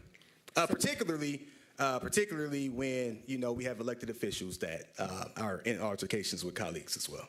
So to follow up with that, I'm glad you said that. There's a difference between physical altercations and verbal altercations. So I just want to read this. It says 1305 aggravated felonious assault, non-family member of the weapons. The case number is 2201-36501 and happened 6/22/2022. The second felonious assault that was filed against you. And I'm asking this because I don't understand why we're appointing someone who has a history of violence. We're not talking about verbal, we're talking about physical violence. There's a difference. And we're also talking about with a downtown business owner who is from here. So my questions have to do with the administration. So I guess I wanted to know what was the point of this when we currently have other board members that have never had physical altercations. We're not talking about verbal, physical. So if the mayor could make me understand how this person is more qualified when we have a Carol Wilkins who served and knows zoning and then also Jermaine Brenner who also applied. So I yield to the administration for understanding. I'm sorry, Mr. President, that was directed at me. No, I directly. actually yielded to the mayor. Thank you. You'll also have an opportunity to respond, but Councilman Rutherford is yielded to Mayor Grimo. You have the floor. Well, I think I've already spoken to the applicant's qualifications. I would say that we believe in giving people second chances. Mr. Jackson, did you want to speak further? Yeah, the only other thing that I'll say is, whatever documentation there is, I was one of the people that actually made the call after the altercation to the deputies just to make sure that the air was cleared and there weren't any issues. And so I don't know about any assault. There was no cases against me. It was an incident report, if anything, and it was one that I filed. At the same time, we all have situations where there are incidents where there might be an altercation, loud noises, verbal, etc. And I just like to say, again, I don't believe in that. I don't know where the history comes in of physical altercations or violence. What I do know is that if any of those things mattered, then I wouldn't be working as the executive director for the Michigan Legislative Black Caucus, full of legislators that put their name on the line every day. I wouldn't be the director of policy and innovation and community engagement for Honor Community Health, which is primarily involved in the community and requires someone that has good relationships and good standing throughout the community. And so I don't believe that one incident, albeit an incident, should be a barometer on whether or not an individual should serve in a certain capacity on behalf of the city. Thank you. Your resume states that you had a work history with the cannabis industry here in locally. A planning commissioner would have to abstain or recuse themselves if there's any current active financial interest for you or a family member. Is there a current conflict of interest that would require abstention from those specific matters, or is that past tense? Can you let the council and community know those potential financial conflicts? There is not. I am completely divested out of the cannabis industry first and foremost, so I don't make any money from cannabis. And when we say locally, I never had any ownership in anything here in Pontiac, so that shouldn't be on a resume specific to Pontiac here in Michigan, sure, but not in Pontiac. The other thing that I'll say is every board that I've served on and or do serve on related to the cannabis industry doesn't have anything to do with local ordinances or policies. It's all federal, and it's completely volunteer. Okay, Pro Tem Carrington. Just a few questions, and thank you again for applying and wanting to be a part of this board. Have you been convicted of any of those things that was just mentioned? No. Okay. Are any court proceedings going on concerning those particular incidents? There are not. Okay. What's the best quality that you think that you bring to this board? Diversity. I think that I am of a generation that hasn't been represented nearly as much when it comes to appointments and council. And so I think, first of all, generational diversity, but also just diversity in experiences. There are a number of different topics, a breadth of different industries that I've had some experience in, where I do understand project management and expansion.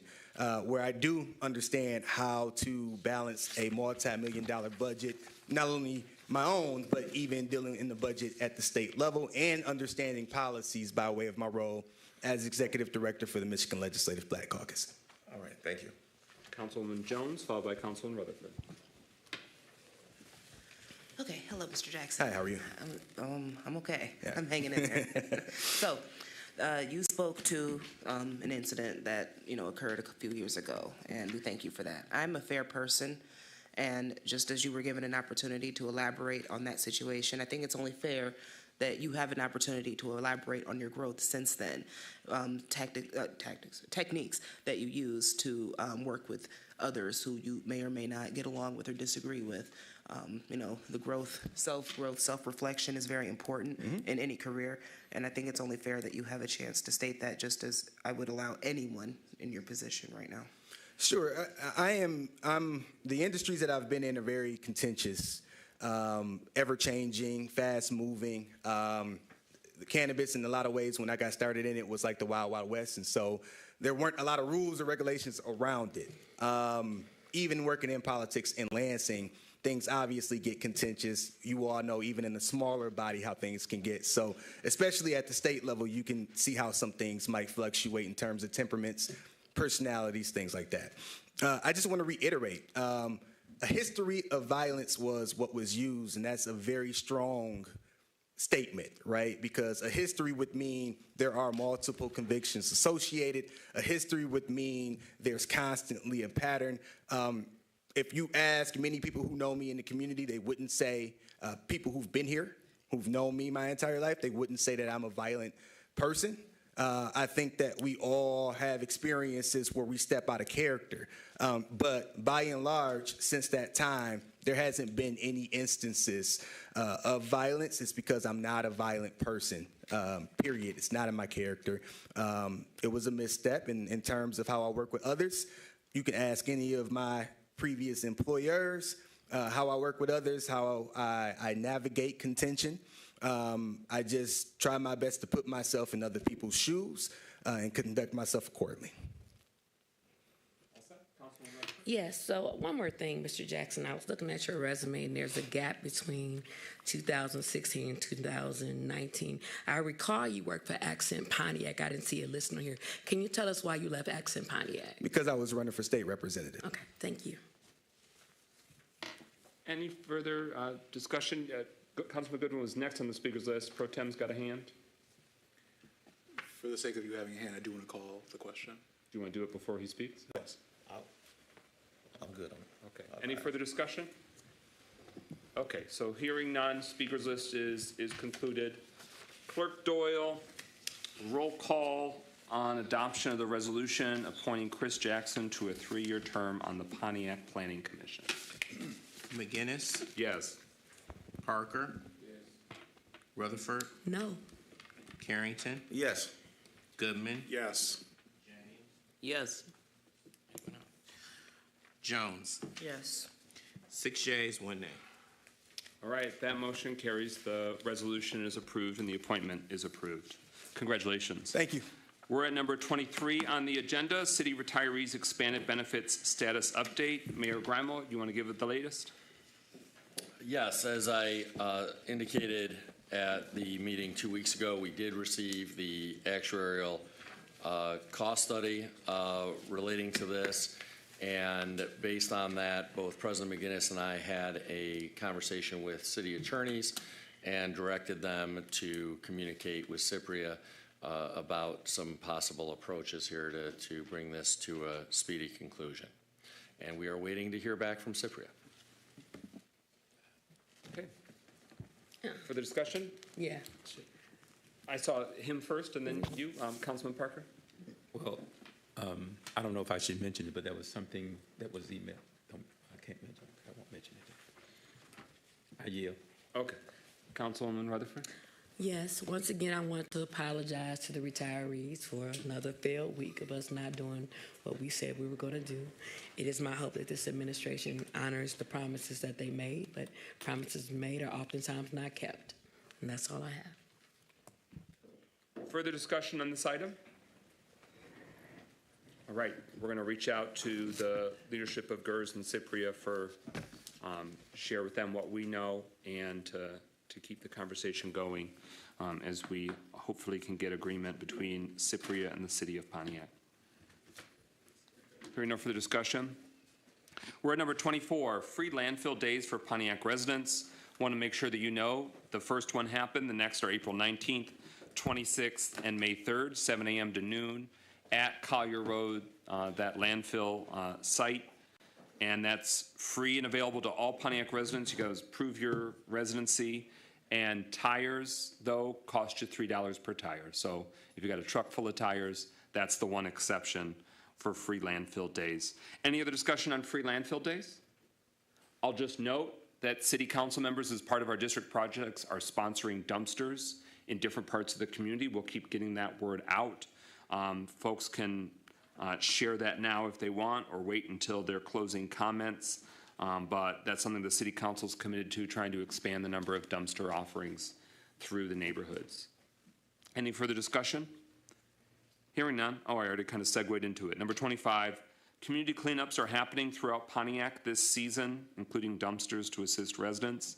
I will share that the District 7 cleanups are on Friday, April 25th, starting at 10 a.m. at Murphy Park, and on Saturday, April 26th, starting at 10 a.m. at Richardson Park. It'll fan out to the surrounding neighborhoods, but that's the meetup.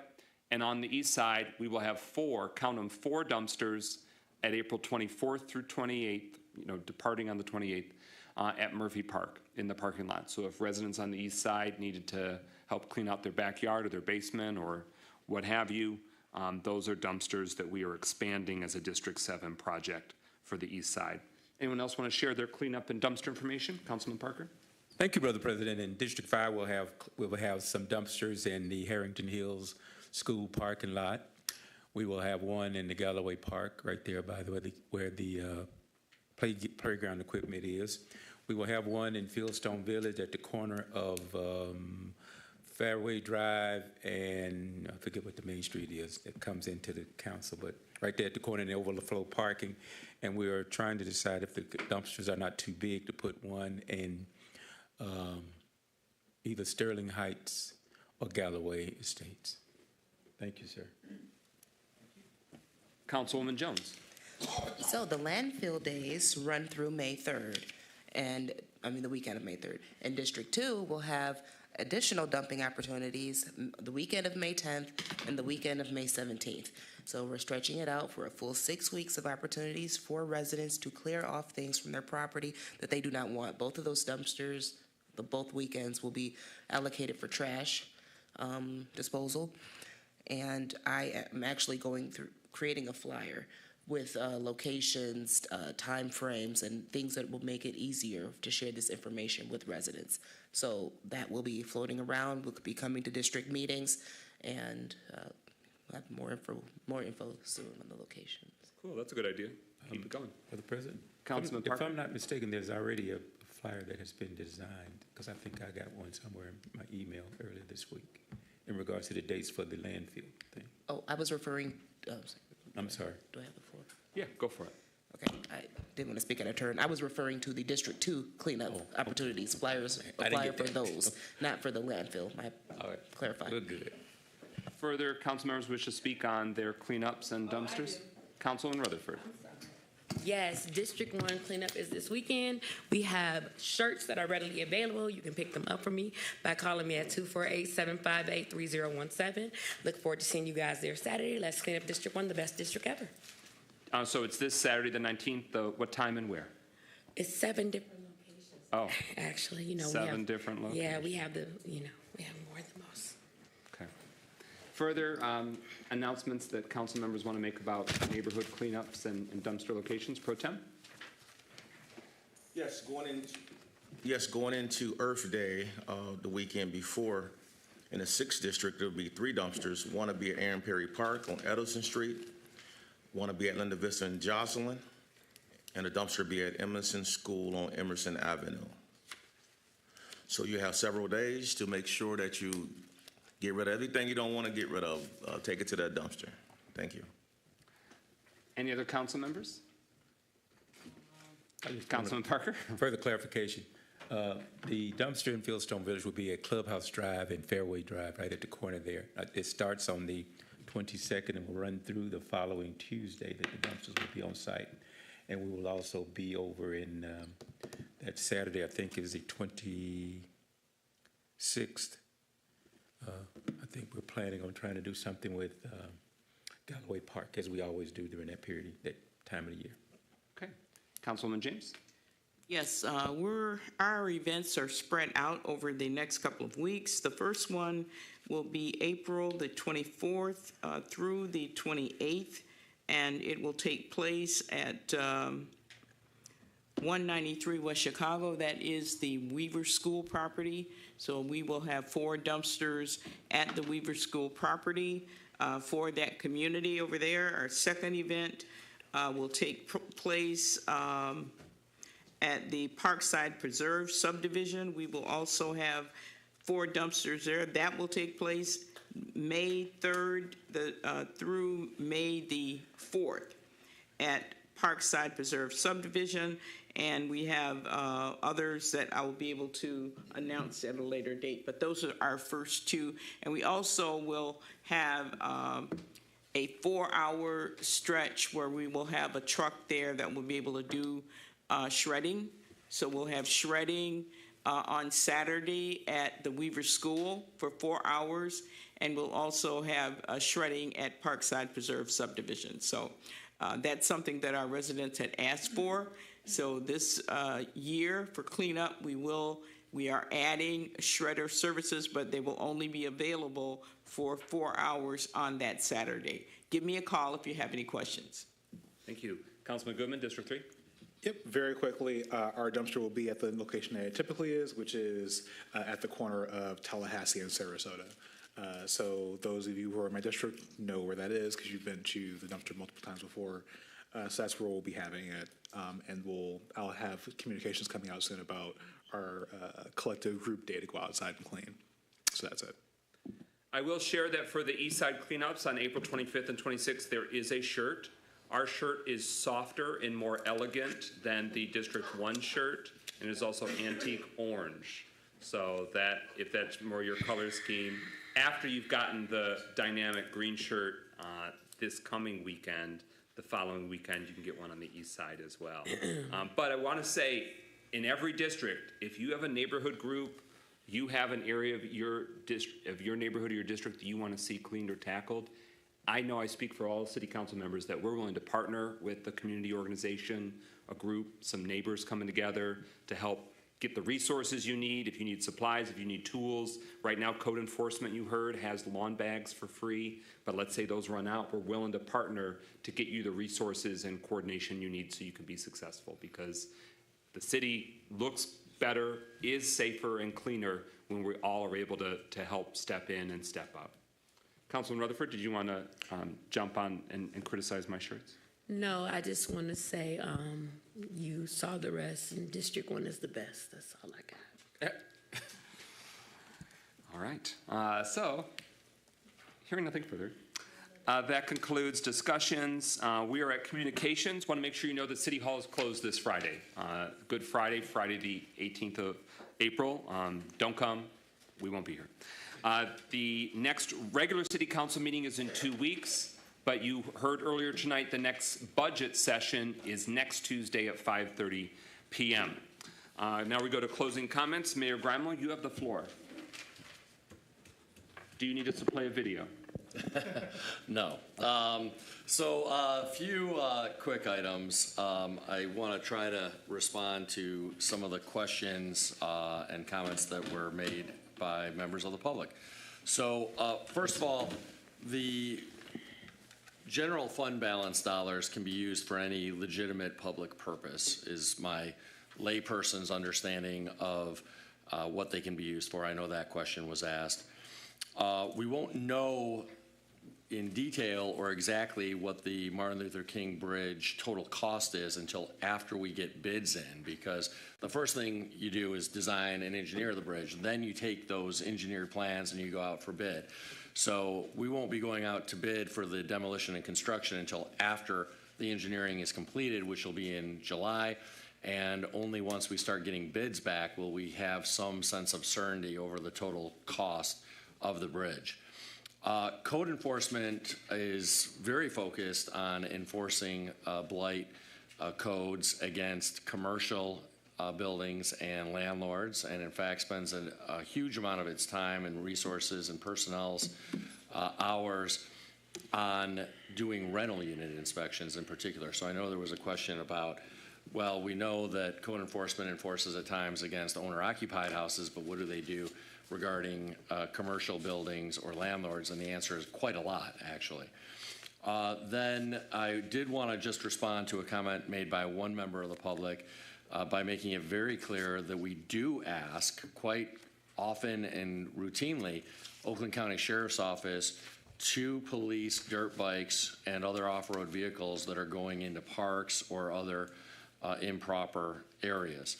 And then lastly, I know Mr. Carlton Jones said that I have not met with him regarding workforce development. That is untrue. I absolutely have sat down with Mr. Jones to talk about workforce development since I've become mayor.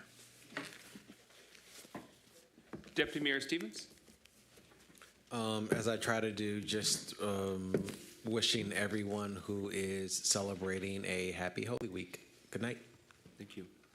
And do you think we have the GL line items in our email inboxes? Or is that something you got to do after this meeting? I have to do it as soon as we leave. Oh, poor Deputy Mayor. Okay. Clerk Doyle, closing comments? Thank you, Mr. President. Just a reminder, if anyone wants to run for mayor, the council at large, council by district, or the library board, petitions are due this Tuesday, coming up Tuesday, a week from today, April 22nd by 4 p.m. That is a state deadline. The deadline cannot be moved or changed. You must turn in your petitions by 4 p.m. on Tuesday in the clerk's office. Another reminder, you can only sign one petition for mayor, the council at large, and council by district. You must live in that district, and those are the new districts. Again, last council meeting on April 1st, I did a presentation about it, and you can sign up to 6 petitions for the library board. Also to remind you, there is no circulating of petitions or campaigning in public buildings. That includes City Hall, the senior centers, schools, etc., or wearing of campaign shirts. And we've also gotten calls about signs going in yards. I know there was an ordinance in the city at one point that said there could be no campaign yard signs, I think except for 30 days prior to the election. That ordinance was ruled unconstitutional, so yard signs are legal to go up now. If you find any yard signs or anything like that in public right-of-ways, please do not contact the clerk's office. You would actually need to contact code enforcement for the removal of those signs. And I think that pretty much covers everything. Thank you, Mr. President. Thank you. And again, to reiterate, the city does not print ballots. The city does not print ballots. It's handled by that's handled by the Oakland County Clerk's office. All right, council members, closing comments. Who wants to go first? All right, Councilwoman Jones. Happy Holy Week. I have to say, since we will not be meeting until afterwards, April 26th, Micah 6 community is doing their annual Huron Corridor cleanup, and this year, I, District 2, have partnered with them to clean up the Huron Corridor, ensuring that they have the tools that they need for a successful cleanup, ensuring that we have paint to touch up the fire hydrants, we have bags, we have a trash dumpster.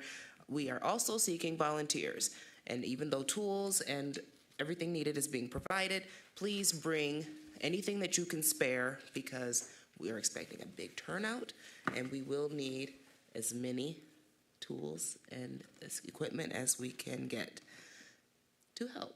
And so if you have any questions, please reach out to either myself or Coleman Yoakum, and I very well may refer back to him with some questions depending on what it is. But April 26th, 9 a.m. to 2 p.m., Huron Corridor cleanup. Huron from Telegraph all the way to Woodward. Very good. Councilman Goodman, District 3. Yes, mine will be very quick. I just want to say thank you to everyone who helped to have another successful pullover prevention clinic. It was another, again, massive success. At this point, I don't keep track of the people who come through because we ran out of food, which means that we had at least 500 people show up. And again, it's a very easy check mark. So very happy and very grateful to the folks at Chavez Auto, with Tony and Alan and their brothers, with Uncle Jerry's Barbecue, and also thank you to Roland Elam for helping come out and cutting hair for children for free. So we were able to do a lot of good work again this time, and I'm excited for the next one. So yeah, I'll leave it there. Thank you. Councilwoman James?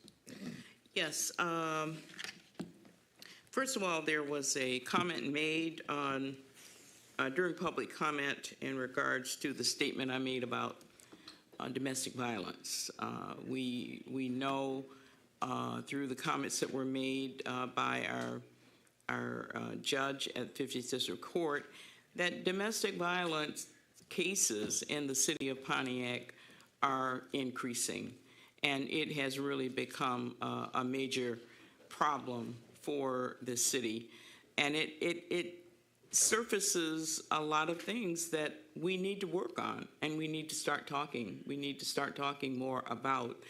I did not say that I was going to start a group to support domestic violence, people who are caught up in that, as Mr. Delanya does. I think she does a great job. She has a tremendous passion for what she is doing. So I'm not trying to duplicate what she is doing, but I would like to focus more in terms of trying to get that conversation started citywide around what are we going to do to better support our families so that we can reduce the number of our young women who are being beaten, because it just does not make any sense. There is no way as a city that we can grow and be what we want to be when we have young women being beaten and we have our young men who are struggling and taking their struggles out on young women. So there's a lot of work to do, Delanya. I'm not trying to do your part, but I will be trying to working to get that message out. The first thing I'd like to do is hold what we want to call a family life summit and try to get, some people involved, and get the right people involved in the room, and let's talk about, have an honest conversation about domestic violence, because it's serious. Family is the basis of all society, and when our families are beating each other up and dysfunctional, what does that say about our society? So we need to work on it, and I'd like to focus more on raising that awareness at the community level that, hey, this is not acceptable and we've got to do something about it. So I wanted to clarify that, and Delanya, I would love to work with you. So we'll talk more. Also, April the our District 4 Community Council meeting will be April the 24th. That's a Thursday night. The public is invited. Our Parks, Recreation, and Public Works subcommittee meeting was to be this week, this Friday, but this Friday is Good Friday. So, and it is a Good Friday. It is a good day. So we have rescheduled it for next Friday, April the 25th. And again, the public is invited to our subcommittee meetings, and this one will take place on Friday, April the 25th. Also, last comment, in terms of our agenda, our consent agenda. I just have to say that, in my opinion, item L did not belong in the consent agenda. I do feel that that issue should be addressed by the administration. I think it is in their space, because council does not supervise and manage the employees of City Hall. That's the responsibility of the administration. And I do feel that they owe an explanation. They owe some kind of an explanation for the allegations that were made. In my opinion, that should not have been in our consent agenda. Thank you and good night. And again, have a great Easter weekend. Thank you. Councilman Parker, District 5. Thank you, sir. First, I want to just remind everybody in District 5 and around the city at large that in regards to potholes, I know everybody is concerned about the potholes, and just remember that we as a council drive over the same streets you drive over and damaging our car just like it's damaging your cars. And we only have a couple of people who are out there doing this work, so everybody can't get theirs done at once, but I guarantee you we will get to you, so please be patient. I just have a concern I want to address with the administration that, again, I watched the presentation today, and even though we was the first to have all of our plans done, even though we have money set aside, there is still no plan for the demolition of the Ewald Center nor the demolition of the Baron, which just about now them fell down anyway. And I just keep wondering why we keep getting left out in all that process, since it seems that the money is always there. I want to congratulate Councilman Jones for completing her work. I hope she can rest easy now and get a little bit more sleep, because I know how hard it is to get all that done. I just want to remind everybody that thank you for coming out for the District 5 meeting. We have finally outgrown that room, and we will be moving to another location for our next meeting in May. Certainly, Friday is Holy Week. It is always a Holy Week, and I rarely mention anything, although I am a pastor. I want to remind everybody, if you're looking for something to do this week, since it is Holy Week, you can come by the New Springfield Missionary Baptist Church. We will be hosting the Oakland County Minister Fellowship's Holy Week services on the next 3 days. It will be Wednesday at 6 p.m., Thursday at 6 p.m., and starting with Good Friday services at noon. So if you have I want to come and enjoy some good preaching and good fellowshipping, please come out on those evenings. Finally, there will be a food giveaway at the New Springfield Missionary Baptist Church this Saturday from 9 to 12 p.m. If you know of anybody that might need a box of food, although we sometimes put it in bags, there will be a food giveaway. And if you come out, there may be an Easter surprise for everyone who comes out and gets their food this week. Again, food giveaway from 9 to 12 p.m. or until the food runs out at the New Springfield Missionary Baptist Church, 124 Prospect Avenue. We look forward to seeing you there. Please don't block up Woodward Avenue, because we've had some concerns that people stand in line and sometimes cause traffic backups. That is all I have. Please have a great week. Have a good evening. And may each and every one of you remember that we are better together. Thank you. Councilwoman Rutherford, District 1. Yes, good evening. There's a season for everything, and everyone must be held accountable for their actions. In the coming weeks, there are going to be a lot of stories, a lot of accusations, and every vote we do here matters. And so when I ran on my office, I ran speaking truth to power, even if it makes others uncomfortable, because there are things that I protect, like women, so much that that's why I'm doing the self-defense class. In my 4 years of serving as a city councilwoman, I have women walk up to me and say, I don't know how to defend myself because people in power have violated them. It scares me how common people in power feel they can violate women or men and never be held accountable. That's why the self-defense class is so important, so that senior women, elder women, and teens know how to defend themselves. So the class is April the 27th from 2 to 6 p.m. That's the first thing. Secondly, I'm so excited about the neighborhood cleanup because it allows our community to come together as one. It's going to be Saturday. Make sure that you go either to Fielddew, Crestwood, Augusta, Earl Moore, South Boulevard, Crawford, or I forgot the last one. Darn it. There'll be dumpsters readily available as long as surprise. On the 26th, there will also be our new meeting for the Alley Cat. We didn't have one last month due to personal issues. And so this month we'll be having one at the Alley Cat. That will be the last time we have our meeting at the Alley Cat. Coming in May, we will be at the Sunset Boulevard Club, which is located on 7 North Saginaw. I want to close with this. Everything we do, everything we say, everything we respond to, there's a consequence. And so I just hope that we continue to push and call truth to power. I hope that we do not do things that are based upon politics and that we continue to hold our city in high regard. And on that, I ask you, God bless you, God keep you, and have a nice night.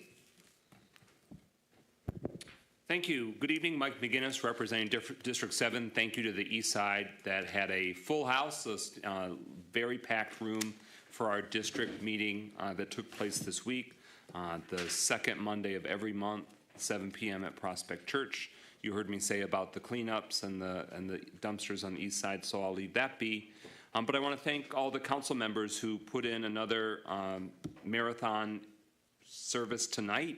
We got through a ton of business, and that means that our plate is, there's going to be always more, but I really appreciate how this city council handles decisions and doesn't excessively either avoid or postpone things, because that makes our job harder. We're going to have a marathon season now with the budget, and we have a responsibility to do it well, do it on time, and we're going to keep communicating out to the residents what we know and all the details and the pros and cons, and we want to hear from you on what you want to prioritize. Because as some of the public comment tonight spoke to, there are a lot of things that we could do, a lot of things that could be addressed, and we have a lot of needs.